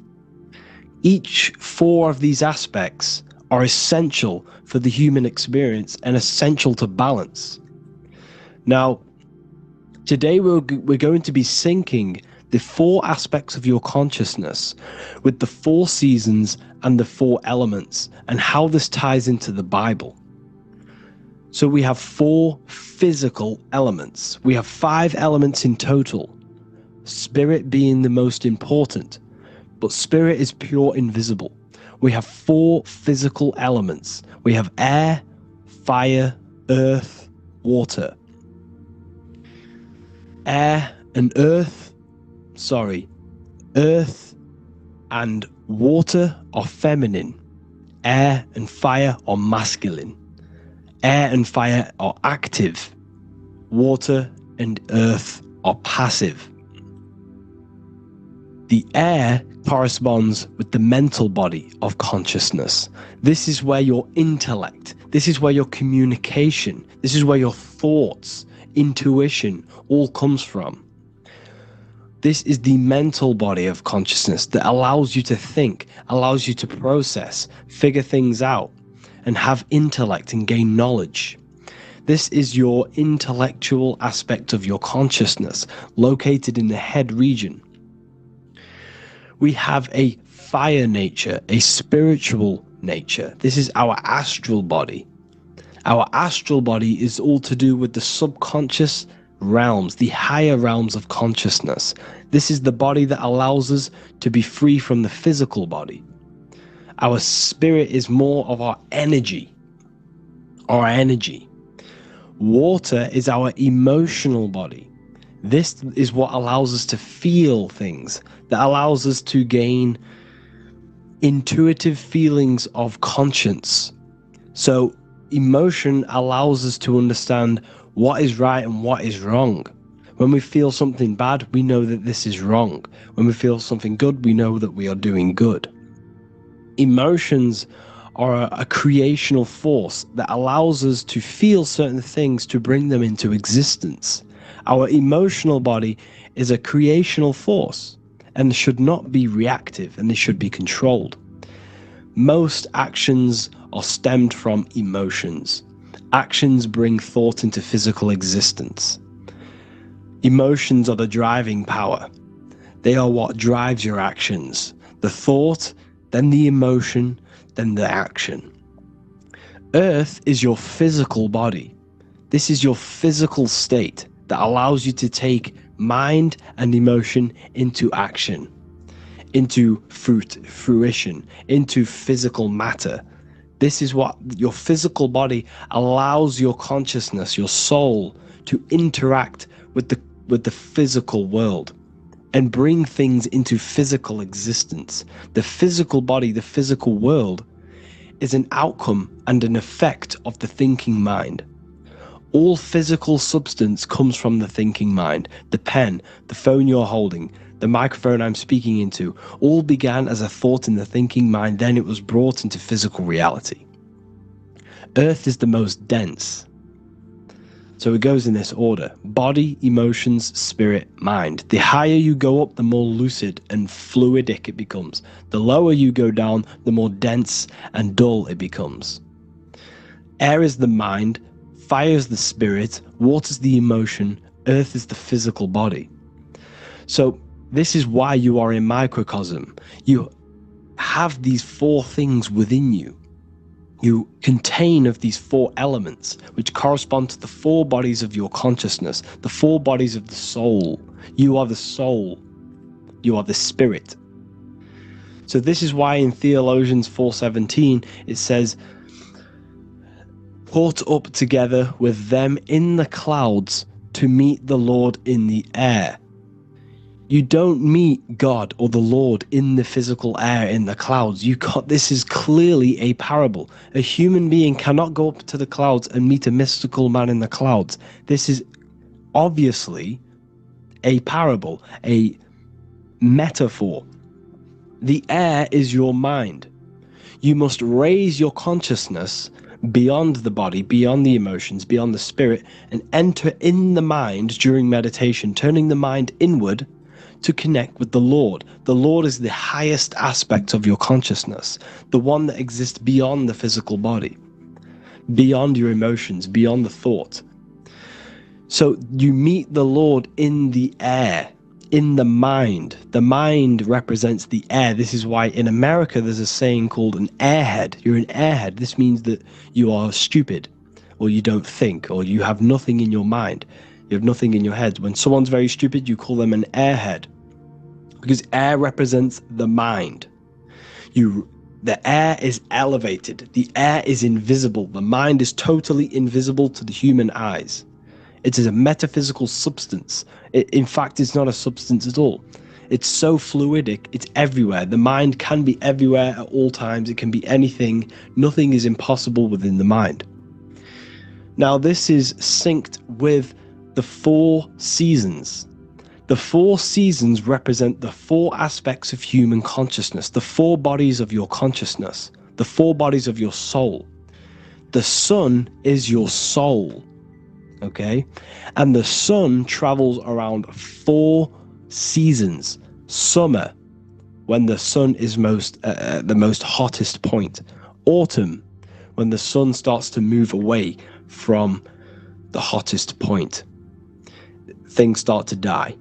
Then it goes to winter. This is when everything dies. This is when things enter in within itself. This is when darkness occurs. Then spring. This is the reignition of the sun. This is when the sun starts to bring back the warmth back to the summer. You have four seasons which correspond to the four bodies of consciousness. Fire is the spirit. This is when you are passionate. This is when you are taking action. This is when you are fiery. The sun is blazing. You're taking action. You're very passionate. You're very spirit. You're in the spirit. Autumn is water, emotion. This is when you start to become very reflecting. This is when you start to feel emotional. Because in autumn, there's lots of water. This represents the emotional body of consciousness. Winter is the mind. This is air. Winter, what happens in winter? Everything enters within itself. The leaves die. The trees die. Everything dies and goes within. This is the mind. The mind is the darkness, remember. You close your eyes to enter within the mind. The winter represents meditation. In the winter, what do people do? They stay inside of their house. They research more. They read more books. They become more intellectual. They think more in the winter because we are so we're stuck inside. So we're more reflective. We're thinking more. We're more communicative. We're more intellectual. In the spring, this represents the earth, the body. This is when we start to come out of the mind and we awaken to the body, and things start to grow again. The plants start to grow. The earth is growing again and reborn again. This is the body. This is when you become more active in the spring. And then the summer, back to the summer, we then take action on these thoughts and these thoughts that we gained over the winter. Essentially, this is just a massive cycle. And this is a daily cycle also. The nighttime is the winter. The morning is the spring. The midday is the summer. And the evening time is the autumn. This is a microcosm. We have 4 bodies of consciousness. You are the sun. You are the soul. And the soul has 4 bodies: summer, autumn, winter, spring. Emotion, air, body, spirit. Sorry, emotion, mind, body, spirit. So you are the soul. You are the pure essence of consciousness. The sun is your soul in the heart. And the seasons are inside of you because you are a microcosm. Okay? You are a microcosm. The word sun is son. The Latin word for sun is sol, which is soul or solo, because the sun is solo. It's on its own. You are the soul, and the soul has the 4 different bodies of consciousness. So, before we move on any further, if I've blown your mind, please, if you can, leave a like, a comment, a share, and a subscribe. Let me know what videos you want me to make in the future. Please drop a like, it definitely will help me. You are a microcosm of the macrocosm. Man is a miniature universe that goes through its own cycles. The seasons of the summer, winter, spring, and autumn do not occur merely outside of him, but within him as well. The summer is within you. You feel different in the summer. You feel different in the winter. You feel, depending on the body of consciousness, it's your soul's interacting with. So the sun in the sky is your soul inside, and the sun goes through these cycles, which is affecting your bodies of consciousness, because the cycles represent your bodies of consciousness. Now this ties in with the Bible. This is why we have 4 Gospels. This is why Matthew, Mark, Luke, and John are always seen with the 4 different zodiac sign animals or symbols. So you always see each one of the Gospels. If you just type in on Google Matthew, Mark, Luke, and John, type in ancient pictures, paintings or pictures of them, and you will find these 4 zodiac signs are always standing with each one. Taurus, the bull; Leo, the lion; Scorpio, the eagle. An old symbol for Scorpio was the eagle, and a man for Aquarius. Here you see very, very ancient paintings and artwork. Here we see Matthew, the man, Aquarius. Here we see John, the Scorpio. Same here. We also see it on the tarot cards, on the world card. We see the 4 fixed zodiac signs. Here we see it as well. These are called the 4 fixed zodiac signs. Now, when we look at the zodiac, we're no longer looking at the sky. Because what you must understand is, as above, so below. What is above you is inside of you. What is above is what is below. What is outside of you is within you. The zodiac is inside of you. The zodiac revolves around the sun. The sun is your soul. These are different energies of your soul. Like I said earlier, the 4 seasons are the 4 bodies of your consciousness. And in each body of consciousness, you have these different energetic energies that you can work with. Okay? So this is the true astrology.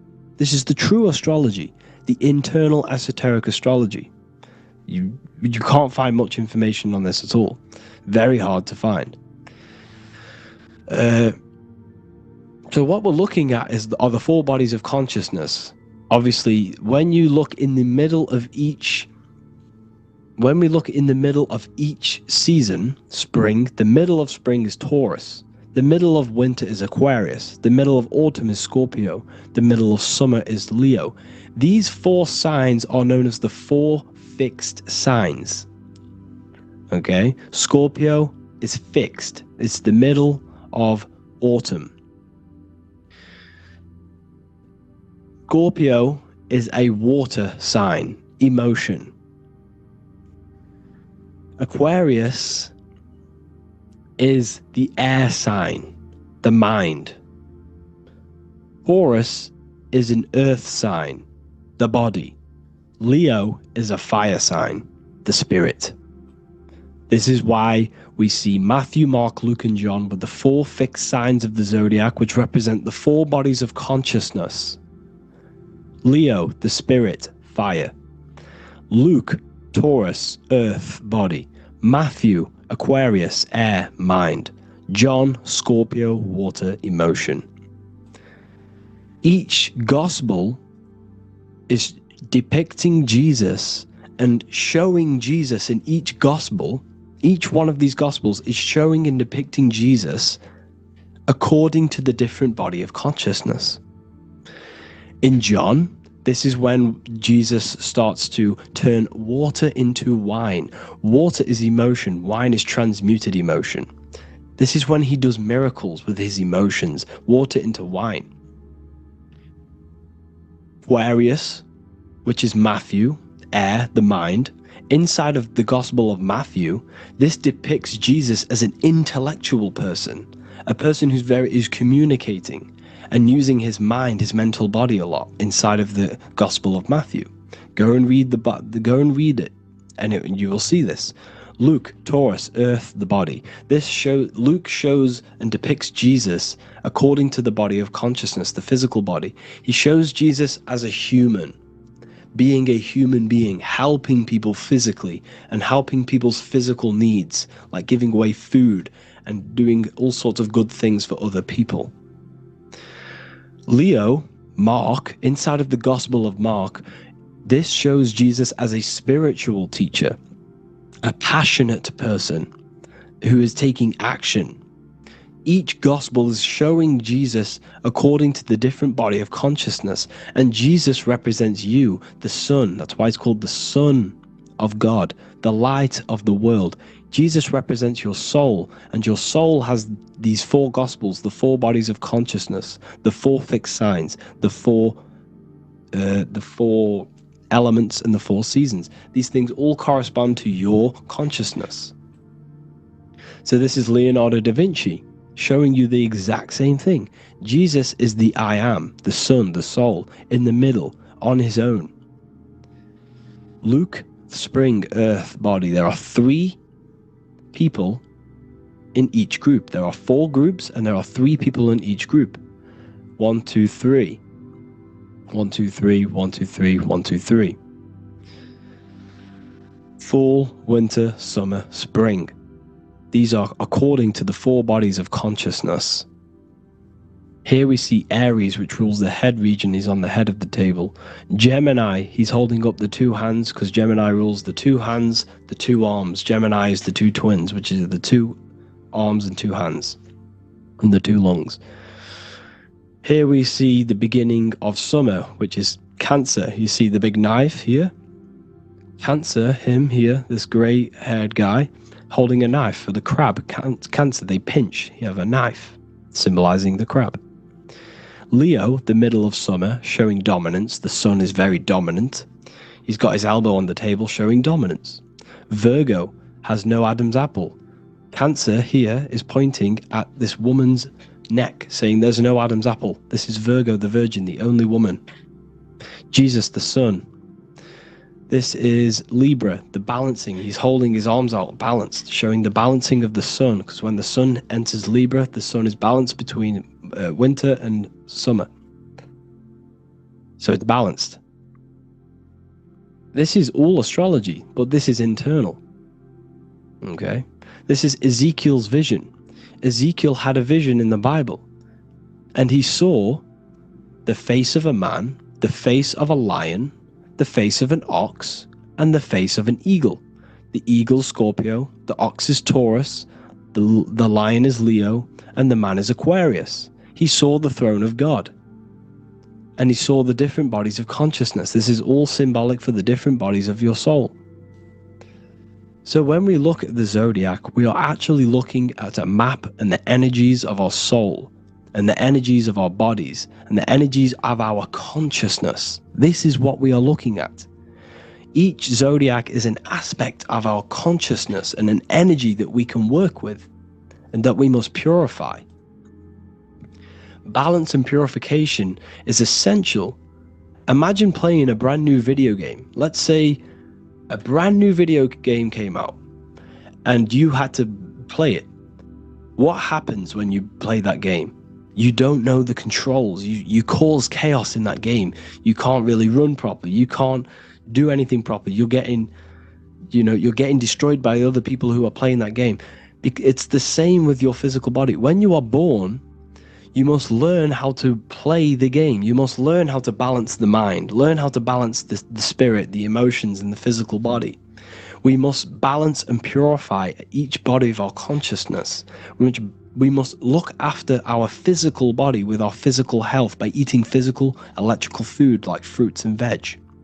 We must look after our minds by being conscious of what enters our eyes, enters our ears, enters everything. Whatever enters our five senses is affecting our mind, our mental health, our environment, mental. We need to look after our thoughts. Control our thoughts by purifying our thoughts, only positive thoughts. Then we must purify our emotions, feeling only gratitude and love and not feeling these negative, dull emotions. Then we must look after our spiritual body through meditation and looking after our spirit. But remember, when we look after our mind, it all begins in the mind. Each body of consciousness is interlocked with the other. If you have an unhealthy body, you have an unhealthy mind, spirit, and emotions. If you have an unhealthy mind, you have an unhealthy body, spirit, and emotions. If you have an unhealthy emotions, you have an unhealthy spirit, mind, and physical body. They're all interlocked. You must balance each one of them. Look after your physical body, look after your thoughts, look after your emotions, look after your spirit. But remember, the mind is the most powerful one. It's mind over matter. Once we look after the mind, because once we start to control our minds and control every thought we think, this will then turn into discipline in our physical body. Because once we learn how to discipline the mind, we learn how to discipline what we eat, we learn how to discipline what we feel, we learn how to discipline our spirit. This is all interlocked, but work on the mind first. Work on the mind first. All of this knowledge is inside of the brand new Book of Wisdom, Volume 2. This is a revolution of human consciousness. If you've read it, please leave a review down below. If you've read Volume 1, leave a review down below. This is the next revolution.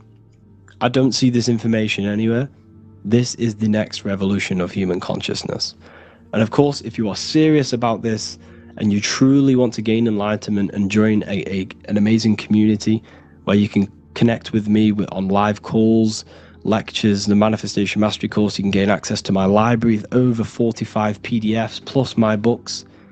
And if you do join the university, you can order a Volume 2, free of charge. All you have to do is to pay for shipping. If you truly take your knowledge serious and you want to take advantage of life, join the university. This is where truth seekers belong. Just want to say thank you all. Please leave a comment. Please leave a like. It's going to help me a lot spread this knowledge to the world. And yeah, share this with a friend and subscribe. Thank you all.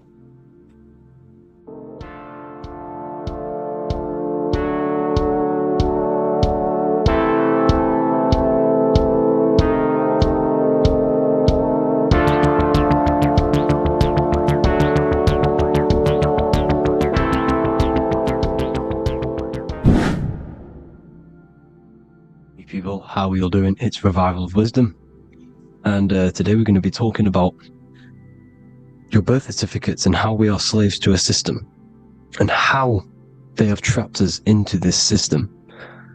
Okay, so the first thing you need to understand about this system is there are two types of laws. You have the law of water, which is Admiralty law, and the law of the land. So the Admiralty law is the law of water, and this is what money is. Money is water. This is why we say liquidity, currency, the current. A current is water, something moving through something. Cash flow. And this is why banks are called banks, because a river bank is on either side of the water, and it directs the currency. You see? So money is water. And as you can see here, Ripple, the cryptocurrency, Ripple, water Ripple, and they're building a bridge over water, overseas, international banking with cryptocurrency. So money is water, and this has specific laws about water, but water is the same everywhere, you see. What the difference is with the law of the land is that you can have different laws in different lands. I can't do certain things in the UK that people can do in America, for example. You see, that's the law of the land. But the law of water is the same, because water is everywhere. Now, this is very important to understand when it comes to, these birth certificates. So, Pope Gregory, this is where we're going to start off. Pope Gregory in 1582 took the Orthodox Eastern sunrise calendar and changed it to his own Gregorian timeline, not a calendar, a timeline. This timeline was copyrighted by Pope Gregory under the name of the Vatican. So the Vatican owns the timeline that we are using today, 2023. They own it. They own the title of this Gregorian calendar. Okay? Therefore, anyone who is born under this copyrighted timeline, not calendar, they are subjected to Rome, because Rome owns the timeline. They have a patent, a copyright for that timeline. What is on our birth certificates? That timeline. We are born underneath, we are subjected to the Vatican. This is why all birth certificates go to the Vatican. They own every single birth certificate. Okay? So when we use this timeline, we are subjecting ourselves to this timeline. Okay? Which the Vatican has a claim over. This calendar or timeline is set to sunset, not the sunrise, which is associated with death, darkness, and the moon, lunatics. You see, so this is a sunset calendar timeline. Okay, this is now, they've changed a couple things, right? They say that the new year is January the 1st. Okay, when we know this is in winter. January is winter, which is associated with darkness, death, the death of nature. So this is a death cult, people. These people are evil. They're so evil. The Vatican. And this is why we use April Fool's Day, because April is in Aries, and Aries is always the start of the Zodiac. This is why Aries rules the head region 12 zodiacs, 12 systems of the body. Each zodiac is associated with each part of the body, and this is why Aries is the head, cerebrum. But we're not going to talk about it in this video. But yes, that is what April Fool's Day is. They're putting it in your face. April Fool's Day is the real start of the year, when the sun starts to rise again, when the risen Savior is resurrected, when it's born again. This is when the Jews celebrate the Passover. This is when the Christians celebrate the resurrection of Jesus, and they eat lamb. The Jews eat lamb because we're in Aries, the new year. The sun is now born again, our risen Savior, the light of the world. So yes, this is what April Fool's Day is. It's the first day of the year, which they changed. Pope Gregory changed. So you need to understand is that you are in the womb. You are inside of a ship, because every ship, literally a ship, every ship is female. This is why they say she delivers the product, because she does deliver the product, you, the baby. Same thing with a ship, they deliver products. They are a she. And when they pull up to the bay, like you can see on this picture, they're pulling up to the bay. This is now called the birth canal. The ship is now in birth, on paper. Okay, this is law. And when they pull up, they tie up to the bay, and now they get a certificate of manifest certifying all of the products which are on the ship and what they are bringing into that nation. Okay, so you're bringing in this many of that, everything's on the certificate of manifest. And this certificate of manifest is also your birth certificate, because you are traveling through water when you are in the birth canal of your mother, because you are in water when you are in the womb. And you travel through the birth canal, and when you arrive, you get a certificate of manifest with the name, how many, the quantity, that's your birth certificate. Okay. And this is what it is. We are a we're not a corporation, but we represent a corporation, which is your name in full capital letters. That is your corporation. You cannot physically tax a body, but you can tax a corporation. This is why we get charged. This is why we get taxed, because it all goes down to the corporation which our name represents, which we are subjecting ourselves to. We are my name, I am subjecting myself to this name, and that name has a corporation which I represent, which I subject myself to. You see, this is how we are attached to this Strawman, this character that they have built on paper. So it's a character which is on paper. This is what we represent. So when the woman gives birth, she delivers the baby, and then she has another substance. Now I'm going to break down how they attach this name to us, how they do it.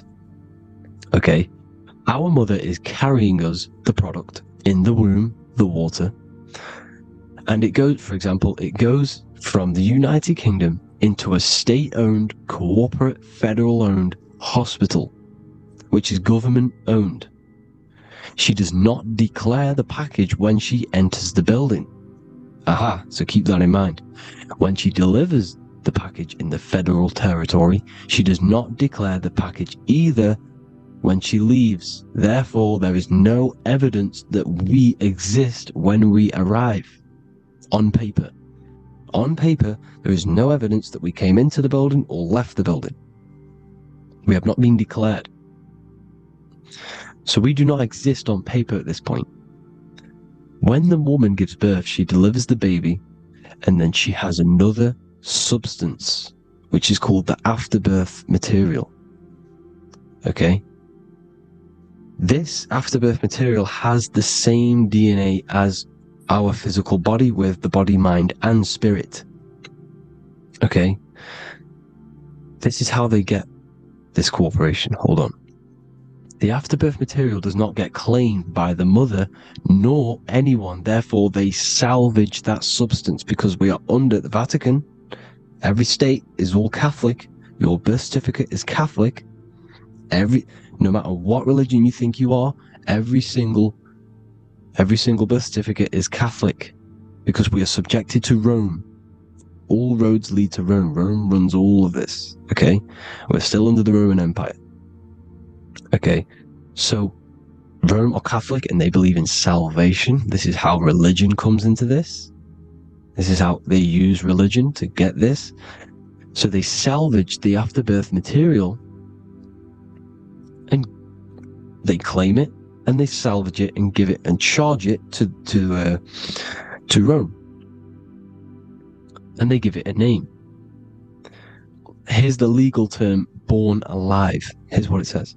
Each product of such birth is considered live born and fully recognized as a human person. So each product of such birth, so that could be anything, the afterbirth, the person who actually comes out, the baby. So your afterbirth, which we do not take with us, we take the baby with us, they keep that in the hospital, they collect the afterbirth, and they salvage it, and they give it the name, which, it is us, we are a representative to that afterbirth material which they put the name on, they claimed, which is subject to Rome. So, we are walking around our whole lives as a representative to that claimed salvaged afterbirth material, which the federal state have. Okay?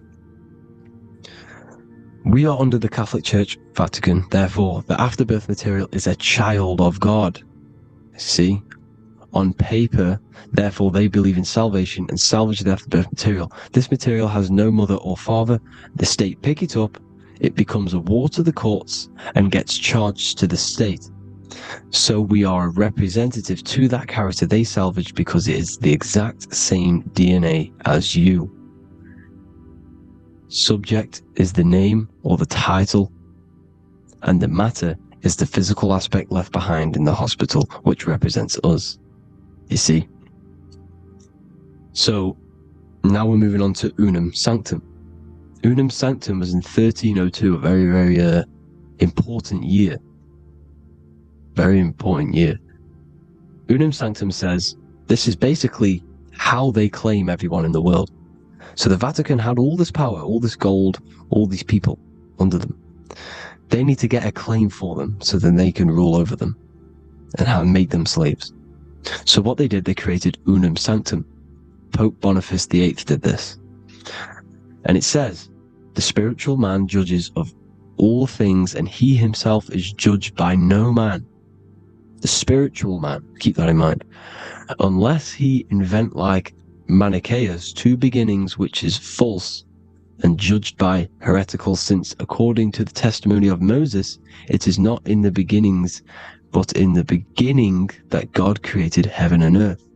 Furthermore, we declare, we proclaim, we define that it is absolutely necessary for salvation that every human creature to be subjected to the Roman pontiff.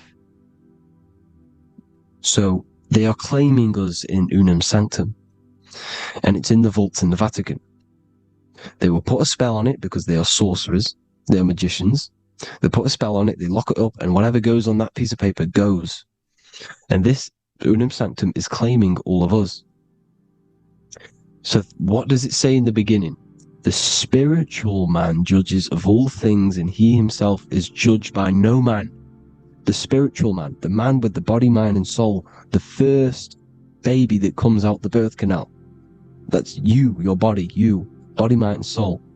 You have the Christ, which is I am, which is grace. Grace means here, now, in the present. You have the Christ, which means I am. Therefore, you have a soul. If you can say I am, you have the Christ. You have a soul. But a creature can be anything with no soul. You see? So no man can judge the man with the soul. However, as it says in the second part, we proclaim, we define that it's absolutely necessary for salvation that every human creature to be subject to the Roman pontiff. So they are subjecting the afterbirth Not the man with the body, mind, and soul, but the afterbirth to the Roman Pontiff, to the Roman Catholic Church. We are the ones who are claiming to be the afterbirth material, which is our birth certificate, which is our representative. We represent that because it is our DNA. This is how we are stuck. We are stuck because we represent this DNA, which is on paper, recorded. You see? So we, being untaught, uneducated in these subjects, we are subjecting ourselves to this system, to this slavery, because we just want to live. We just want to live happily, just peaceful. Think about it. Where's all this coming from? Where's all this war, all this killing, deaths coming from? We just want to live. It's coming from the Catholic Church, these evil death cult, which has subjected us, which has used us as slaves, and we are still slaves, and it's just going to get worse and worse and worse. So this is how we have subjected ourselves to be the slaves to this system. It's a lot to take in, and there's a lot more deeper stuff which goes into this. I'm just going over the surface.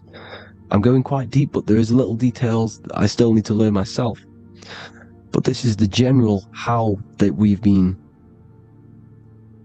stuck to this slave system. So we are batteries, okay? This is why we get charged. When you go in a court, you get charged, okay? Because you're a biological battery. This is why cities look like motherboards, because we are feeding energy to this matrix. Okay, when we look outside of ourselves, when we give power to so-called Jesus Christ, worshipping idols outside of ourselves, where attention goes, energy flows. We are feeding the matrix with energy. By looking within, placing your attention within yourself, you are taking back your power. Because the I am is Christ. The you, the soul, is Christ. It's God. The awareness is God. Okay? However, we are subjecting ourselves to this system. We're subjecting ourselves to this system, and the feeding of our energy. So what we need to look for the future is that, think about it, with the end goal is to change our DNA, is to literally make us robots, transhumanism, slaves. This is why we have smart cars, smartphones, smart watches, smart meters, smart cities, and all of this is going to be connected by the smart grid, which is 5G. This is why 5G is rolling out. 5G is going to connect all of these technologies to one. It's like a big net system. And you know why they're doing this? It's because all of this is going to be connected through AI, through this 5G, and that 5G is going to be controlled by the elites. So you say anything wrong, you do something wrong, you say the wrong thing online, they'll turn off your car, they'll turn off your phone, they'll turn off your smartwatch, they'll turn off your TV, because it's all going to be connected and controlled by the smart grid. And this is what the Great Reset is, people.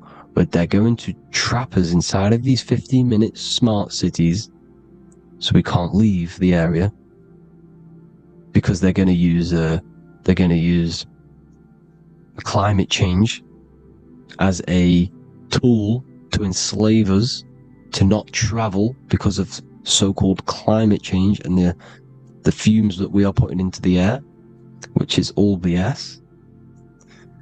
They're doing this to push these new cities, to push all of it. But listen, they're trying to get inside of your body. The only way they can do that is to get you addicted and using this technology. First, they got on the body with the smartphone. Well, first of all, we use the technology. We get used to it with it in our hand. The next step for them was to get on the body, which is the Apple Watch, as you see down here. They have now successfully got onto the body. The next thing is to get inside of the body. This is the brain chip. You see how they've slowly lured their way in, slowly got you addicted to this technology, got you dependent on this technology. And what they're going to do is that they're going to mold society to be dependent on the brain chip. So in order, for example, if you want to go and pay for food, you're going to have to get a chip to pay for the food, because it's all going to be digital money. And that digital money will be connected to the chip, and you'll need the chip to pay for things. You see? So this is how they're slowly transhumanizing us. These phones, these apps, these things which are all we are all using, was created by Freemasons. Mason means traveler, because they travel the depths of the mind. They understand human consciousness. They understand the brain. They understand the mind. By the deepest root cause, they understand it. This is what Masonry is. It's the occult. So these technologies is designed by these people. This is why they're so addictive, because they understand how it works. They understand how to get people addicted, because they understand human consciousness, the brain, the body, and the mind. So this is the advantage Freemasons have over us. And these secret societies, which have gone through the orders of Freemasonry and progressed onto these secret societies, which are the evil side, because I'm not saying Freemasonry is evil, okay? But the societies which they go beyond Freemasonry, because you can go beyond the 33rd degree into these secret societies, and they use this knowledge for the bad, to enslave people. And this is what's going to happen. Transhumanism. So I hope you all learned some insight for today. Please do a bit more research on, the birth certificate and stuff like that, the Strawman. And have an amazing day, people. Please like, comment, and subscribe. Peace.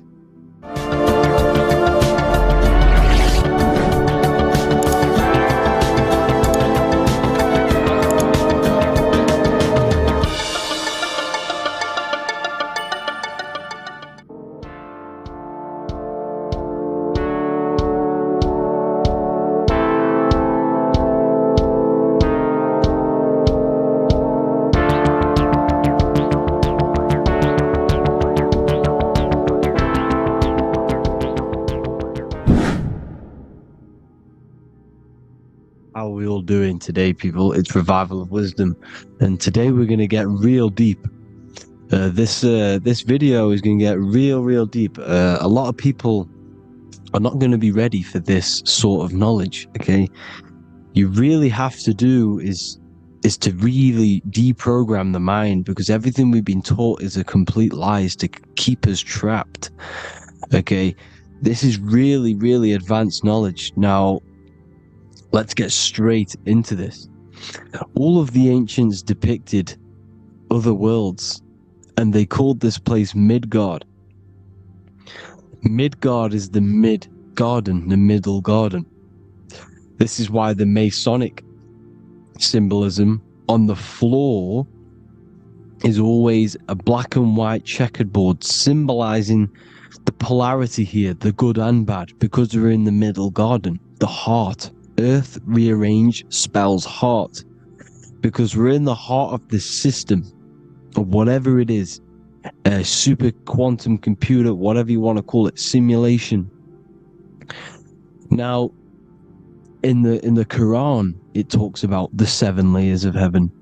All of these ancient artworks are depicting these different layers of reality.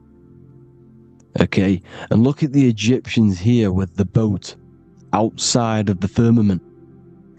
Boats travel on water, and this is exactly what the Masons are doing. So they're still using the same symbols. Why? Because it's the same knowledge, just hidden. The Egyptians have the same knowledge as the Freemasons. It's just hidden. Now, this cosmology that they're showing here, which is probably made maybe 100 years ago, this painting or artwork, is the exact same as the one we see here, with the arch, the boat. You know, it's similar, because the boat is symbolizing traveling these other worlds, because the ether is also symbolized as water, because if you look up at the stars through a telescope, it looks like it's water. It's shining through water, because this ether, whatever this substance is outside of this world, was symbolized as water. Okay? And look at all these ancient depictions showing these different layers of reality. Now, we are being trapped within this 3D dimensional world, which is the cube, the Saturn cube, because there are 6 sides to everything in this world. Front, back, left, right, up and down. 6, which is the cube, because we're in the Saturn's world. Okay? Now, always been depicted as a tree of life, the tree of the universe has always been depicted as this tree. Because let's get a bit deeper. Now, the cosmology of this reality is the sun, the moon, and Polaris, always in the Masonic art. The sun, the moon, and Polaris, the all-seeing eye. If you go inside of the temples, of the Masonic temples, they always have this star in the middle, shining light beams. Okay? Look here. The light beams coming from the big star in the middle, which is Polaris. This eye is God. It's God's light shining down from his abundance. Now, when you astral travel, you will see this big ball of light above you, and this big ball of light is God. But you cannot travel towards it until you are pure. It doesn't work like that. You have to become formless. You have to become pure before you can become one with the light. In all these Masonic artworks, it's all depicting the star in the center.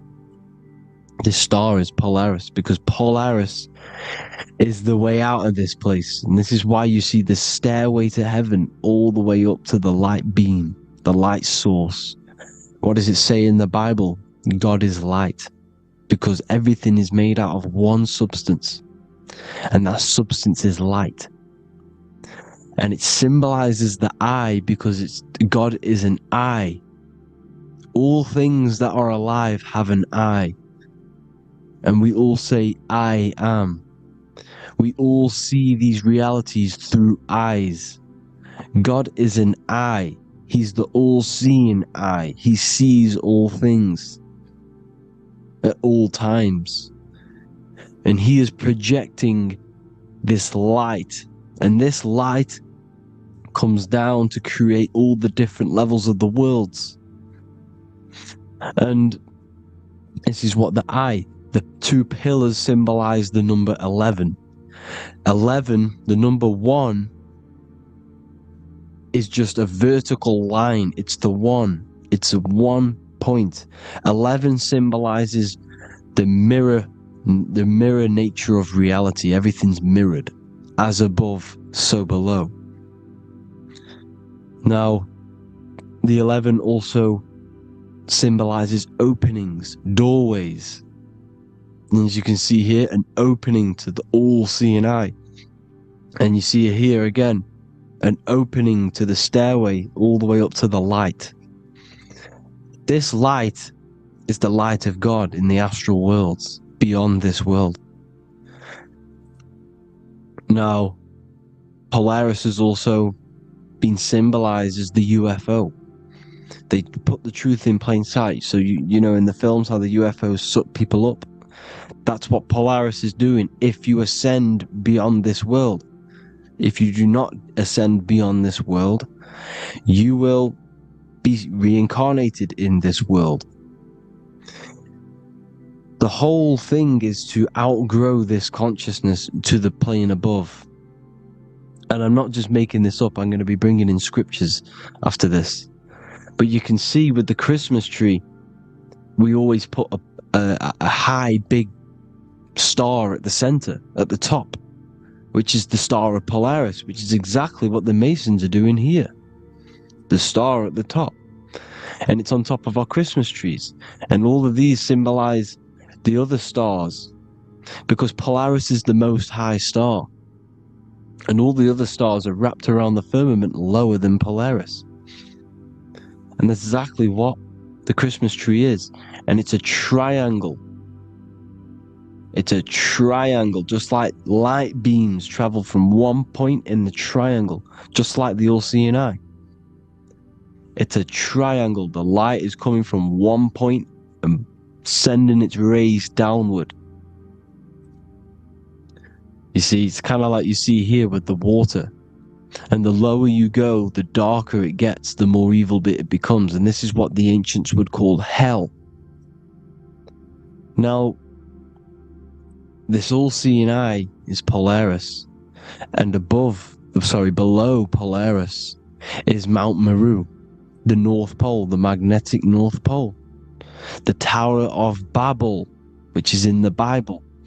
The etymology of the word Babel, Ba meaning spirit, which gives the ability to move the soul through the worlds, which is that's the ancient Egyptian description of the word Ba, meaning of the word Ba.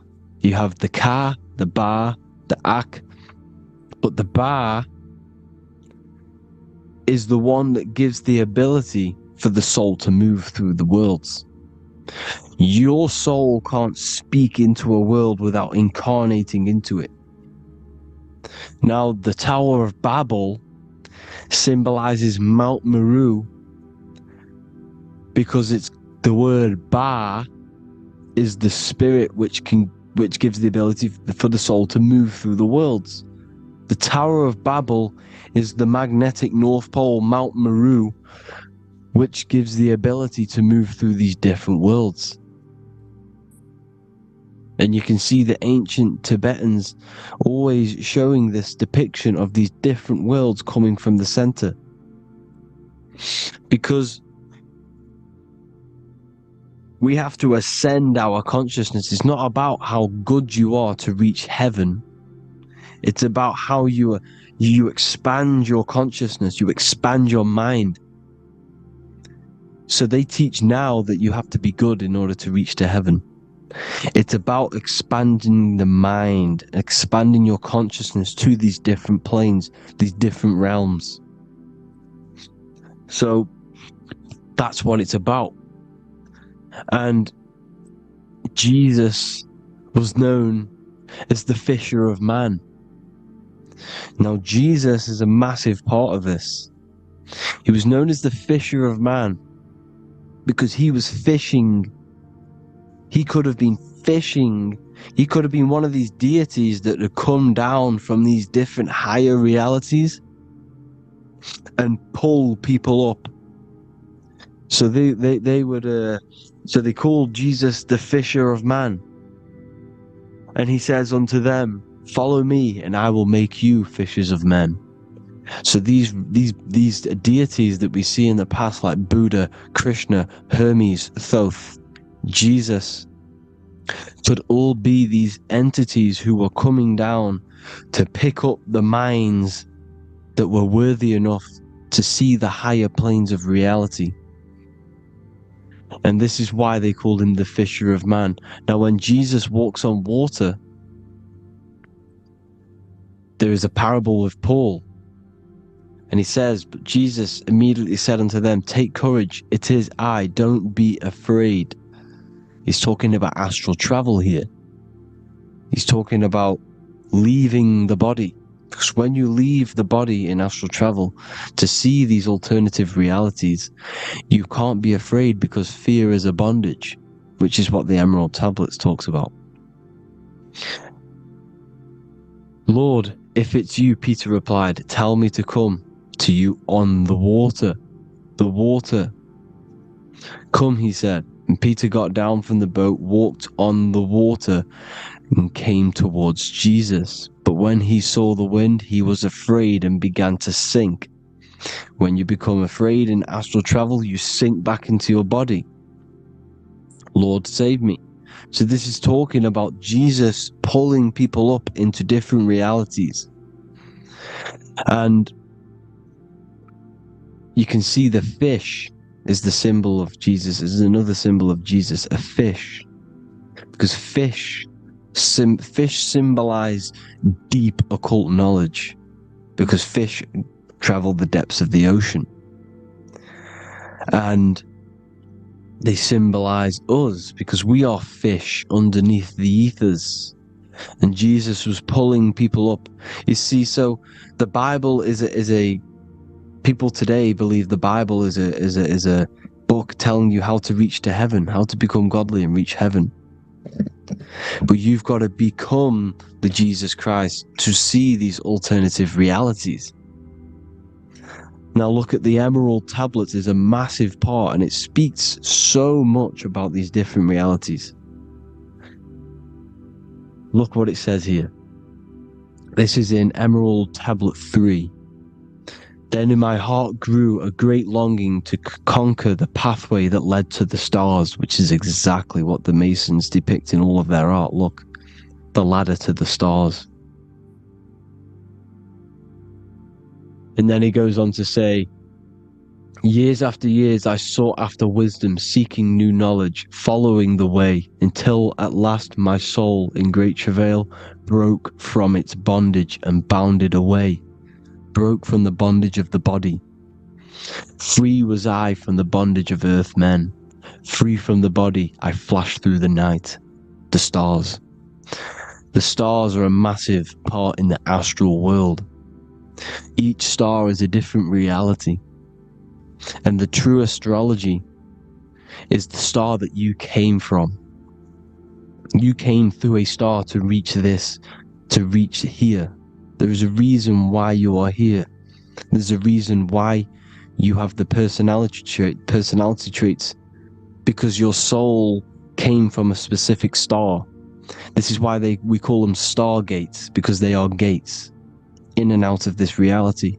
And Polaris is the way out to the higher worlds. Now look, far into space, my soul traveled freely into the infinite circles of light. Beyond knowledge were some planets and great gigantic beyond dreams of men. Then he goes to say, lift up your flame from out of the darkness, fly from the night and ye shall be free. Lift up your flame. Your flame is your soul, because it has to be lifted up out of the darkness. This is the darkness, this world, this body is the darkness. Because it's a bondage. You need to break free. You need to learn how to astral travel, people. You have to learn this. If you want to get out of this world, you have to learn how to astral travel and see the other realities. Traveled I through space-time, knowing my soul at last was set free, knowing that now I must pursue wisdom until at last I pass to a plane hidden from knowledge, known not to wisdom, extension beyond all that we know. So he's talking about he went to a place where we cannot even comprehend here, a place that is not even known to earthmen. He's telling you he's ascended out of this world to the planes that are beyond. And it says here in the Emerald Tablets, man is in process of changing to forms that are not of this world. Grows he in time to the formless, a plane on the cycle above. Know ye must be one, ye must become formless before ye are one with the light. The light, the same light that I was talking about, the Masonic light, with the triangle, God, the one source. Ye must become formless before ye are with the light. Formless, you have to leave the body. You have to leave the body. You have to gain the ability to leave this body and travel to these other worlds. Now, it says here, Not as man am I, for free have I become of dimensions and planes. In each I take on a new body. In each I change my form. Know I now that the formless is all there is of form. You see, all things created come from the things that, all things that you see come from the things that you cannot see. All of us have the same spark of consciousness, the same I am. Every dog, every animal, every human has this same I, this same thing which sees through the eye. It's formless. It takes, this formless entity is the same entity of us. We are all the same entity in different bodies. And this entity it was represented as the flame, the cosmic flame, which is inside of all of us. And this is why the Masons depicted your spine as a candle or the Holy Grail. You would either see this or a candle with a flame on the top, because the Holy Grail is your consciousness, which is on top of your spine, which is the candle. Now, Jesus, Thoth, Buddha were all these deities which were coming down to lift people up because they were fishermen of men. And he would lift you up to the higher worlds, out of this world, to the ones above. Now, Thoth, you can see him here, he's leading the way. He's holding someone and he's leading the way with knowledge and power. He was leading the way to other worlds, out of this world. There's no point trying to change this world. This world will stay the same. It will stay the same. You have to get out of this world, and that's what they're telling you. That's what they're keeping you from. They're keeping you stuck within this thin layer of reality. So what the Masons are doing, they have the ability to astral travel. They're living not stuck and bound to one reality, but living within the different layers of reality. And this is what Morpheus was doing in the Matrix. Morpheus was going into the Matrix to go and get Neo, which is exactly what Jesus was doing, pulling up people out of this world to the ones higher. And that's exactly what Morpheus is doing in the Matrix. If you haven't watched the Matrix, go and watch it. It will blow your mind. Everything I'm saying in this video, you will see it. Except that you don't need to use a machine to enter the Matrix. You just use your body. Well, you use your consciousness to leave this body. You see, Neo was also uploading himself into the simulation to pull people out of the simulation. And this is exactly what all of these gods were doing. The fisher of man. Look, he was pulling people up out of this reality with the knowledge. Now, Jesus was always depicted with the mushrooms. Look at all this mushroom art. Mushrooms were literally the origin of Christianity. You can see it everywhere. There's mushrooms in all of the ancient art. Every single one of these paintings you see here, there's mushrooms on them. Mushrooms have the ability to see alternative states of consciousness. Now, if you go and do them, and you go to sleep, if you pop mushrooms, you go to sleep, and you will wake up in another reality. You will wake up in another reality. Don't try it if you don't want to do it. But if you've got the heart to do it, do it. Eat them, and go to sleep. You'll wake up in another reality. And Jesus was handing out mushrooms to the bright minds, to the minds that he wanted to fish out and pull up to the higher realities. He was giving them mushrooms to see themselves in an alternative state, in an alternative reality. This is why there was so much mushroom art, and it's not just ancient Christians. It's Sumerians, it's the Mayans, the Celtics, the Egyptians. All used mushrooms. All of them. Look at all this art. It's on stones. It's everywhere because mushrooms. See, everything in nature is a macro. Look at the form of a mushroom. It's literally your spine and brain. Because they alter your consciousness. Your body is just a radio receiver. Everything that you're experiencing is a program being ran by the central nervous system, and your consciousness is experiencing this program. These electrical impulses of the nervous system, because it's all feeding back to one point, which is the pineal gland. And this is the candle with the light on it. Type in Masonic candle and you'll see it. It's your spine with your spark of consciousness on top of the spine. And it's a mushroom because this sends you to alternative states of consciousness, alternative realities. Now, they were all doing this, the Egyptians, the Mayans. Now, there's more symbolism which goes into this. Look at the Christmas trees we use. The Christmas tree with the presents underneath them. Magic mushrooms grow under trees. And these are the presents under the trees that we symbolize today with Christmas. Santa's red and yellow for the red and yellow mushrooms. The same mushrooms Mario has to collect. And when he gets enough mushrooms, he levels up. And then what does he do when he go past the world? When you win that world in Mario, you go to another reality. You go inside of another world. It's truth in plain sight. And it's using mushrooms. It's using mushrooms. Everything, all of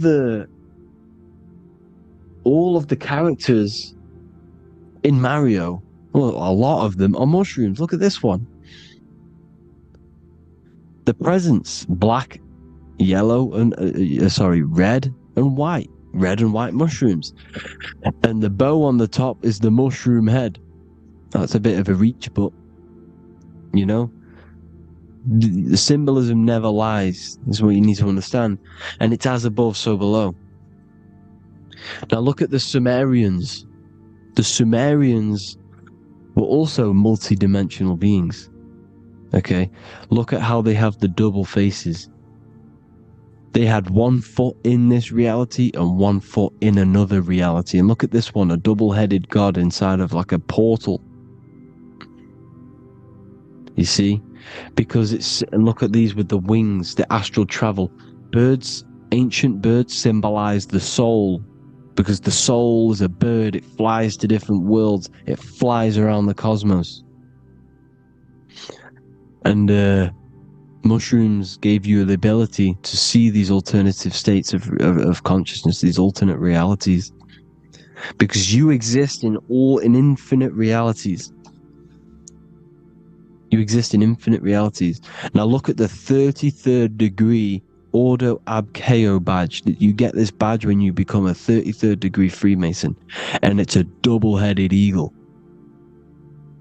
A double-headed eagle. And you can see this in Sumeria first. Sumeria have the same symbol. A double-headed, bird. You can see it here. Here as well. And the Masons are still using this symbol today. And when you become a 33rd degree, 33 vertebrae on the back of your spine, above the vertebrae is your consciousness, and it's a double-headed eagle. One reality in one, you become a multi-dimensional being in the 33rd degree. And I've heard many interviews of Masons say it becomes Luciferian. You see, they speak in code. These Masons can't tell you about what they learn about, but they will speak in code. They said it becomes Luciferian. The word Luciferian is lucid. The root word of Luciferian is lucid, and lucid is lucid dreaming, alternative realities, dream worlds.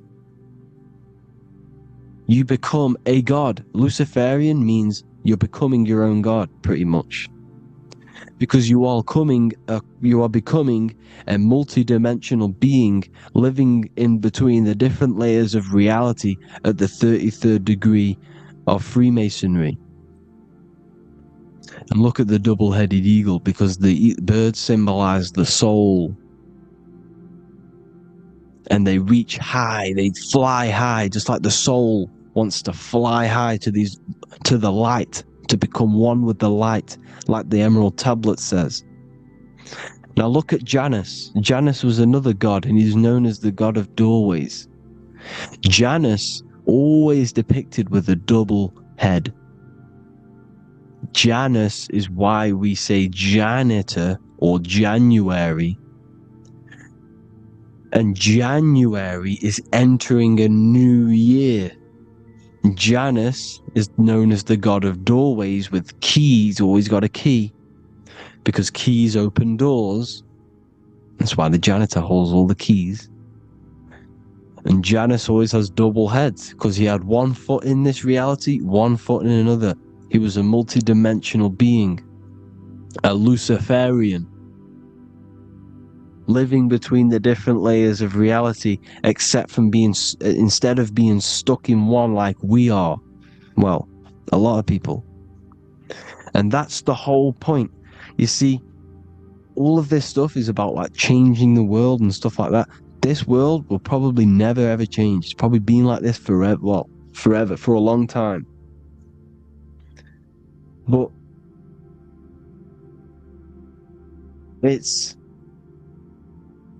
about moving out of this reality to the higher states. And the Masons always depict the ladder to the luminaries, the stars, with a key, the same key of Janus. The Vatican is a key, and it's in charge of all the religions. Why is it a key? Because they're holding back the key. They're keeping you stuck within this reality, keeping you stuck as identifying yourself with the body, identifying yourself with this world.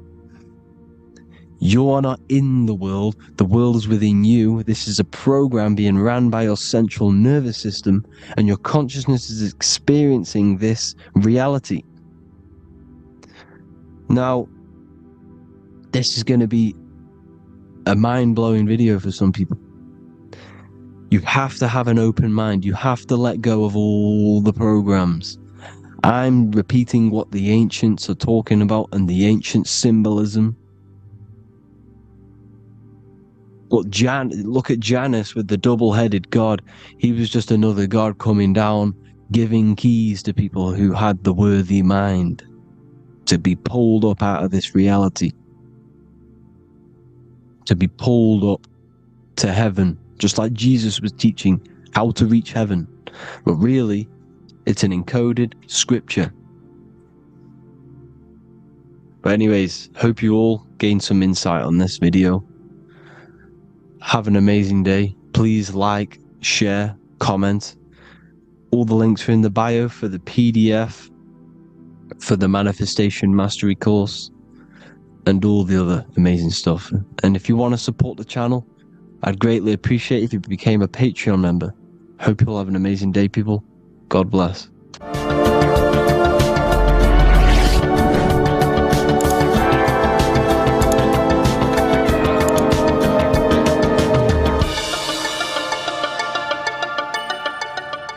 Welcome to Revival of Wisdom. Welcome people, we're back with another video. In this video we're talking about how Jesus Christ and Christianity is all sun worship. The Holy Bible of Christianity is not meant to be taken literal for history. It is a story and has lots of metaphors. starting with the symbol of the cross of Jesus. This cross originates from this ancient cross of the sun.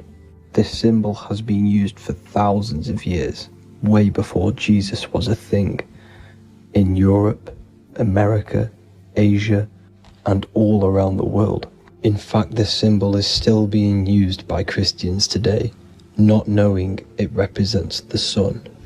This is a 4,500-year-old artifact, a golden plate with an equal-armed cross found in England.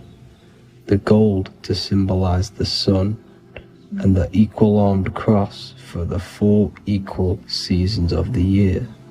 So this is why in the Bible you have Matthew, Mark, Luke, and John, symbolizing the yearly cycle of the sun and the 4 equal seasons. Also in the Bible, Jesus is referred to as the light of the world. So yes, Jesus represents the sun. He is a metaphor for the sun.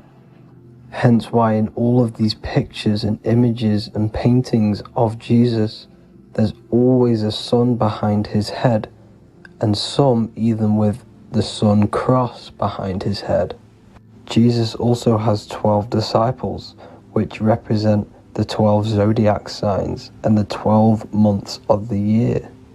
This is the Last Supper by Leonardo da Vinci. As you can see, the sun, being Jesus, is in the center, because the sun is in the center of the zodiac signs. There are 4 groups which symbolize the 4 equal seasons. Each group contains 3 people symbolizing the 3 months and the 3 zodiac signs in that season. There is only 1 female in the painting, which is Virgin Mary, who symbolizes Virgo, the astrological sign. So yes, Jesus symbolizes the sun with his 12 zodiac signs and 4 gospels for the 4 seasons of the year. However, there is another phenomenon. The 25th of December is known as the birth of Jesus Christ, which is known as Christmas today. Jesus symbolizing the sun and is born on December 25th. This is the day the sun moves 1 degree northward, bringing back the warmth, the growth of crops, the life and light back to the northern hemisphere. Everything is springing back to life, as we call it, spring. So it is said that the sun is born again on the 25th of December, and Jesus is known as the risen Saviour, because the sun is our risen Saviour, because it gives life to the whole of this realm, the warmth, the crops. And without the sun rising in the morning, we'd all die in about 2 weeks. And we all know how Jesus died on a cross. The sun also dies on a cross in the southern hemisphere. It dies on the Southern Crux constellation. And on December the 22nd, 23rd, and 24th, the sun remains in the same position. So the sun dies for 3 days, and it is born again on December 25th, when it moves 1 degree northward.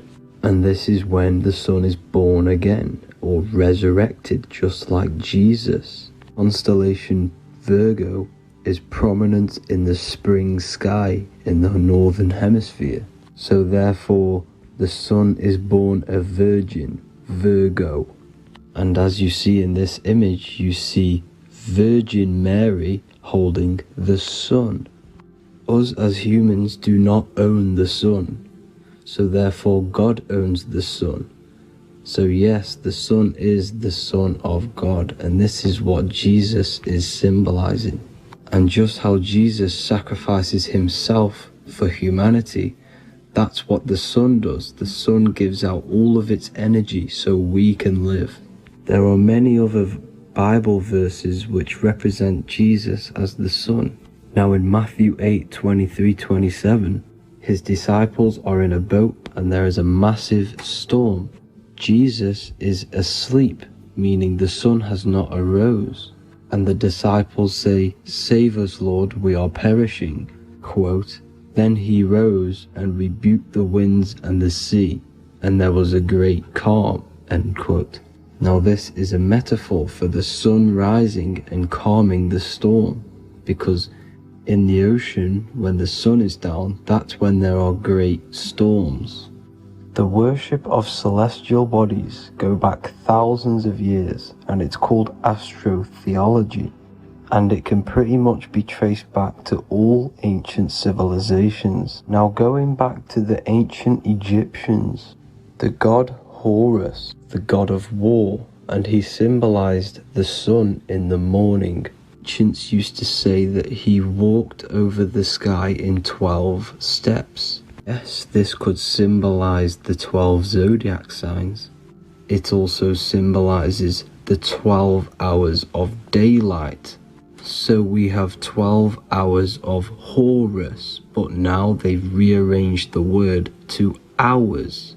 Horus and hours. And when the sun rises, Horus rises, we say horizon, which is Horus is rising. That's the etymology of horizon. Another Egyptian god called Amun-Ra was known as the god of all creation. He was the first god of them all. Amun was also a sun god. Therefore, after every Christian's prayer, they say Amen, sending their prayer through the sun to God. So this all goes back to the worshipping of the sun. Sun worship was around way before the Romans. However, in the Roman times, their sun god was called Mithra. Mithraism was the main religion before Christianity came into play. Mithra was the son of God. He died on a cross, and he was dead for 3 days and resurrected, just like Jesus. So the Catholic Church was not made in heaven. It was made by the Roman Empire. They mixed all the sun religions of Judaism, Mithraism, and other Arabic religions and combined it into one, so Caesar, the Roman emperor, could gain his own religion. So yes, Christianity was a political move to gain more control over the masses, because it was a worldwide government at this point in time. So here is a Sumerian helmet with the rising sun symbol. And then the Romans also used this rising sun symbol on their armor. So sun worship has been going on for thousands of years, and it still goes on today. However, with all the programming and the low IQs, today we do not get the full interpretation of the Bible and these stories from the past. And Christians and other religions are all brainwashed to not question their religion and not realize their true origins and where they come from. I do advise you all to do your own research and come to your own conclusions. However, I'm just pointing out the facts and connecting dots for you all to see. That's it for this video, guys and girls. Thank you all for tapping in. God bless.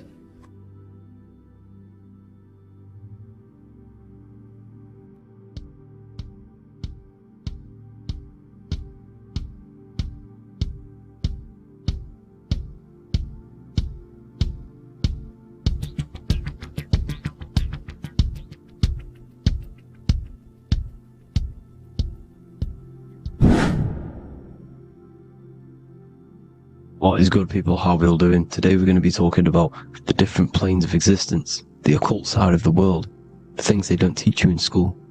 And of course, you can only find that on this channel, so welcome. So you need to understand is that your consciousness moves through these different planes of existence, these different states of consciousness, which make up all of you. Okay? They are all interlocked planes. They are all interpenetrated into each other. They are all one. They melt into the plane above and below. You see, each plane is a product of each plane. As above, so below. Now, the higher you go, the more fluid, the more dreamy, the less dense it becomes. The lower you go, the more denser it becomes, the more solid it becomes. The lowest plane is the physical plane, which you are obviously aware of. You are inside of the physical plane now. But while you are in this inside of this physical plane, you are indeed inside of all these other bodies which you have not awakened yet. You have to awaken these different bodies. You have these bodies. Okay? It's like a ripple effect. And the center is the most dense, the most solid. This is Earth, heart, the heart of the ripple. And the lower you, the further you go out from the center, the more dreamy, the less fluid, the more fluid, the more less dense it gets until you're one with the all. You see? And this is what it's like. This is what this system is. It's like a ripple effect. Now, let's jump straight into the planes. First, you have the physical plane, made out of 4 elements. 5 elements. The ether is the mother of the elements. It's the womb of the elements. It's the 5th element. And it gives birth to the 4 other elements. 4 is stability. Tables have 4 legs, and this is why the ether gives birth to 4, because it's the foundation of the physical world. Fire, earth, water, air. They are not pure. Each one of the elements melts into the other one. For example, earth and water both share cold. Water and air both share wet. You see, they compose of each other. They melt, they mold into each other based off the vibrational state of the ether. That's what it is. The 4 elements are the vibrational states of the ether. Okay? So you have the 4 physical elements making this, physical world. It's the lowest world. It's the world of effect. This world, whatever you see, whatever you experience, it's the effect. You can't change anything by manipulating this world. You got to manipulate the higher worlds to affect this world, you see? As above, so below. This is the lowest plane. It has 3-dimensional. It's the 3rd dimension. Space, height, and thickness. That's all it is. Front, backwards, upwards. You see, it's 3-dimensional. We cannot perceive the hidden side, which is the interior of this existence. We cannot perceive the interior from our exterior view. We are looking into this world. Okay, this is the exterior view. We can't see what's inside of that. That's the 4th dimension, which is the next one. It's the most gross and dense plane. 4 states of matter, the most slowest vibrational molecules, exist in this plane. Above this plane, you have the ether. Okay, the word ether and either are the same thing, because either connects 2 scenarios in languages. I either support Manchester United or Liverpool. Either is connecting them 2 scenarios. The ether is doing the exact same, as you can see here on the planes of existence. It connects the astral world, which is very important, to the physical world. It's connecting these 2 worlds. So it's the ether. It's the ether. The ether is pure potential. Energy flows through the ether. It is pure energy, pure potential. Okay?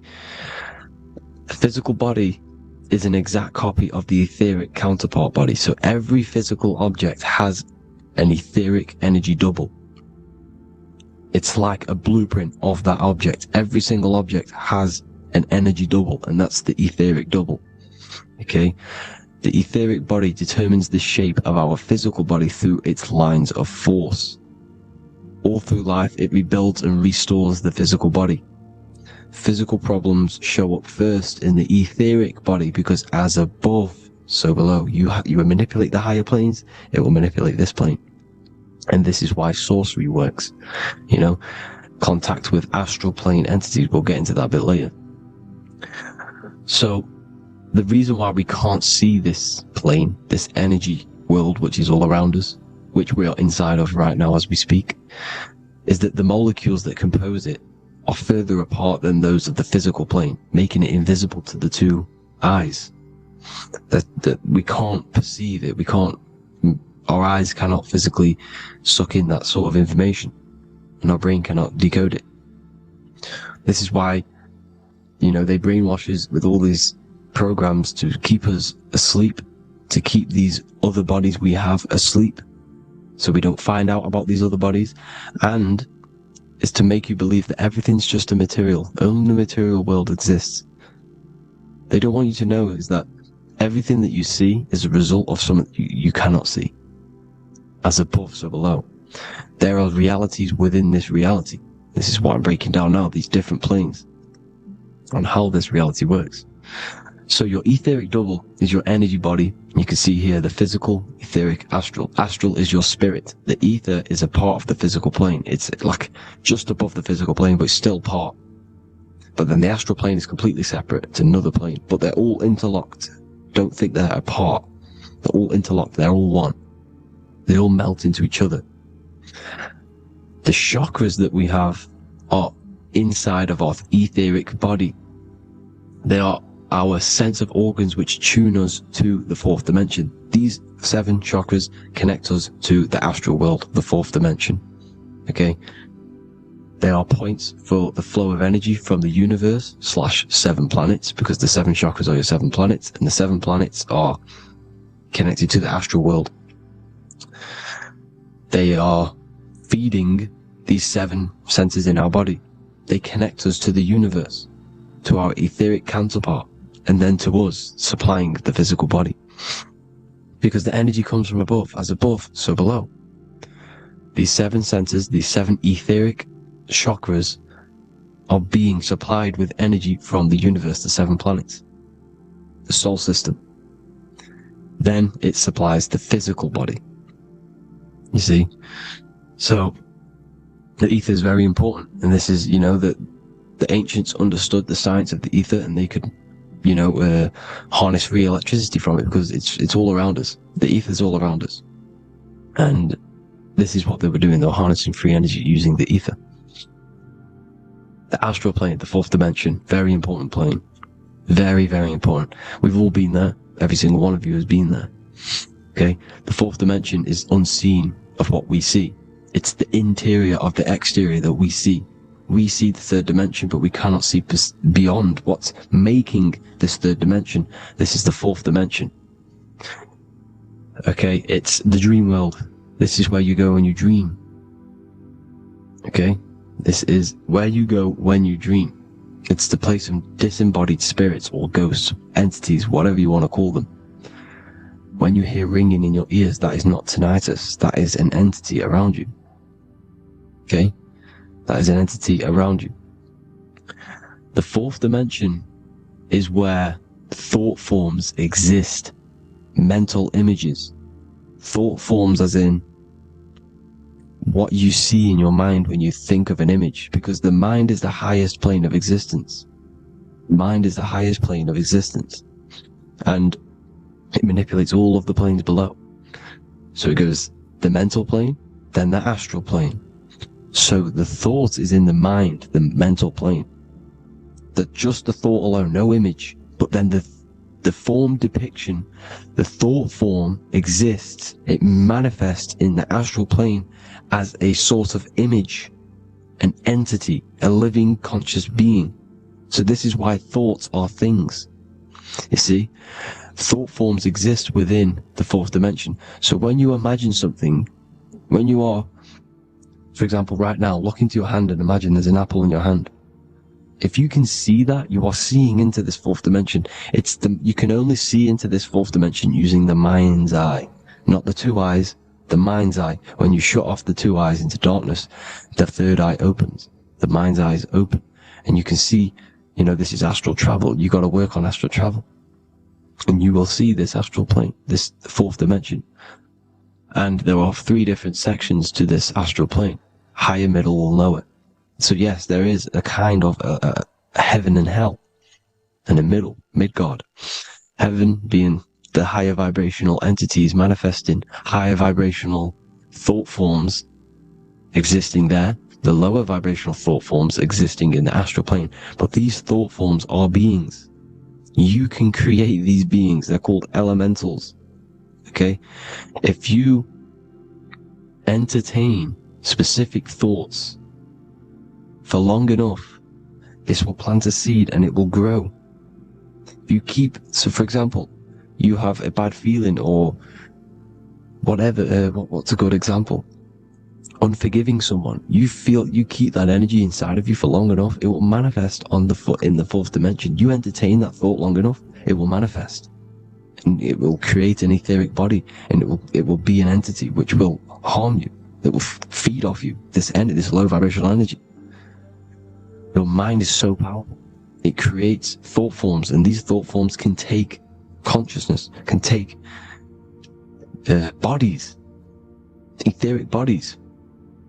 Now, that's why it's very important that you master your mind, master your thought patterns. So this fourth dimension is the astral world. So when you have a nightmare, this is the lower astral plane. You're in the lower astral plane. Whilst this physical body rests at night, your consciousness, while you awaken this other body, your consciousness goes inside of this other body, whilst the physical body lays asleep. You see? So it's all inside of you. This is what you need to understand. You just haven't awakened these bodies yet. You can awaken them. You just got to awaken them. Okay? The next is the mental plane. This is the mind, the source, pure cause, pure motion, the most less dense, the most fluid. No form. There's no form to the mind. Astral plane is the first plane where a form takes existence, pretty much. The mental world has no form. It's pure mind, pure intelligence.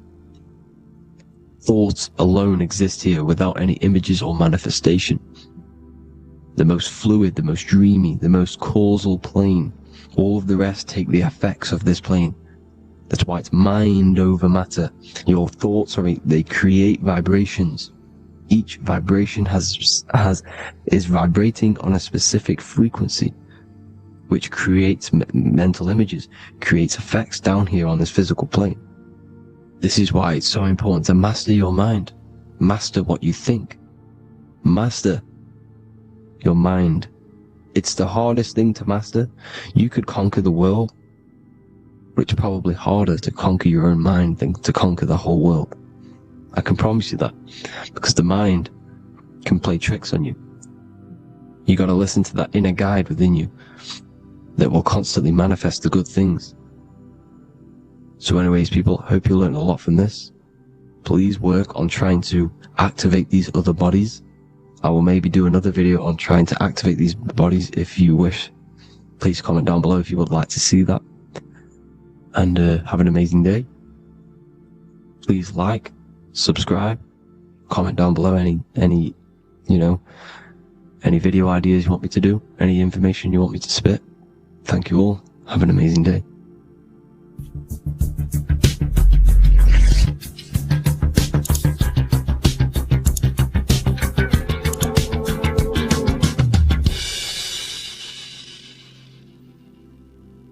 Welcome to Revival of Wisdom. Today, we're going to be talking about portals, portal symbolism, what portals are, okay, and how they show them to us, because they have to tell you the truth, guys. This is the thing with the universal law. They have to tell you the truth. And they tell you through symbols, they tell you through movies, and different things like that. But let's jump straight into this. So first I want to talk about the Freemasonry symbols. Okay, so first we got, obviously this is some Freemasonry art, but notice how you've got the ladder with a key. Okay, so this is ladder symbolism with a key. So maybe this is talking about ascending. Okay, because look, because this is ascending into the heavens, because it's a ladder with humans going up it with a key. In order to ascend, you must have a key. Okay, so what else do we have with a key? Well, the Netflix show Lock and Key, which is all about portals and keys. Because what the keys do, they open doors, gateways. Okay, so what's interesting about this is that they've got this key here. which represents the Kundalini energy rising up the spine. Okay, but we'll come back to this. But it's that same portal key symbolism. We've also got the Vatican. The Vatican is in the shape of a key. Okay, so you can see the start of it here and the end. So this is key symbolisms. Keys open doors. And notice how it's got the 8-pointed star. Okay, what is the 8-pointed star? Okay, we'll come back to this. This all ties in, guys. I'll break it all down for you. But then you've also got the god Janus. Janus, okay, is known as the god of the doorways. He's an ancient god of Rome, and they worshipped him. However, he's not a god, he's more like a high-level ranked demon. Because he is the god of the doorways. And notice how he's got two faces.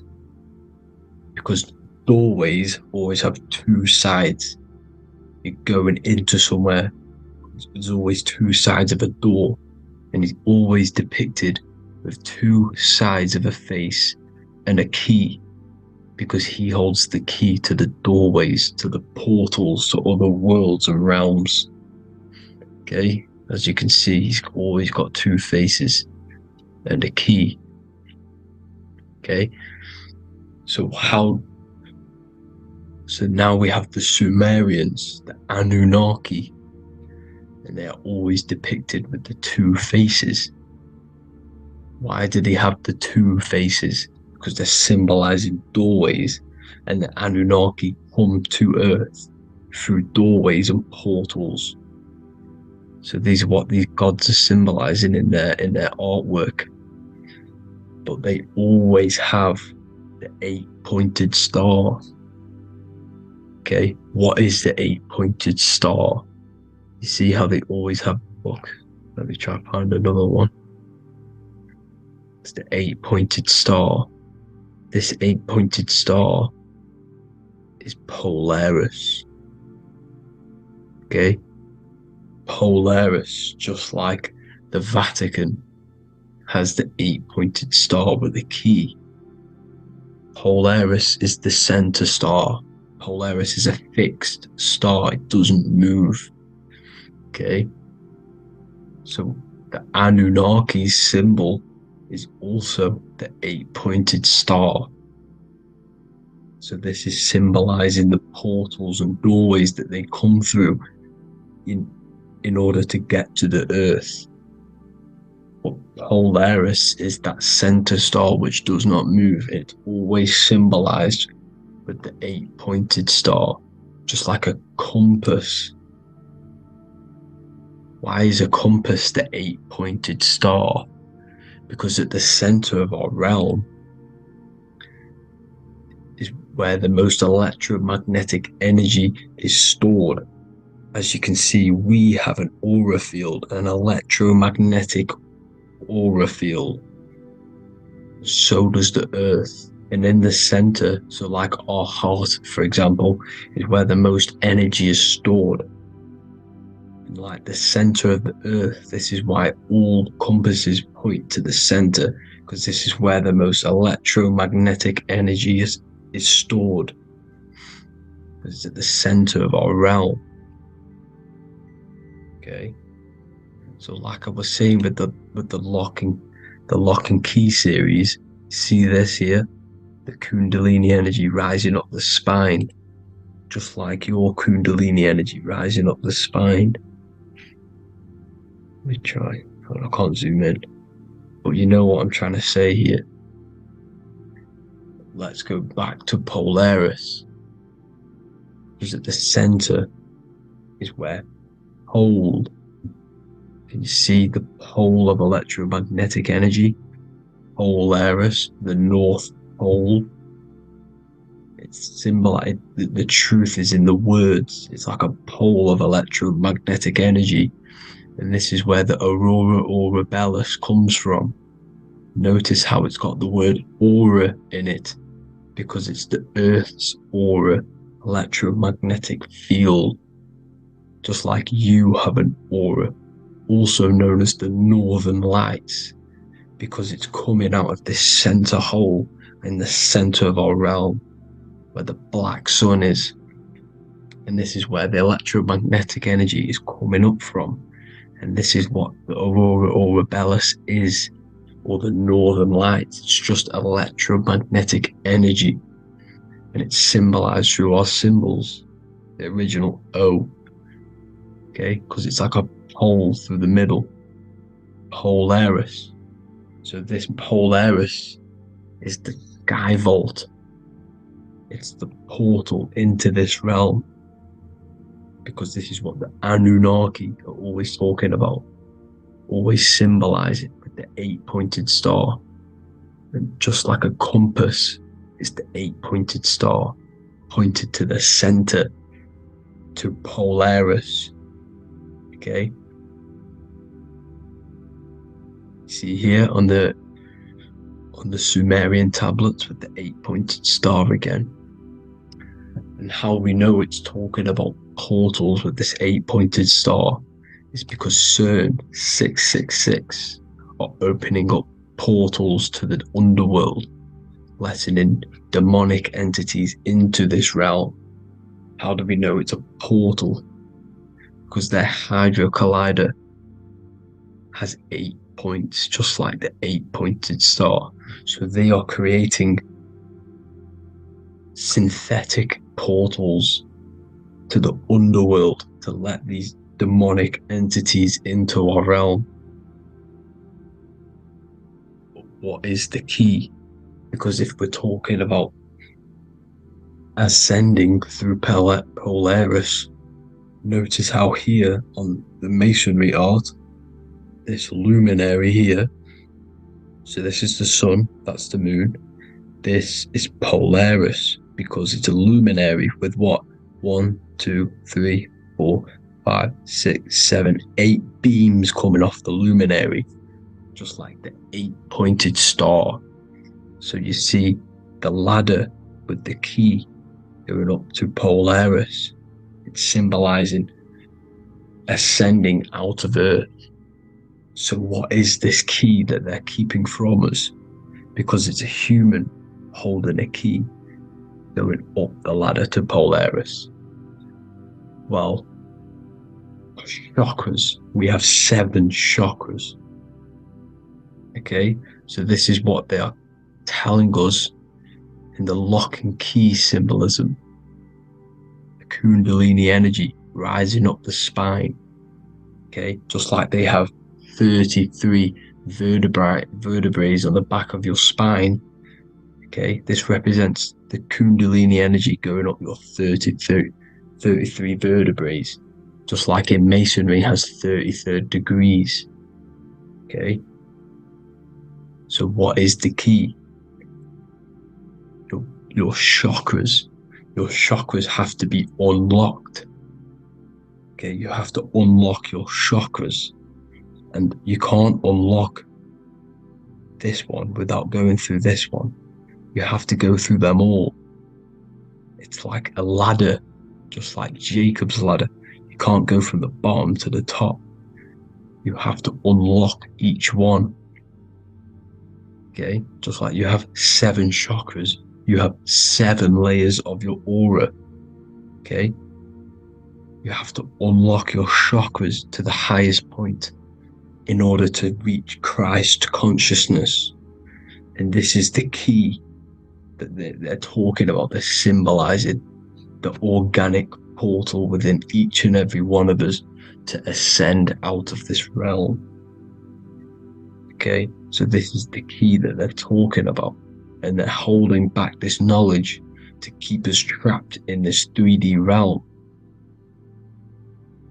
Okay, so like I was saying with the 33 vertebrae and the Kundalini energy coming up the spine, 33 vertebrae, you can see this sort of symbolism going up to the light, because it's the light. You see here, your crown chakra turns on and becomes enlightened. just like the Illuminati symbol. Can you see it? Also, Jesus also died at 33. So this is symbolizing, okay?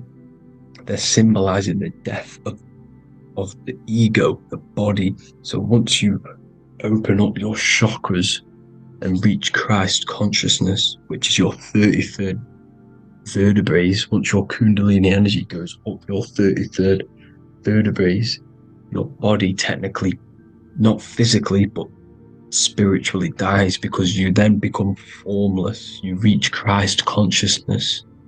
So then you can travel other worlds. Okay? This is what they're talking about with Vatican, 8-pointed star, and the key. Janus with the key. The Sumerians with the 8-pointed star. Anunnaki, the 8-pointed star. Polaris, 8-pointed star. So Polaris is the way out of this realm, which is at the center. Pole, North Pole. Okay, so the key is that they're hiding from us is the knowledge to unlock our chakras. Okay, and without this knowledge that they keep from us is trapping our souls in this reality to keep reincarnating. Okay, well, thank you all for tuning in. I'm going to leave you all there. Make sure to leave a like and a comment in the comment section. Let me know some topics to talk about so I can break it down for you. God bless you all.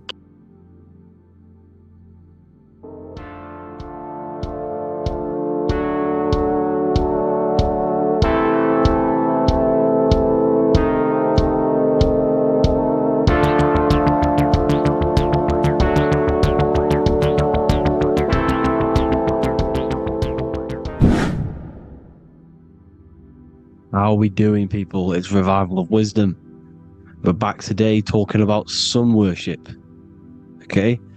And please enjoy, sit back and enjoy the video. First thing we need to understand is that the sun is the risen savior. It's the light of the world. Without the sun, we have nothing. Now, the sun is the Son of God. We didn't make the sun. No one owns the sun. But who created the sun? Obviously, the Creator created the sun. Therefore, it is the Son of God. And that is what Jesus is symbolizing in the Bible. The Bible is a metaphorical story. That's why it's called the greatest story ever told. Because it is a story about the sun, the Zodiac.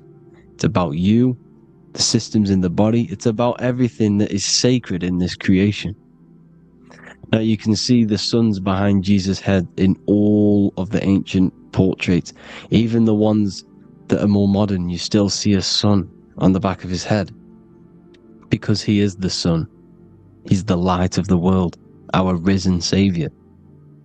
And this is what Christians are lost, because they don't realize it's a symbolic story and they think Jesus was a historical person. He's not a historical person. Okay? This is what we need to get out of our mind. This wasn't a historical person. It's the sun, our risen savior. The sun is the soul. It's the soul of this creation. Because what is a soul? A soul is pure life force, pure energy. Whatever a soul inhabits, it gives life to. Like our soul feeds our body. The sun feeds the earth, because the sun is a soul, and that's why the ancients called it Sol. Because it's the soul, and it's in you, and it's the light of the world. It's the light of everything. It gives life to all things. Here's Jesus and his 12 disciples. The 12 disciples symbolize the 12 zodiac signs.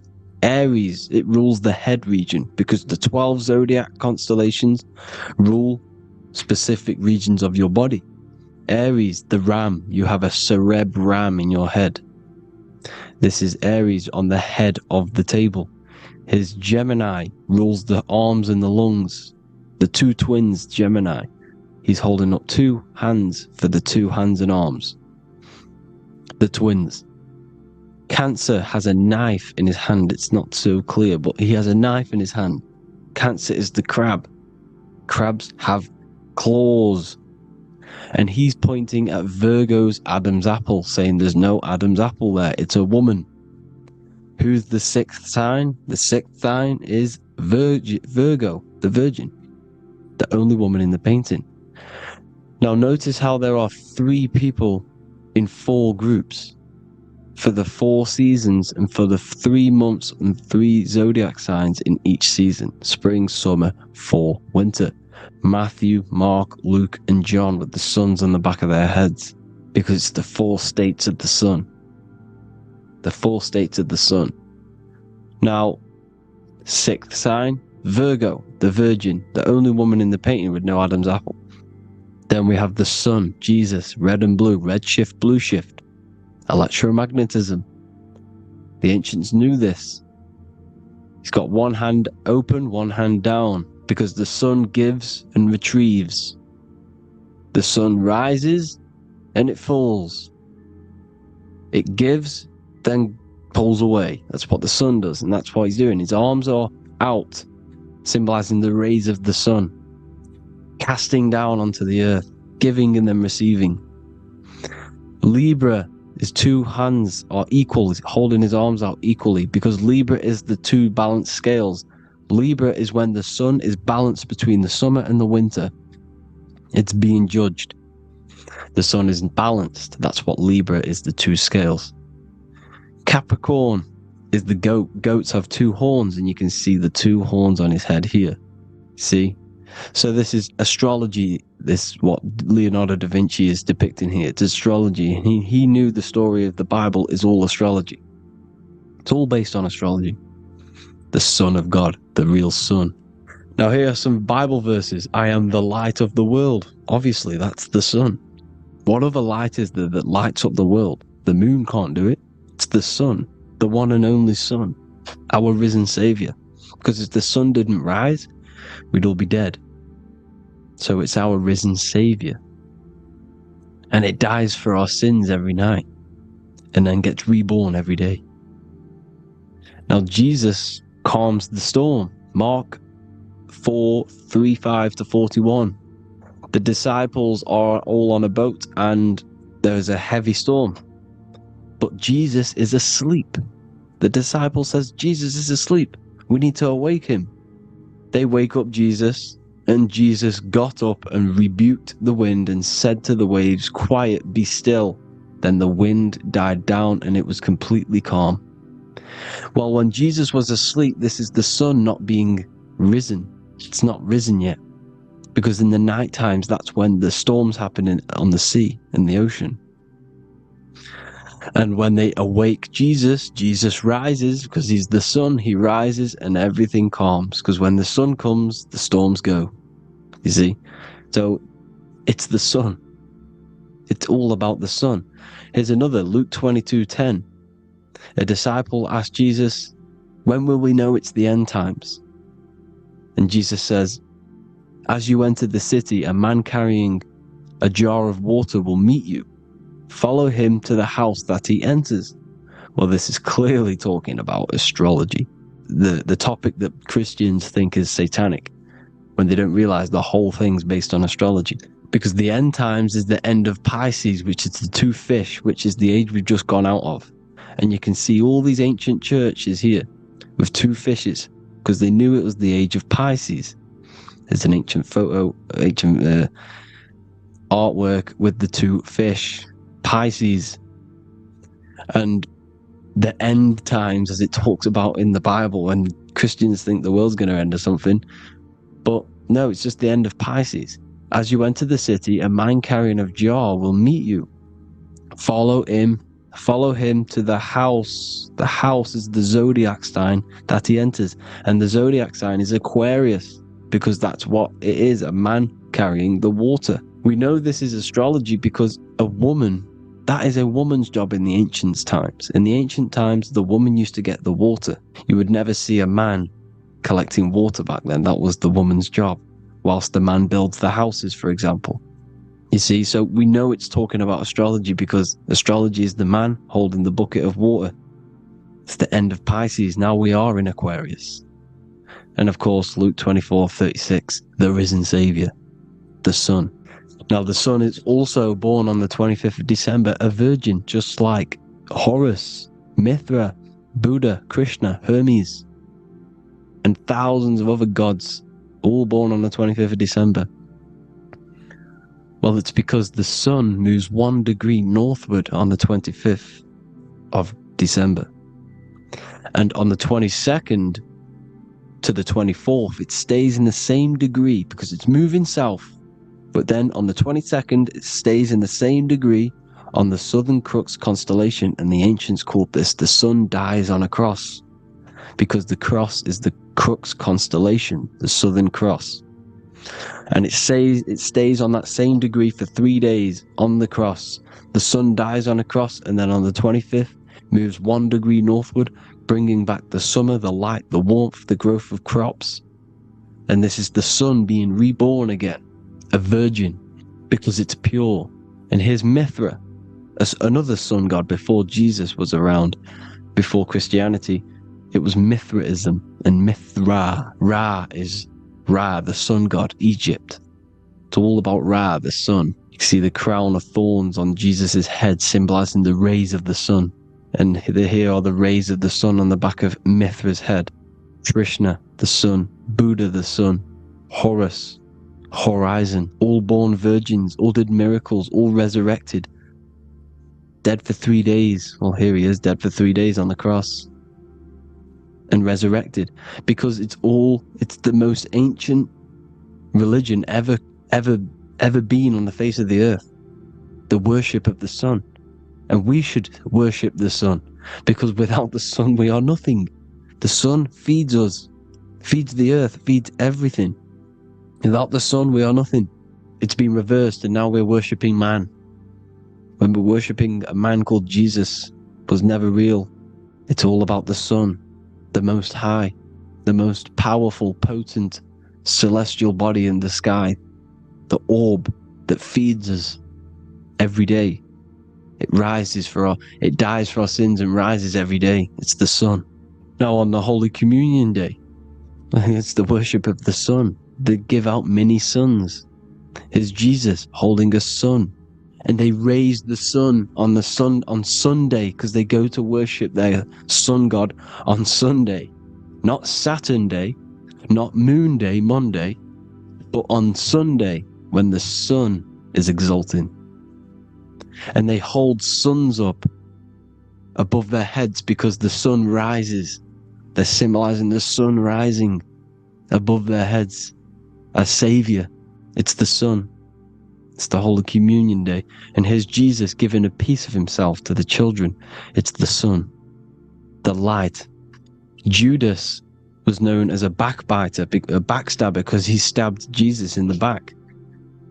He betrayed Jesus. Well, this is just another astrological story about the constellation Scorpio, because the Scorpio is the J, looks like a J. J for Judas, the scorpion, the backbiter. Scorpions backbite, they bite with their back. And what does Judas do? He betrays Jesus by kissing him to let the warriors know who they need to get. So he kisses Jesus, and Jesus gets stabbed in the back. Well, when you get stung or bit by a scorpion, they leave like a kiss. So Judas kisses him and gets betrayed. Well, this is because the sun, when it hits Libra, it's balanced. The sun is balanced because it comes through summer. Now the sun's starting to die. The sun's starting to die. It hits Libra. And then as soon as it hits the Scorpio, it gets betrayed, because now the sun has to fall to winter. And Saturn is there waiting to take over the darkness of the winter. So he gets stabbed in the back by Scorpio, Judas, the scorpion, the backstabber. You see, it's an astrological story. Here's Mary, Mary means marry, which means pure. The sun is pure. No one gave birth to the sun but the God. And it's born every day. It's born every day on every year. It's born pure. There was no controversy. There was no, activity for the sun to be born. It's pure. Now, the 7 metals come from the 7 planets. The sun gives you gold, and this is why the sun is golden. It looks gold. And this is why the banks are backed by gold, because gold is the most valuable metal, because it's the sun, the most valuable celestial orb in the sky, in the heavens. Well, here's Jesus, another ancient symbol of him being crucified on the cross with the big sun, the southern crux constellation. The sun dies on the cross constellation. And if you go to the old etymology dictionaries, you will see sun and son is the same word. They come from the same etymology roots. You can use them for no matter what, but they've been confused today. But if you go back to the old dictionaries of etymology, they are interchangeable. You can use them. Son, sun, sol, it's all the same thing. The 12 disciples, 12 brothers of Joseph, 12 tribes of Israel, 12 breastplates on the stones, because it's all the 12 astrological signs. They could have used any other number, but there's 12. Because 12 is the mind, which is God. 7 is the number of matter, which is man. 7 energy centers in the body. 12 cranial nerves in the brain, because it's the mind. 12 is the 12ness. The Zodiac is literally the mind of God, the signs of God. Now here we see here, Job 38, 31 to 33. Can you lead forth a constellation in the season? He's asking you, can you read the sky? Can you read the heavens? Canst thou bring forth the Mazzaroth in its season? Mazzaroth means 12 signs, the Zodiac. Why did they translated every single Hebrew word in the Bible into English, but they decided to leave out Mazzaroth? Why? It's because if that said Zodiac, Christians would have a different view on the Bible, but they leave that out. But Mazzaroth actually means the 12 signs, the Zodiac. And the stars means sign. The word stars means sign, because the stars are signs, things to come, which is off in Hebrew, which means sign, things to come. You see a sign on the road, it's something coming. But God is saying, what does he say? To qualify as a director, a judge of man's life on earth, one must be able to govern the heavenly bodies that rule the earth. It's telling you to read the heavens. We need to read the heavens. Astrology, the 12 zodiac signs, the mind of God. It's telling you, read the Mazzaroth, read the Zodiac, because they are things to come in your life. They are signs. It's not satanic, it's made by God. God said, let there be lights in the firmament of the heavens to divide the day from the night, and let them be for signs. Signs are things to come. The 12 zodiac signs. It's all about astrology. Here's Mary holding the sun. His son, her son. It's the sun in the sky. The one and only, the most high. The soul, the solo because it's on its own. The most powerful, Ra, radiance. Here's the Pope holding the sun. All 3 popes holding the sun, because they're sun worshippers and they know the true meaning and origins behind Christianity. Sun worship. Here's the Vatican is a sundial. Yes, this is literally a clock. Your watch is a sundial. It's got 12 sections on it for the 12 zodiac signs. 12 hours, 12 Horuses. Now here you see Jesus walking on water. Well, it's the sun, and here's the beard of the sun. Here's the pyramid of the sun, the illuminated one, the all-seeing eye, the sun. Here's the Ankh. The sun creates these symbols. The ancients knew this. Now, when you see these headdresses, these are actually the days of procession of the sun. Aries, Cancer, Libra. It's all about the sun. Here's some more sun worship going back to Egypt. Ra, Horus, Osiris, and Set. Jesus and Satan is Horus and Set. The sun and Saturn. Saturn rules the winter, Satan. Jesus, the sun, the light of the world, rules the summer, rules the day. Satan's the night, Saturn's the night, the sun is the day. The evil brother, Satan. Well, Horus comes, well, this is where we get the word hours from. There are 12 Horuses. The sun moves in 12 Horuses, 12 hours. Where's Horus? What hour is it? Where's Horus? His Ra, 12 noon, Ra, radiates, powerful, the most high sun. That's why he has a sun on the top of his head. These are the 4 states of the sun. Set, sunset. This is why we say sunset, because the sun is setting. His sunset, his Horus, horizon. The Horus is rising, Ra radiating, and the sunset. Then midnight is Osiris. Here's another ancient symbol for the sun, the scarab. Ra, the sun, scarab. It's got the word Ra in it because it's the sun. And here's the sun on top of the scarab with the wings. Because scarabs roll dung up hills, and then they'll let it fall down the hill to gain more matter. To gain more bigger, like a snowball effect. And this is, the ancients saw this as a process of the sun, because the sun climbs up the hill and then it falls. So they used the scarab to symbolize the process of the sun. The sun climbs and falls. Here's an ancient Egyptian cat cutting off the head of the serpent. Well, the cat is cutting off the head of the serpent, symbolizes the sun cutting off the nighttime. When the sun rises, it cuts off the nighttime. It cuts off the serpent. The serpents represent darkness or evil. Oh, there's some more symbology of the sun and the heavens, the arch, the royal arch, the firmament, the sun inside the firmament. These are all ancient churches, and they all depict the firmament with the sun inside. There's the ancient cosmology, you see, because it's all about the sun. Everything's about the sun, because the sun is our orb made for us to sustain life and this inside of this creation, inside of this firmament, the royal arch of heaven. Here's the Freemasons depicting it. Here's the Masonic royal arch. You can even see the Zodiac signs. Here's Cancer, the checkered board. It's the royal arch of the firmament. Obviously, they don't want to tell you that. You live in space, apparently. Some more sun worship. Here's the beard of the sun on the water.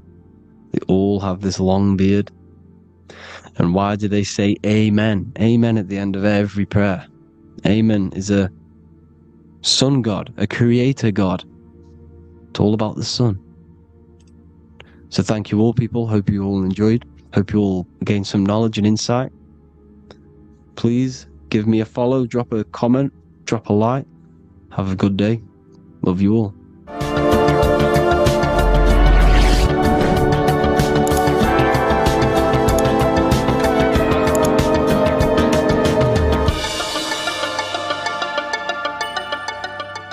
Neo is plugged in on the back of the neck, which is the reptilian brainstem. The reptilian brain is all to do with survival mode, survival state. It's always scanning the environment for safety, whether that's physically, emotionally, or mentally. It does not think. It is instant. For example, do I smack the guy or run off? If something happens to you, like a car's coming really quick to you, you do not think about this. The reptilian brain is the animal instinct that will instantly move your body on the instant reactions.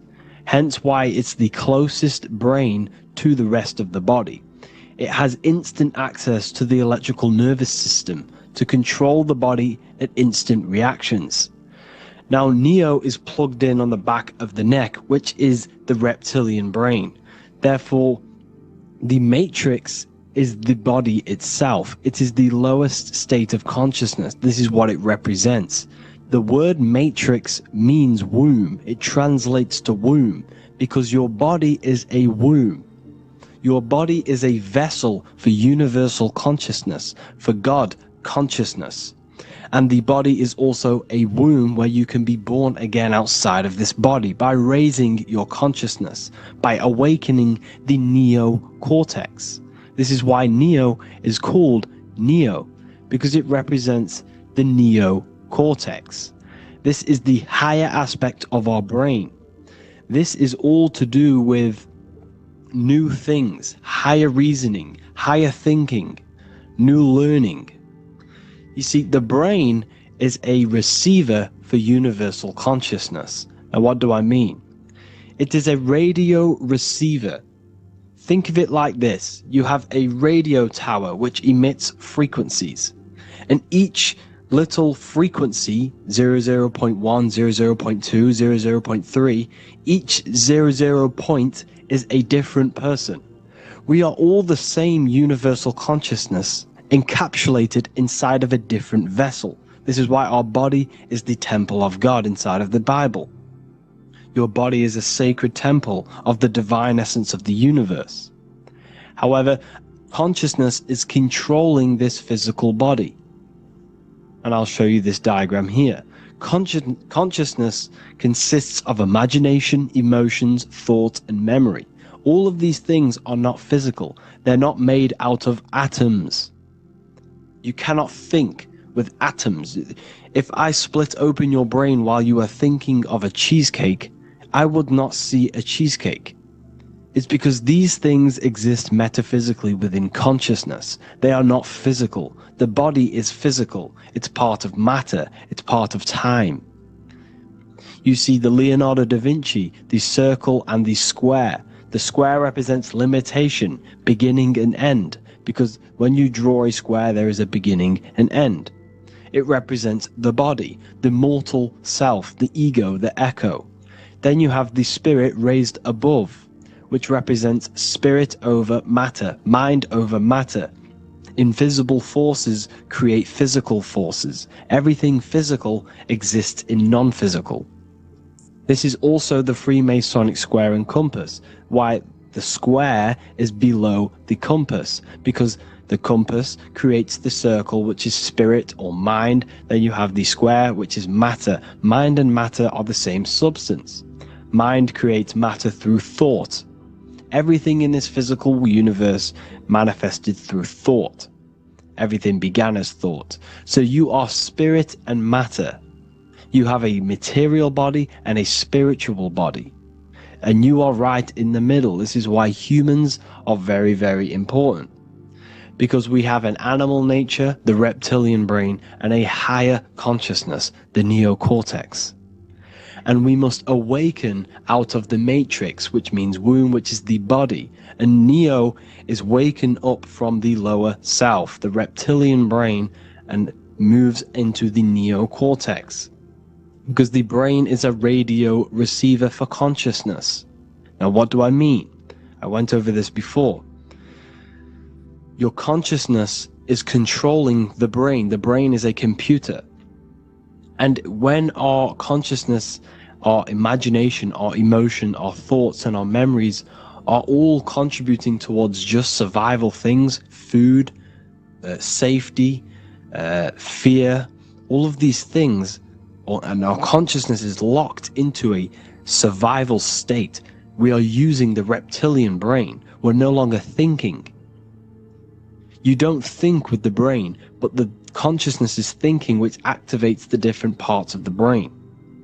When we think for higher reasoning, we use the neocortex. It stimulates the neocortex. When we think about survival, we're using the reptilian brain. So therefore, when Neo wakes up, he wakes up to the higher aspects of consciousness, which is only utilized by the neocortex, by learning new things and expansion of the mind and expansions of consciousness. Okay? So the whole matrix is to keep you designed, well, the whole matrix is designed to keep you in a survival state, in the three-dimensional awareness. They want you constantly scanning for safety, scanning for food, scanning for emotional safety in relationships and other people. You see, they do not want you to think. They want you stuck in that reptile, that animal state, that beastly state that most people are in. Most people, all they do is eat, listen to music, consume, have sex, lust, desire. This is all the reptilian brain. So when we say the world's being ran by reptilians, it's symbolic. There is no physical reptilian humanoid beings controlling, manipulating human consciousness. We are all the same consciousness. However, there is a corrupted state of consciousness running this world. And this consciousness worships the physical plane. And they control the physical plane. So by doing that, they keep you stuck in a reptilian way of thinking, the animal state, to keep you stuck in the lowest state of consciousness. Now this is the god Osiris, which represents the reptilian brain. None of the Egyptian gods ever existed. They are all symbolic for the brain and anatomy of the human body. Osiris represents the reptilian brain. As you can see, this anatomy compare to the brain stem and Osiris statue found in Egypt. And we also see an ancient artwork of Osiris with green skin and two reptile crocodile alligators next to him, which also symbolizes the reptilian survival state of human consciousness and the activation of the reptilian brain. This is what it symbolizes. Now, this is what the Matrix is all talking about. It's talking about the awakening, the expansion of consciousness. The word divine is dive in because you connect with the divine by diving inward. There is no man in the sky going to save you. You must connect with the self. Know thyself. Truth comes from within. All of these things I'm telling you comes from within you. I'm just pointing it out. All of this is self-realization. A lot of people say, well, what are my sources? My sources is knowing thyself, observing thyself, using the neocortex of critically thinking, sitting down and thinking about yourself and having deep realization of yourself. You can realize that your thoughts are not of this physical world. It's quite simple. The brain does not think. The brain does not imagine. The brain does not hold memory. All of these things exist in consciousness, the one consciousness, but we are all fractal, infinite parts of. This is the eye on the triangle, consciousness being given down to the rest. This is separate. Consciousness is separate from the rest of the pyramid. The pyramid is your body. Neo is the one consciousness. This is the Egyptians symbolizing the one consciousness giving Ankh, which is life, to all the different life forms. However, you can see that the central sphere is giving a big Ankh to the humans, because humans, like I said, possess the advanced consciousness, an advanced brain that allows us to turn above our reptilian animal self. For example, we can go against our reptilian lower animal nature and turn to our godly nature.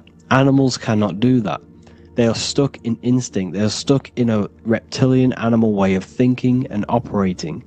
Everything they create is to survive. We can turn against our lower nature and create for amazing things like buildings, architecture, technology. We can use our creative consciousness for anything we wish, not just survival needs. And it's the same with your spiritual journey. You can raise your consciousness beyond this animal state that they try to keep you in through fear, consumption, food, and the reptilian brain. We must awaken, start to think critically, and awaken to our divinity, because the mind, the consciousness within you has infinite potential to expand. There are infinite fields of knowledge that you can explore. The mind can never be filled. It can never ever be full of knowledge. It always expands, and that's why you are alive. That's why you are part of this universe. That's why the science always says the universe is always expanding, because the universe exists in your mind, and the mind is always expanding into new fields of thought, new fields of knowledge and information. And that is your whole sole purpose, of expansion of mind and expansion of consciousness, and the exploration of the mind of God. We are living in the mind of God. You are a thought in the mind of God. You must awaken out of this body. This is why Jesus says you must be born again to see the kingdom of God. You must be born again. You must raise your consciousness beyond physical limitation and awaken to your divinity. And this is pretty much it for this video. I hope you all understand this, that this is all symbolic for consciousness.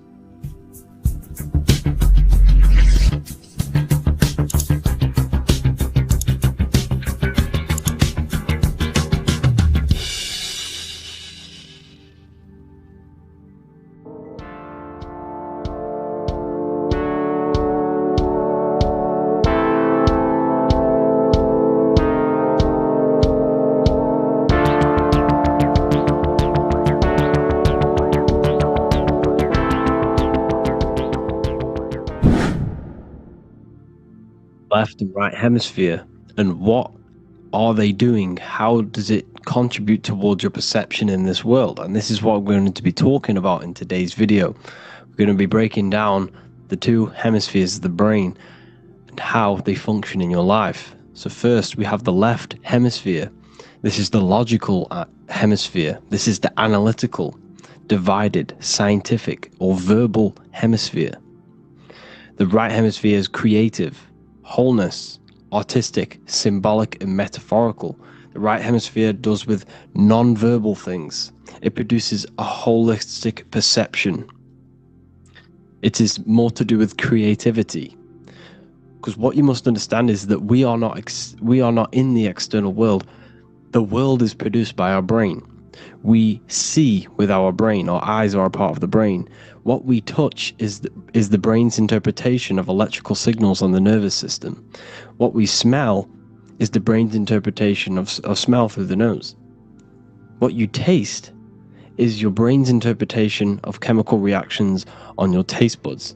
So what you are experiencing is the brain. The brain is a computer creating a simulation.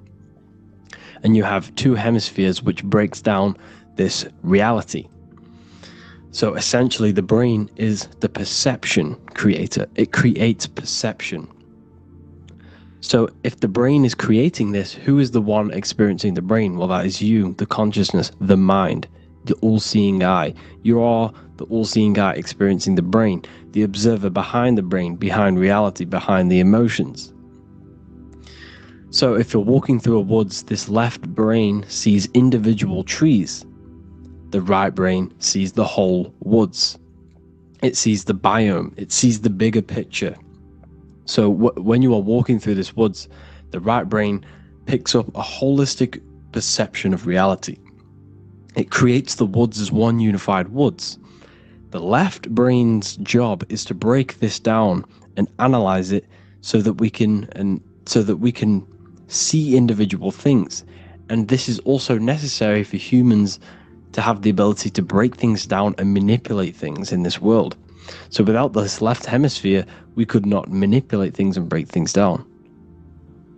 So this right hemisphere is important because it sees the whole woods. It sees humanity as one unified consciousness.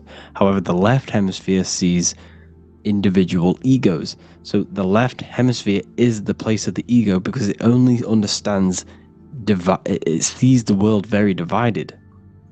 Okay, so for example, here's another example of the left and right hemisphere. If someone pulls out in front of you in traffic, your left brain is going to start going crazy and analyzing them, calling them names.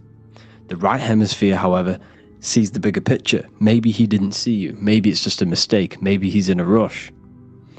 You see how the two brains are very different. They do the same thing, but they function in different ways.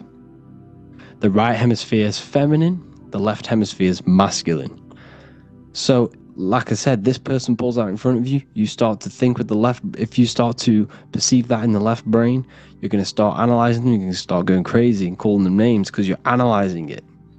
You're not seeing the bigger picture behind it. You're not seeing it from his perspective. So there is a crossover. So the left hemisphere of the brain controls the right side of the body, the right ear, the right eye. Everything to do with the right side of the body is connected to the left hemisphere, and the right hemisphere controls everything on the left side of the body, including your eyes, your arms, your legs. So everything is crossed over, and even your visual field is crossed over. So this is your visual field, as you can see here, and even the left side of your visual field goes to the right brain. There's a crossover. No one really knows. There's not really a reason for this. However, this is how the human body is designed. As we all know, the human body is the most advanced piece of technology on the face of the earth. They cannot replicate the human body. And they tell you it has no creator. This is crazy. People are that brainwashed, they can't even understand that their body is the most advanced piece of technology. Your body is so advanced, the computers that you use are mimicked of the body. Everything they create is mimicking nature, but they don't show you how intelligent nature is because they don't want you to understand you're in an intelligent design. So anyways, let's get back on track. There is a crossover in the brain, and this is why they teach you to write with your right hand. And I was speaking to someone who's in a nunnery, or whatever you want to call it. They were a nun, or they knew someone who was a nun, and they forced these people, these nuns, to write with their right hand. You had to write with your right hand. This is why, I'd say at least 70% of the world, or 80%, is right-handed and right-legged, because they taught us this to activate the left hemisphere more, because of this crossover that happens in the body. So when we are using this right side more, we are using that left hemisphere more. Why? Why are they doing this? Well, they also called it writing. Writing is a spell, to cast a spell on you to use that right side of the body so that you use this left hemisphere, because they want you to see the world as a divided perception. They don't want you using the right hemisphere, using that left side of the body to activate the right hemisphere to see the bigger picture and see how everything is all one and everything is created.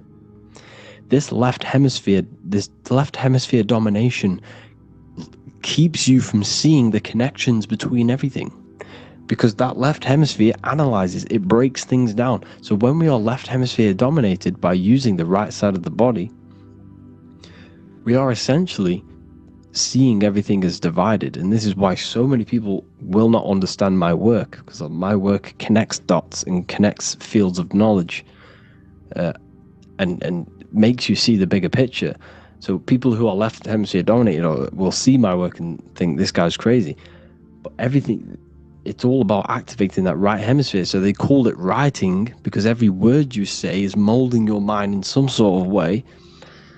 The things you see is molding your mind. Everything you take in through the five senses is molding your mind. And language is a massive spell, especially the English language.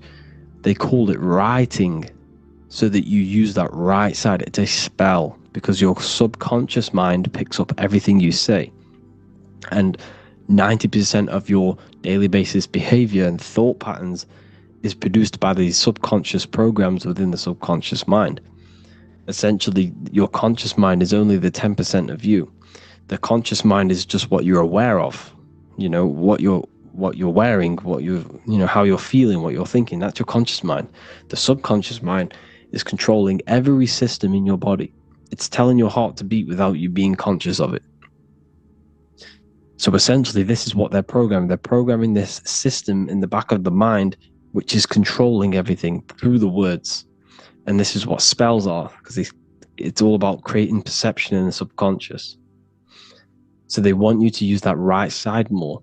I truly believe the ancients, they were balanced. They used the left and the right side of the body. They didn't have a stronger side because they understood this science of the body and how the body works. So this is actually called phonetics. It's not etymology. Etymology is the study of root words. Phonetics is the study of how words sound similar. The way words are spoken. So phonetics, phone, is why we call them a phone. Because you speak into a phone. So this is write and writing, to use that right side to activate the left hemisphere more. So your hands are a manifestation of your brain. The left hand is the right brain, the right hand is the left brain. And as a child, we were always taught that when you place your hands together like this is the size of your brain, which is true because your hands are a part of your brain. They're an extension of your brain. Every part of your body other than your brain is an extension of the brain. Everything's working and feeding back information to the brain because you're experiencing the brain. So another trick that you can do, or another exercise, is looking in the mirror and closing one eye at a time. If you close your right eye, if you take your top off, for example, you'll analyze your body if you close your right eye, because you're using that left hemisphere. Sorry, other way around. If you look at yourself through your right eye, you'll use that left hemisphere, which will analyze yourself. You'll see individual body parts. If you close the right eye and use the left eye, you'll see your body as a whole. You won't really analyze it. This is how you can analyze yourself using these two hemispheres. So this whole system is created to keep you thinking logically and to restrict you from creating and restrict you from understanding symbolism, allegories, metaphors, and teamwork. They want you stuck in a logical way of thinking and a logical way of seeing the world. This is why when you go to school, you are told exactly what to do. You're told to think this way and no other way. You're told to do orders, do this. It's a very left-brained system. Because if we all started to open up this right hemisphere, we'd all see, wow, everything is all one. Everything's all connected. And this is what my work is doing. I'm showing you everything is one. The physical world is an illusion of duality, but everything comes from the one source, the one mind. The universe is a giant mind. I am mind, you express mind. We all possess mind. Behind the physical body is the same mind consciousness. And we are all expressions and fractals of this infinite consciousness called mind. And this is what they don't want us to figure out, is that we are all just one consciousness expressed. It's an infinite consciousness. It's even in the squirrel, it's in the dog. All of these different animals, they're just different bodies, but behind the bodies is the same consciousness, which is mind. That's what the pineal gland is. The pineal gland is not the mind, and it's not the third eye. The third eye is your mind. If you have a closed third eye, it just means you have a closed mind. If you have an open third eye, it just means your mind has expanded from beyond physical things through astral projection and mystical experiences. This is how you gain an open third eye. It's just an open mind. A mind that has astral travel, that has explored the realities within the mind. So everything they do is to keep us in a divided state. Divide and conquer, right? That's their motto. All to keep you thinking how everything is divided. Everything they've done is division. Postcodes, countries, everything is divided. Like football teams and all this stuff. It's also a natural process when you grow up, because as you grow up, your brain is constantly analyzing the world. So this is sort of a natural process of how you become more left hemisphere dominated, because your brain is always analyzing. And unless something awakens you, you can awaken that right hemisphere where you can start to see the bigger picture. Even the music, it's all tuned to 440 hertz, shuts down the right hemisphere of the brain. 440 hertz, Spotify, Apple Music, the radio, every time you turn on the radio, it's tuned to 440 hertz. This was specifically tuned. It never used to be tuned to this. It was in the 1950s. It was changed. The standard music tuning was changed to 440 hertz because it shuts down that right hemisphere of the brain. They don't want you thinking, seeing the world in this way and perceiving things as one. And I'm going to show you. It tells you this in the Bible. Cast the net onto the right hand side of the boat and you will find the fish. What was Jesus saying? This is, you see, people read the Bible and they don't understand it. If the Bible is not talking about you, then it has no meaning. The Bible, everything you read in the Bible is about you and how it can better your life. It occurs to you. So if Jesus says, cast the net onto the right hand side of the boat, this is an allegory. The boat is your body. Cast the net. It's the awareness, the perception, onto the right hemisphere of the brain, and you will find the fish. What's fish? What do fish do? They swim deep in the ocean. It represents the knowledge. Deep knowledge. Cast the net onto the right hand side of the boat and you will find fish. You will find the wisdom. You'll gain understanding when you cast that your awareness into that right hemisphere. You will see that I am you and you are me. We are all one consciousness. You will see everything. You'll see that the trees are the same patterns as the nerves in your body. You'll see everything is connected. Everything is a fractal of the one infinite consciousness. And how many fish did they catch? 153. That adds up to 9. This is now numerology. The Bible's filled with numerology. Adds up to 9. What's 9? Human consciousness. It represents consciousness. You're in the womb for 9 months. Feminine. It's all about consciousness. And in Revelation 14, and I looked, and behold, the Lamb standing on Mount Zion, that's the spines, the mountain, with him 144,000. 144 adds up to 9. It represents consciousness on top of the spine. You see? And he had his name the name of his Father written on the forehead. What's the Father? The higher mind, the higher consciousness within you. Where is that? In the forehead, the pineal gland. The pineal gland is the radio receiver for the higher consciousness. Because every body part of the body has consciousness. Your heart has consciousness. Your gut has consciousness. You are thinking with these different consciousnesses. You think with the gut. You think with your penis. You are thinking with all these consciousness. And it's about raising your consciousness to the higher consciousness, which is the Father, the mind, in the head. Don't think with the lower parts of the body, because that is your animal nature. Think with the higher parts of the body. It's all representing consciousness. How to activate the right hemisphere of the brain? Well, it's all to do with non-verbal things. So music will activate the right hemisphere. Make sure it's tuned to the right frequency though. 432 hertz, 528 hertz. Any frequency that adds up to 3, 6, or 9 is good for you. Meditation, turning off the thoughts, and you raise yourself to the higher brain. Symbolism. Symbolism is all right hemisphere. Reading between lines, metaphors, determining the Bible, it's all right hemisphered. Seeing the bigger picture, it's reading between the lines. So tithing in the Bible. These people in the churches are giving 10% of their money to the church. It's nothing but a scam. What these people have done is they have externalized the Bible. They have taken the Bible and literalized it, so that they can make a business out of it. So what they're doing is 1/10 of the produce of what it says in the Bible, 1/10 of the produce of the land, whether grain or fruit, is the Lord's and is holy. So what's that saying? The 10th of, it's basically saying give the 10% to the Lord, to God. What does that mean? Well, what's the land and the fruit? This represents physical things, the physical things that you have. The 10th of the physical things that you have, what's that? That's your ego. All the physical things that you have is all to do with your ego.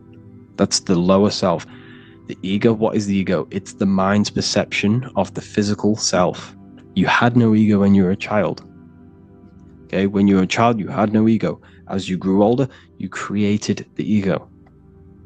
But the ego is the full self. It's the echo. Ego, echo. It's the echo of the full self. So it's saying give the ego over. Take away the animal self. In that left hemisphere, that's all to do with the left hemisphere. That left hemisphere sees the ego. It sees individuality. It's divided.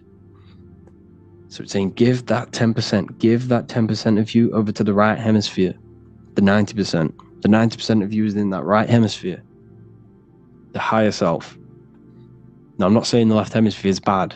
Okay, I'm not saying that at all. But it sees things divided. It's like I said, the left, the hands are manifestations of the brain. So when these Christians are praying, they're putting their hands together. What are they doing? They're syncing the brain hemispheres. What you're doing, because everything's an extension of your brain. So if you put your hands together, you're putting the two hemispheres together. And what's happening when you place the hands together?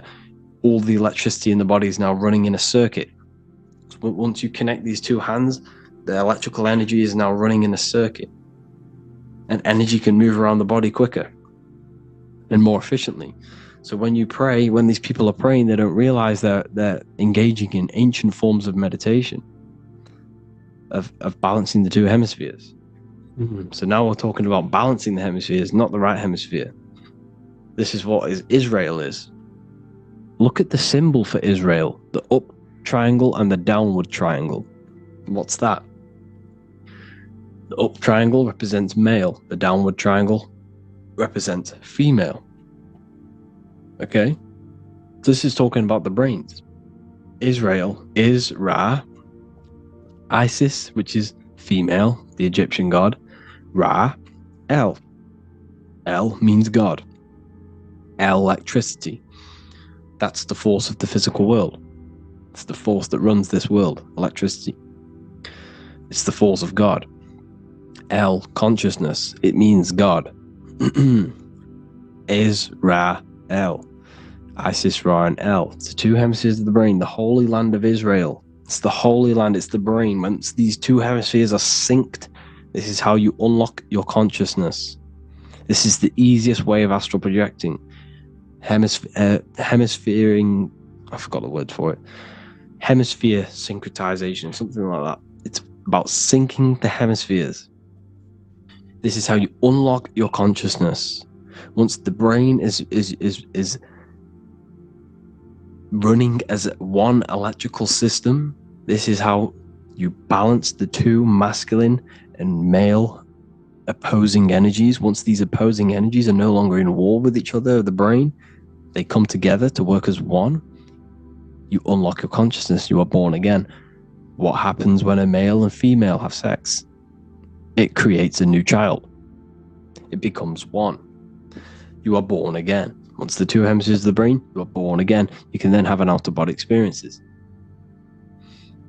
So this is why the symbol of the Holy Land, Israel, is the up and down triangle back combined together, because it represents unification of the male and female, unification of the hemispheres.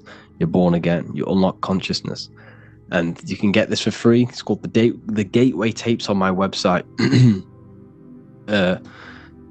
Basically, it's a audio track from the government, and they did this in the Gateway Experience. It's a CIA document, and what they do is there are different forms of meditations you go through. I think there's about 5 waves of meditations you do, half an hour each one. And it will teach you, it will sync your hemisphere, because what does it do? They understood that playing one frequency into one ear and another frequency into the other, they understood that the right ear is connected to the left hemisphere, the left ear is connected to the right hemisphere. So when you play 2 different frequencies into both ears, what happens? The brain picks this up, the 2 hemispheres of the brain picks this up, and it syncs it. It syncs these 2 hemispheres, these 2 frequencies together. So now the brain is working as one to sync this frequency.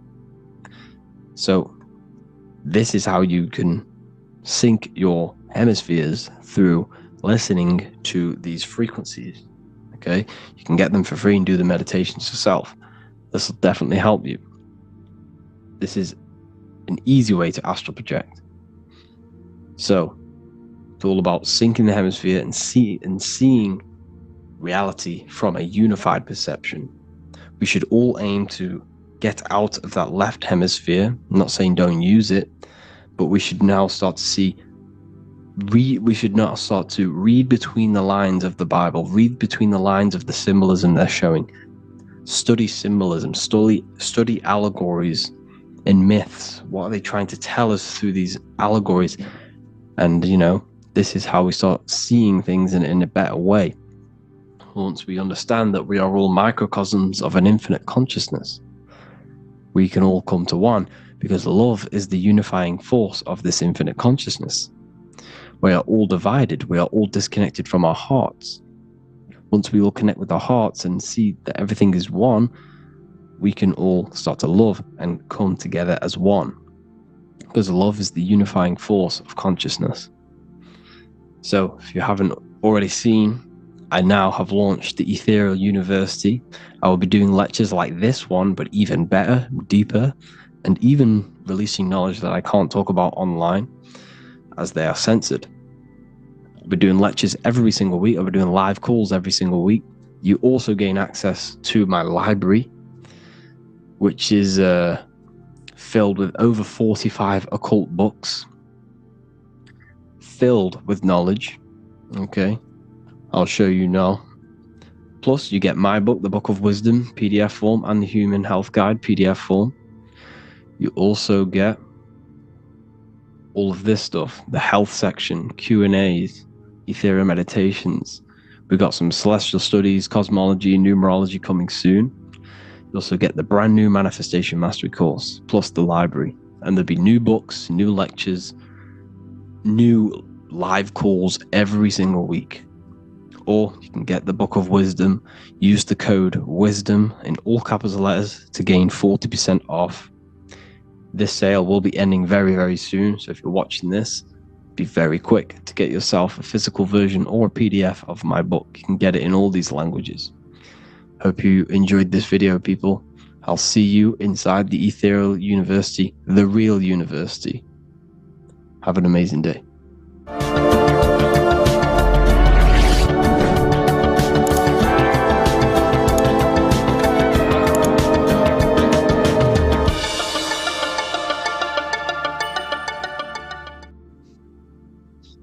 Matthew 21:1, Jesus went into the temple of God. Corinthians 3:16, do you not know that you are the temple of God? Now what is this telling you? That God is within you. Hence why in Luke 21:12 it tells you the kingdom of God is within you. And the side of your head region is called a temple for a reason. Because the brain encapsulates the mind. The brain is a physical manifestation of the mind. The heart is a physical manifestation of emotion. So we have these different layers of our consciousness. We have an intellectual, communicative aspect of our consciousness, which we would call the mind. We have an emotional aspect of our consciousness, which is the heart. And to communicate with the divine, it's all to do with the mind. Hence why the ancients always symbolize the mind being God. This is why Michelangelo always placed God inside of the brain on top of Sistine Chapel in the middle of the Vatican. He understood that God is in the brain. God is within you, not outside of you. The church tells you that God is in the sky because they are creating a externalization of the truth to create a business and a distraction, so that you don't find the divinity within you, so that you don't find your power. Now you have Adam, the physical man, the physical body, the ego, the lower self, and he is resting. He's not trying to reach to God, but God is reaching, because the higher consciousness within you is always trying to communicate with you. It's always trying to wake you up to your divinity. But the lower mind, the lower self, Adam, the physical self, is always in ignorance of truth, always in ignorance, and stays in a materialistic way of thinking, which is the lower animal self. And this is what we call a sleep, or an NPC. This is the lower mind of man.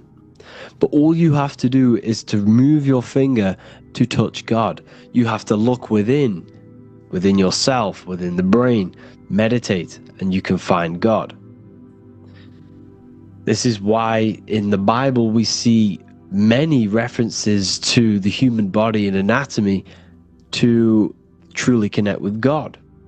Kings 6:8, The door to the middle chamber was in the right side of the house, which is the right hemisphere of the brain. The middle chamber is the pineal gland, where the seat of your consciousness is, where the seat of your higher consciousness is, the mind. And they went up the winding stairs, which is your spinal column, into the middle chamber, and out of the middle chamber into the third. So they went up the winding stairs. This represents raising your consciousness up the winding stairs. Your spinal column acts as a stairway of consciousness. Depending on what sort of consciousness you are operating in, depends on what part of the spinal column you are using. Because the spinal column ascends and descends consciousness. What do I mean? If you are in a reproductive way of thinking and you're always thinking about sex, you're jerking off all the time and you're always eating, all of your brain's power and your mind's power is being descended into the lower aspects of the spinal column, which represents hell, the physical state of man, Adam, the ignorant state. We're basically living off low-level pleasures like an animal. And the stairway to heaven is your spinal column. They went up the winding stairs into the middle chamber, which is your mind, your pineal gland, and out of the middle into the third stage of consciousness, physical, etheric, astral. When you meditate and you start to raise your consciousness during meditation, you enter the astral plane when you turn off thought. But this is the middle chamber inside of the brain. Here we see another painting inside of Sistine's chapel of God inside of the brain. This is the brainstem. This is the brain. This is the frontal lobe. This is the back lobe. This is the back lobe. This is the cerebellum. Here's the reptilian brainstem. Here's the claustrum. This is what we are seeing here. Anatomy. Here is another one in Sistine's chapel in the middle of the Vatican. This is depicting the brainstem. God's neck looks exactly like the brainstem. Here we see a real brain compared to God's neck, because the neck is just below the brainstem. And this is what they are symbolizing, because they knew that God is within you. God is a part of the human body. God is inside of the body, because the body is a vessel for consciousness, for universal consciousness. Inside of you, inside of me, is the same spark of consciousness. And this same consciousness is spread out into every living essence, because everything comes from the one source, the one God, the one consciousness. Matthew 6:22-23. The light of the body is the eye. If therefore thine eye be single, thy whole body shall be full of light. Practicing the single eye. What is this? This is meditation. This is entering within yourself. So the Bible's telling you to practice the single eye. But if thine eye be evil, thy whole body shall be full of darkness. What does this mean? If your consciousness is in an evil way of thinking, if your mind is filled with an evil, negative mind space, then your body shall be filled with darkness, with evil, with negativity. Because negative thoughts destruct the body. Positive thoughts heal and regenerate the body. So he tells you to be, the light of the body is the eye, your consciousness, the inner eye of consciousness, the eye that lets you see. And what do I mean? You look with your two physical eyes, but you see with the inner eye. What you see is perception. You look with the two eyes, and what you see is perception. You are seeing, you are understanding, and that's what consciousness, the mind, gives you.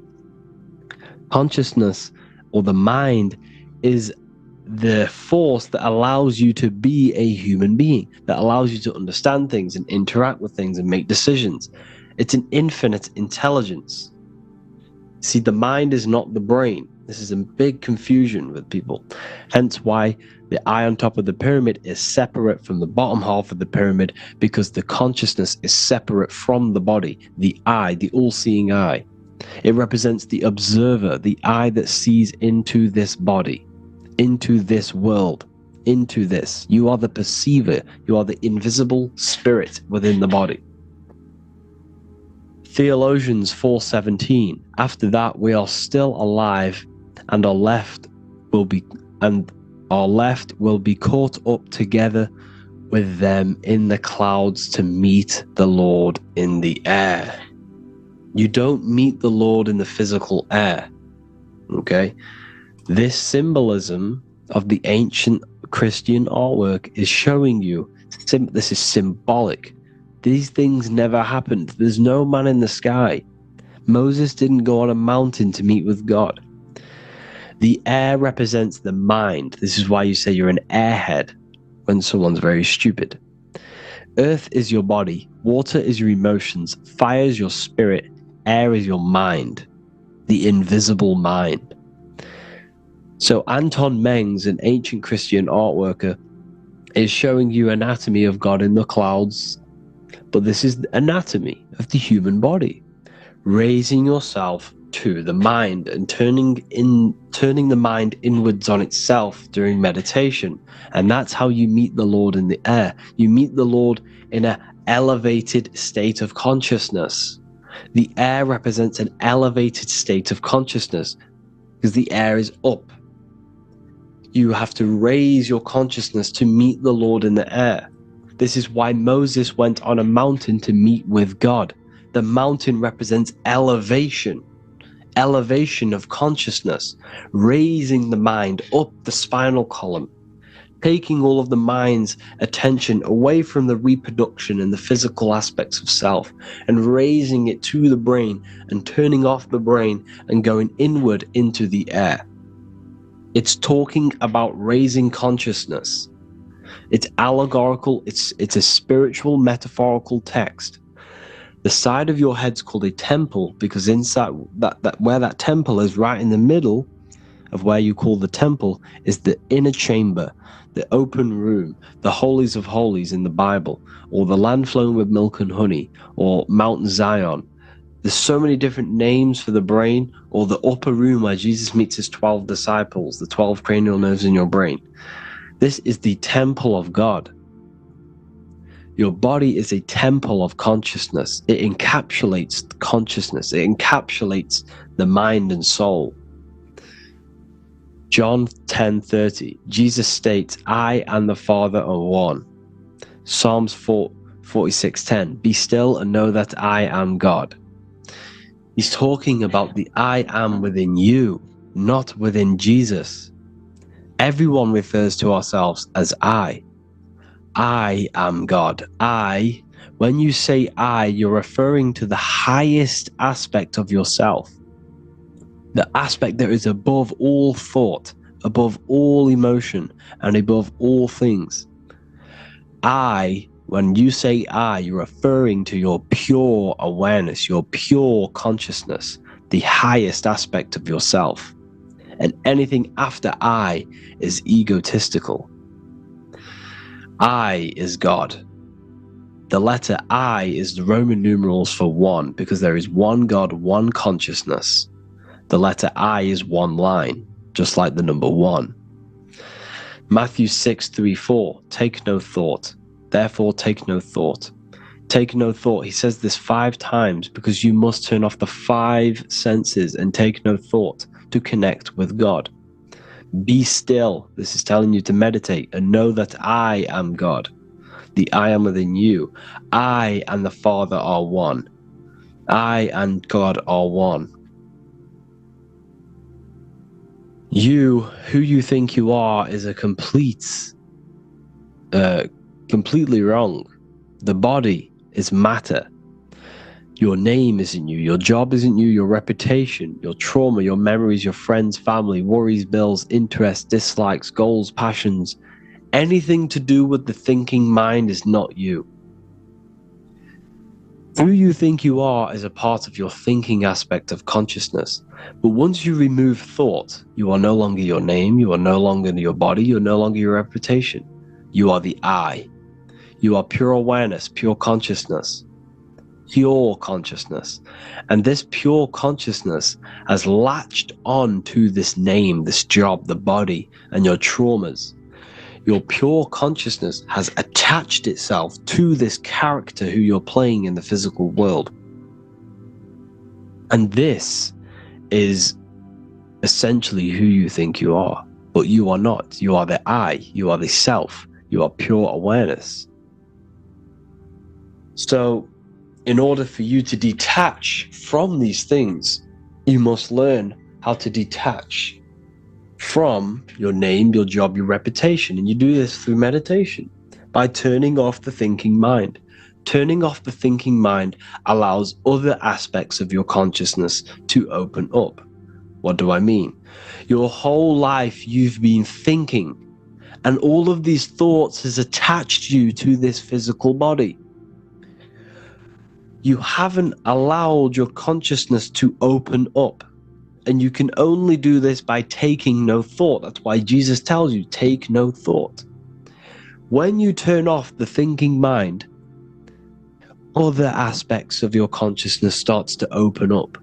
Other aspects of your being can open up. And this is how you astral project. This is how you do all these mystical things and things to do with consciousness. It's taking no thought. Imagination, emotions, thought, and memory are all to do with consciousness. These things are not physical. You can't touch thought. You can't touch emotions. You can't touch these things because they are not a physical thing.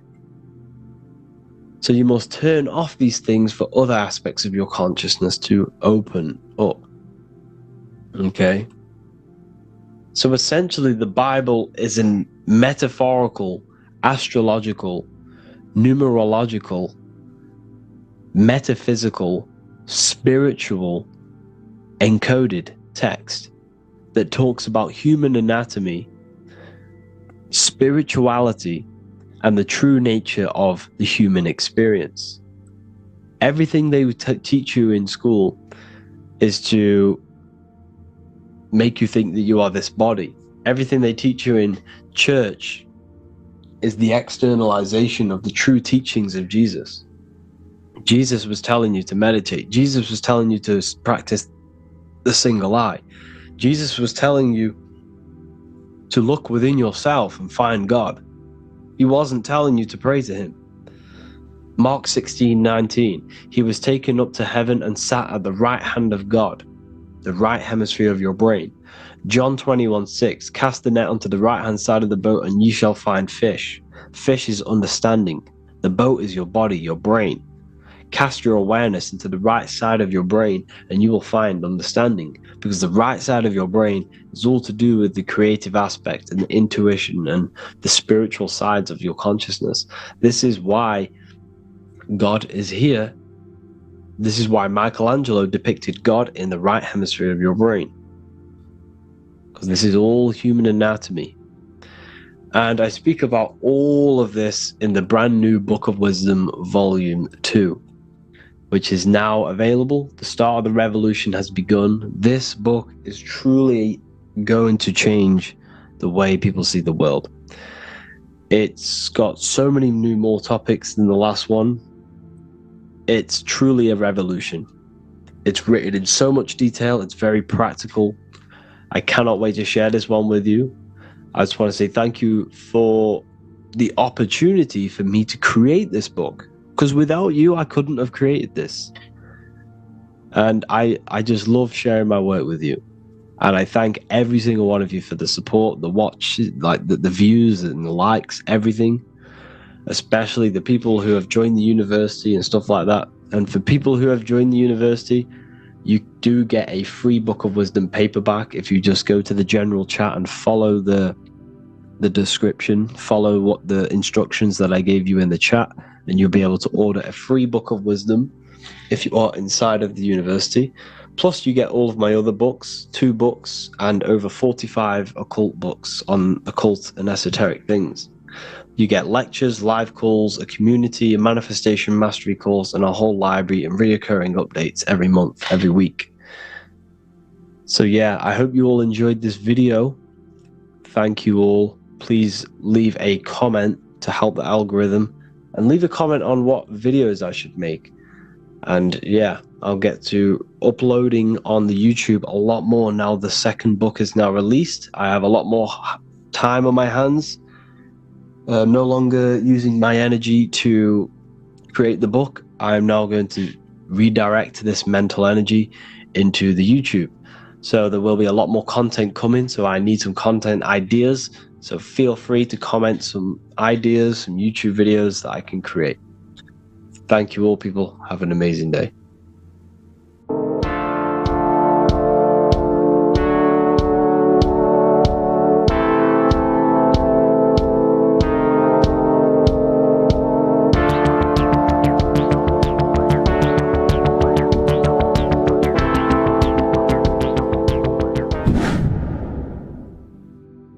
What is good, people? It's Revival of Wisdom. I hope you're all doing well. And this video is how to raise your holy oil or your kundalini. Let's get straight into this. So this is a monthly cycle. Every month, when the moon is in your zodiac sign, this oil is released. Now, the moon is in control of monthly cycles. For women, it's the menstrual cycle, and as well, this holy oil cycle. The moon changes sign every 2.5 days and passes through the zodiac signs in 27 days. So the moon tells the day, the sun tells the time, the stars tell the month. This reality is a massive clock, if you like to say. It's a cycle. Okay? The moon controls the night, emotions, water, fluids, and the mind. Okay? So this oil is produced in the claustrum. It's produced in the claustrum, which is here, right? This is where you get Santa Claus from. Now, the claustrum is at the center of the brain, and it is next to the pineal gland and the pituitary gland.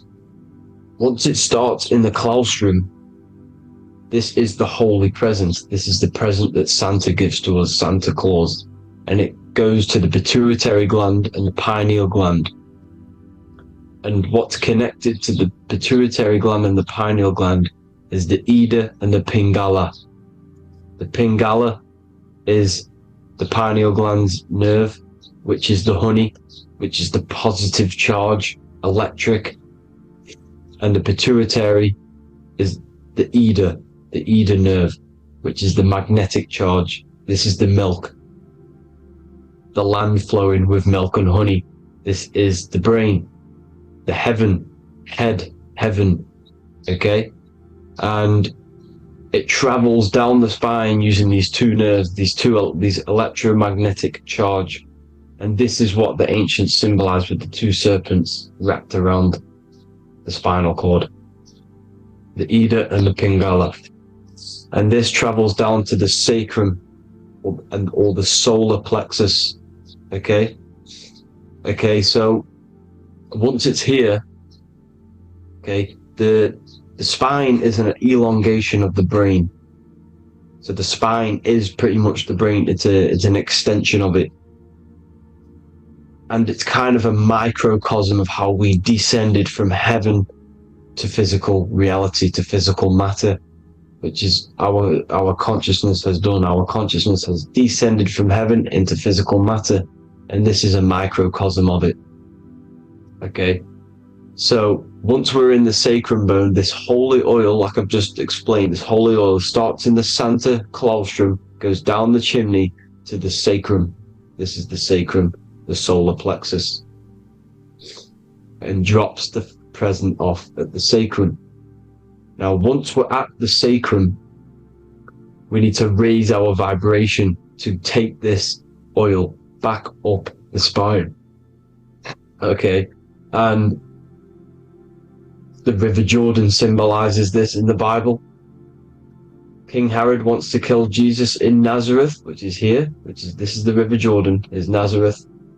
He goes to be born in Bethlehem and then goes back up to Nazareth, to Joseph and Mary.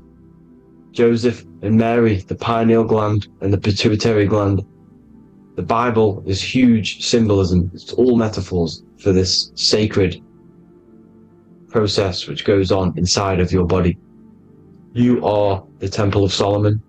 You are the Holy Land. The Holy Land is your brain. Once this oil is at the sacrum, you need to raise your vibration in order to take it back up. Once this oil has gone back up to the pineal gland, it activates the crystals which are wrapped around your pineal gland.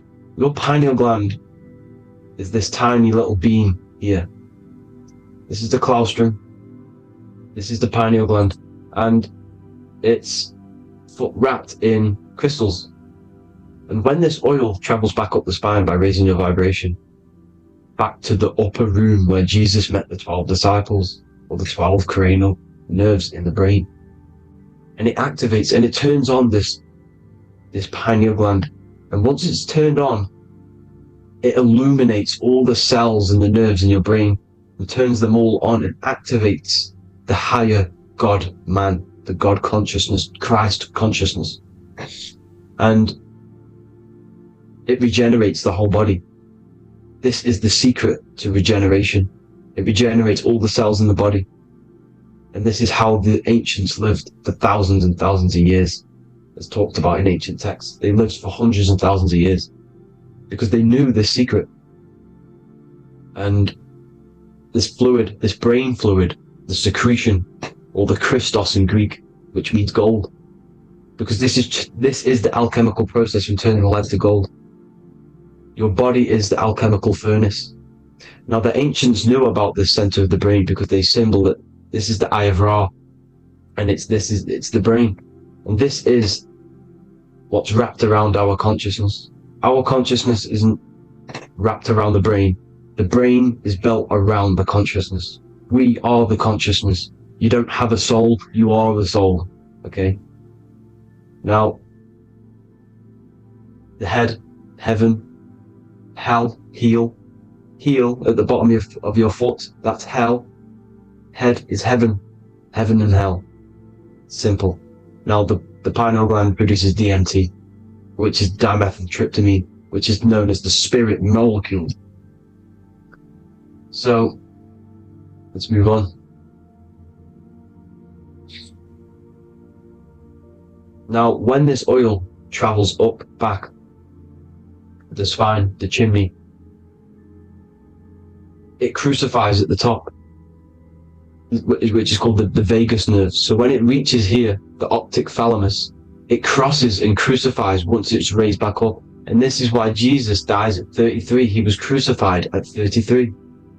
Because you have 33 vertebrae on the back of your spine. And then it's crucified by the cross of the vagus nerve. When this oil crosses the vagus nerve, this is the crucifixion at 33. And it symbolizes the death of the physical consciousness. You then become spirit.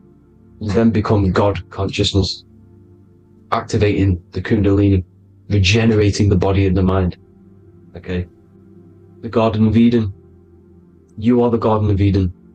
The land of milk and honey is upstairs. The pituitary, which is the milk, the pineal gland, which is the honey, which is DMT. It even says this in the Bible. As he brought us into the place, and he has given us this land, a land flowing with milk and honey, which is also symbolized as the sun and the moon. The Bible also says, the light of the body is the eye, not the eyes, the eye. If therefore thine eye be single, thy whole body shall be full of light. This is the activation of the pineal gland by raising this oil back up to the pineal gland, to the center of the brain. Neither shall they say, see that here, or see there, for behold, the kingdom of God is within you. So he's saying, don't look out there. Nothing is out there. It's all inside of you. Everything's inside of you. You're the universe. Now, how to raise this oil back up to the pineal gland? Every month, like I said. The moon controls this cycle. The moon controls monthly cycles. When the moon is going into your zodiac sign every month, this oil goes down the spine, and you must raise your frequency to get it back up. You must retain your seed. This is the most important. Your fluid, your secret, your holy fluid, your life force. You can't let that go. That life force is the reason you're alive. This holy oil is the reason you're alive, because it feeds all of the systems in your body. It feeds all the systems in your body. You have to retain your seed. Alkaline diet, positive thinking, and meditation. Okay? When you retain your seed, you will live longer. The moment you release it, you're killing yourself. You're killing a piece of yourself every time you release your seed. Every single time. You're killing a part of yourself. Okay? Now, this could be why this could be the illumination, the single eye on the Illuminati's symbol, the Freemasonic symbol, the illuminated eye, the triangle, which could symbolize the body, mind, and spirit, but the eye illuminated. Now, in the Bible, it talks about the two trees, the tree of knowledge and the tree of life. The tree of knowledge is the tree of good and evil, which is the most important system in your body, which is the nervous system. The nervous system, the most important. The tree of good and evil. And the tree of life, which is the cardiovascular system. Now, this oil, when it's released every month, feeds these two systems, and these two systems feed everything. Now, it's important you understand that. Okay? The ancients knew all of this knowledge. The Bible's telling you this knowledge. But it's in a metaphorical way. You have to understand the context behind it so you can read it properly. Now, eating of the tree of life, which is when it talks about in the Bible, eating from the tree of life is actually symbolizing a bad diet, ejaculation, because you're eating from these two systems. You're killing yourself with a bad diet. You're killing yourself with an ejaculation. Okay? So, that's important to understand. Now, this is Jacob's ladder in the Freemasons. Jacob's ladder, which is the spinal cord, it's the stairway to heaven. And this is Jack and the Beanstalk when he goes up the beanstalk and finds the golden egg in the grey clouds. The grey clouds symbolize the grey matter in your brain. Now, the Garden of Eden talks about the 4 different rivers in Garden of Eden. As we see here, the North Pole map, the ancient North Pole map. Because the center of the earth is the center of the torus field. Everything's the torus field. Atoms are torus fields. Everything's torus fields. You are the universe. Everything is within you. The North Pole is your spinal cord. This is why they say Santa Claustrum comes from the North Pole. This is the North Pole. And the Santa Claustrum is the center of your brain. Now, there's 4 rivers which come from the Garden of Eden. Is the blood, the Christ oil, which is the oil we're talking about, urine, and saliva. These are the 4 sacred oil, 4 sacred fluids in your body. And these are constantly abused in today's society. These secret societies are targeting these fluids. Okay? This is why porn is free. They sexualize society through Disney. Go and look at some of the Disney movies. There's so many subliminal messages which sexualize these children because they want you sexualized, so you release your seed, which is one of the holy fluids in your body, especially your semen, your sexual energy. So important you retain this. So important, because it's your life force. It keeps you alive. Okay? Now, let's recap on this. If you want to raise your oil every month, you can't just retain your seed for the month. You have to retain your seed forever. Don't just do it for a couple of days. You have to do it. It's a lifestyle. You want to become God consciousness, you got to do what it takes. It's hard in this society because this society is made around, it's designed to kill you pretty much. It's designed to keep you in these lower states of consciousness with all the bad food, the chemicals in the food, the chemicals in the water, the sexualized TV programs, sexualized adverts, sexualized TikTok and apps, videos, subliminally stimulating you, because that is your weakness, sex. It's your weakness. Now, you have to retain your seed, meditation, and an alkaline diet. Why alkaline? Because acidic is low vibrational. This is the color spectrum. And what's the highest vibrational color? Violet. It's the lowest, red.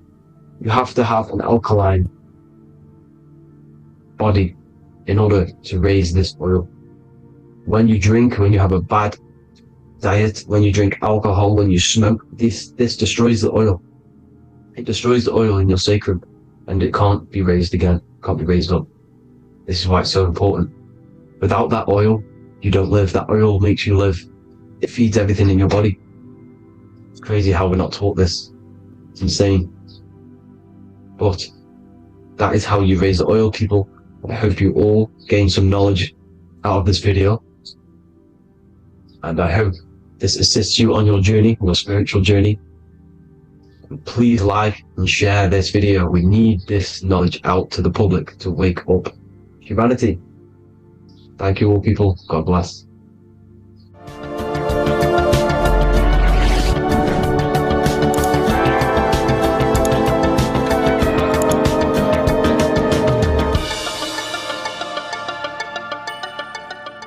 Welcome to Revival of Wisdom.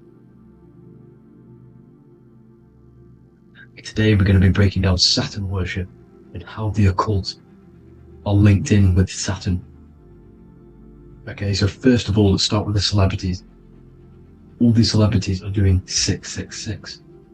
Okay, covering the one eye, which also symbolizes the all-seeing eye, which is another occult symbol. But we're focusing on the 666, the 6 with the 3 fingers. Also, we have CERN with the 666 within their logo. Also Disney, okay, as you can see here, 666 within their logo. Pepsi, Coca-Cola, and even Cadbury's. Monster Energy with the 666 in Hebrew numerals. Unleash the beast. So what is 666 to do with Saturn? Because on Saturn, there is on their north pole of Saturn, there is a 6-sided hexagon, okay? So Saturday is named after Saturn Day, the 6th planet.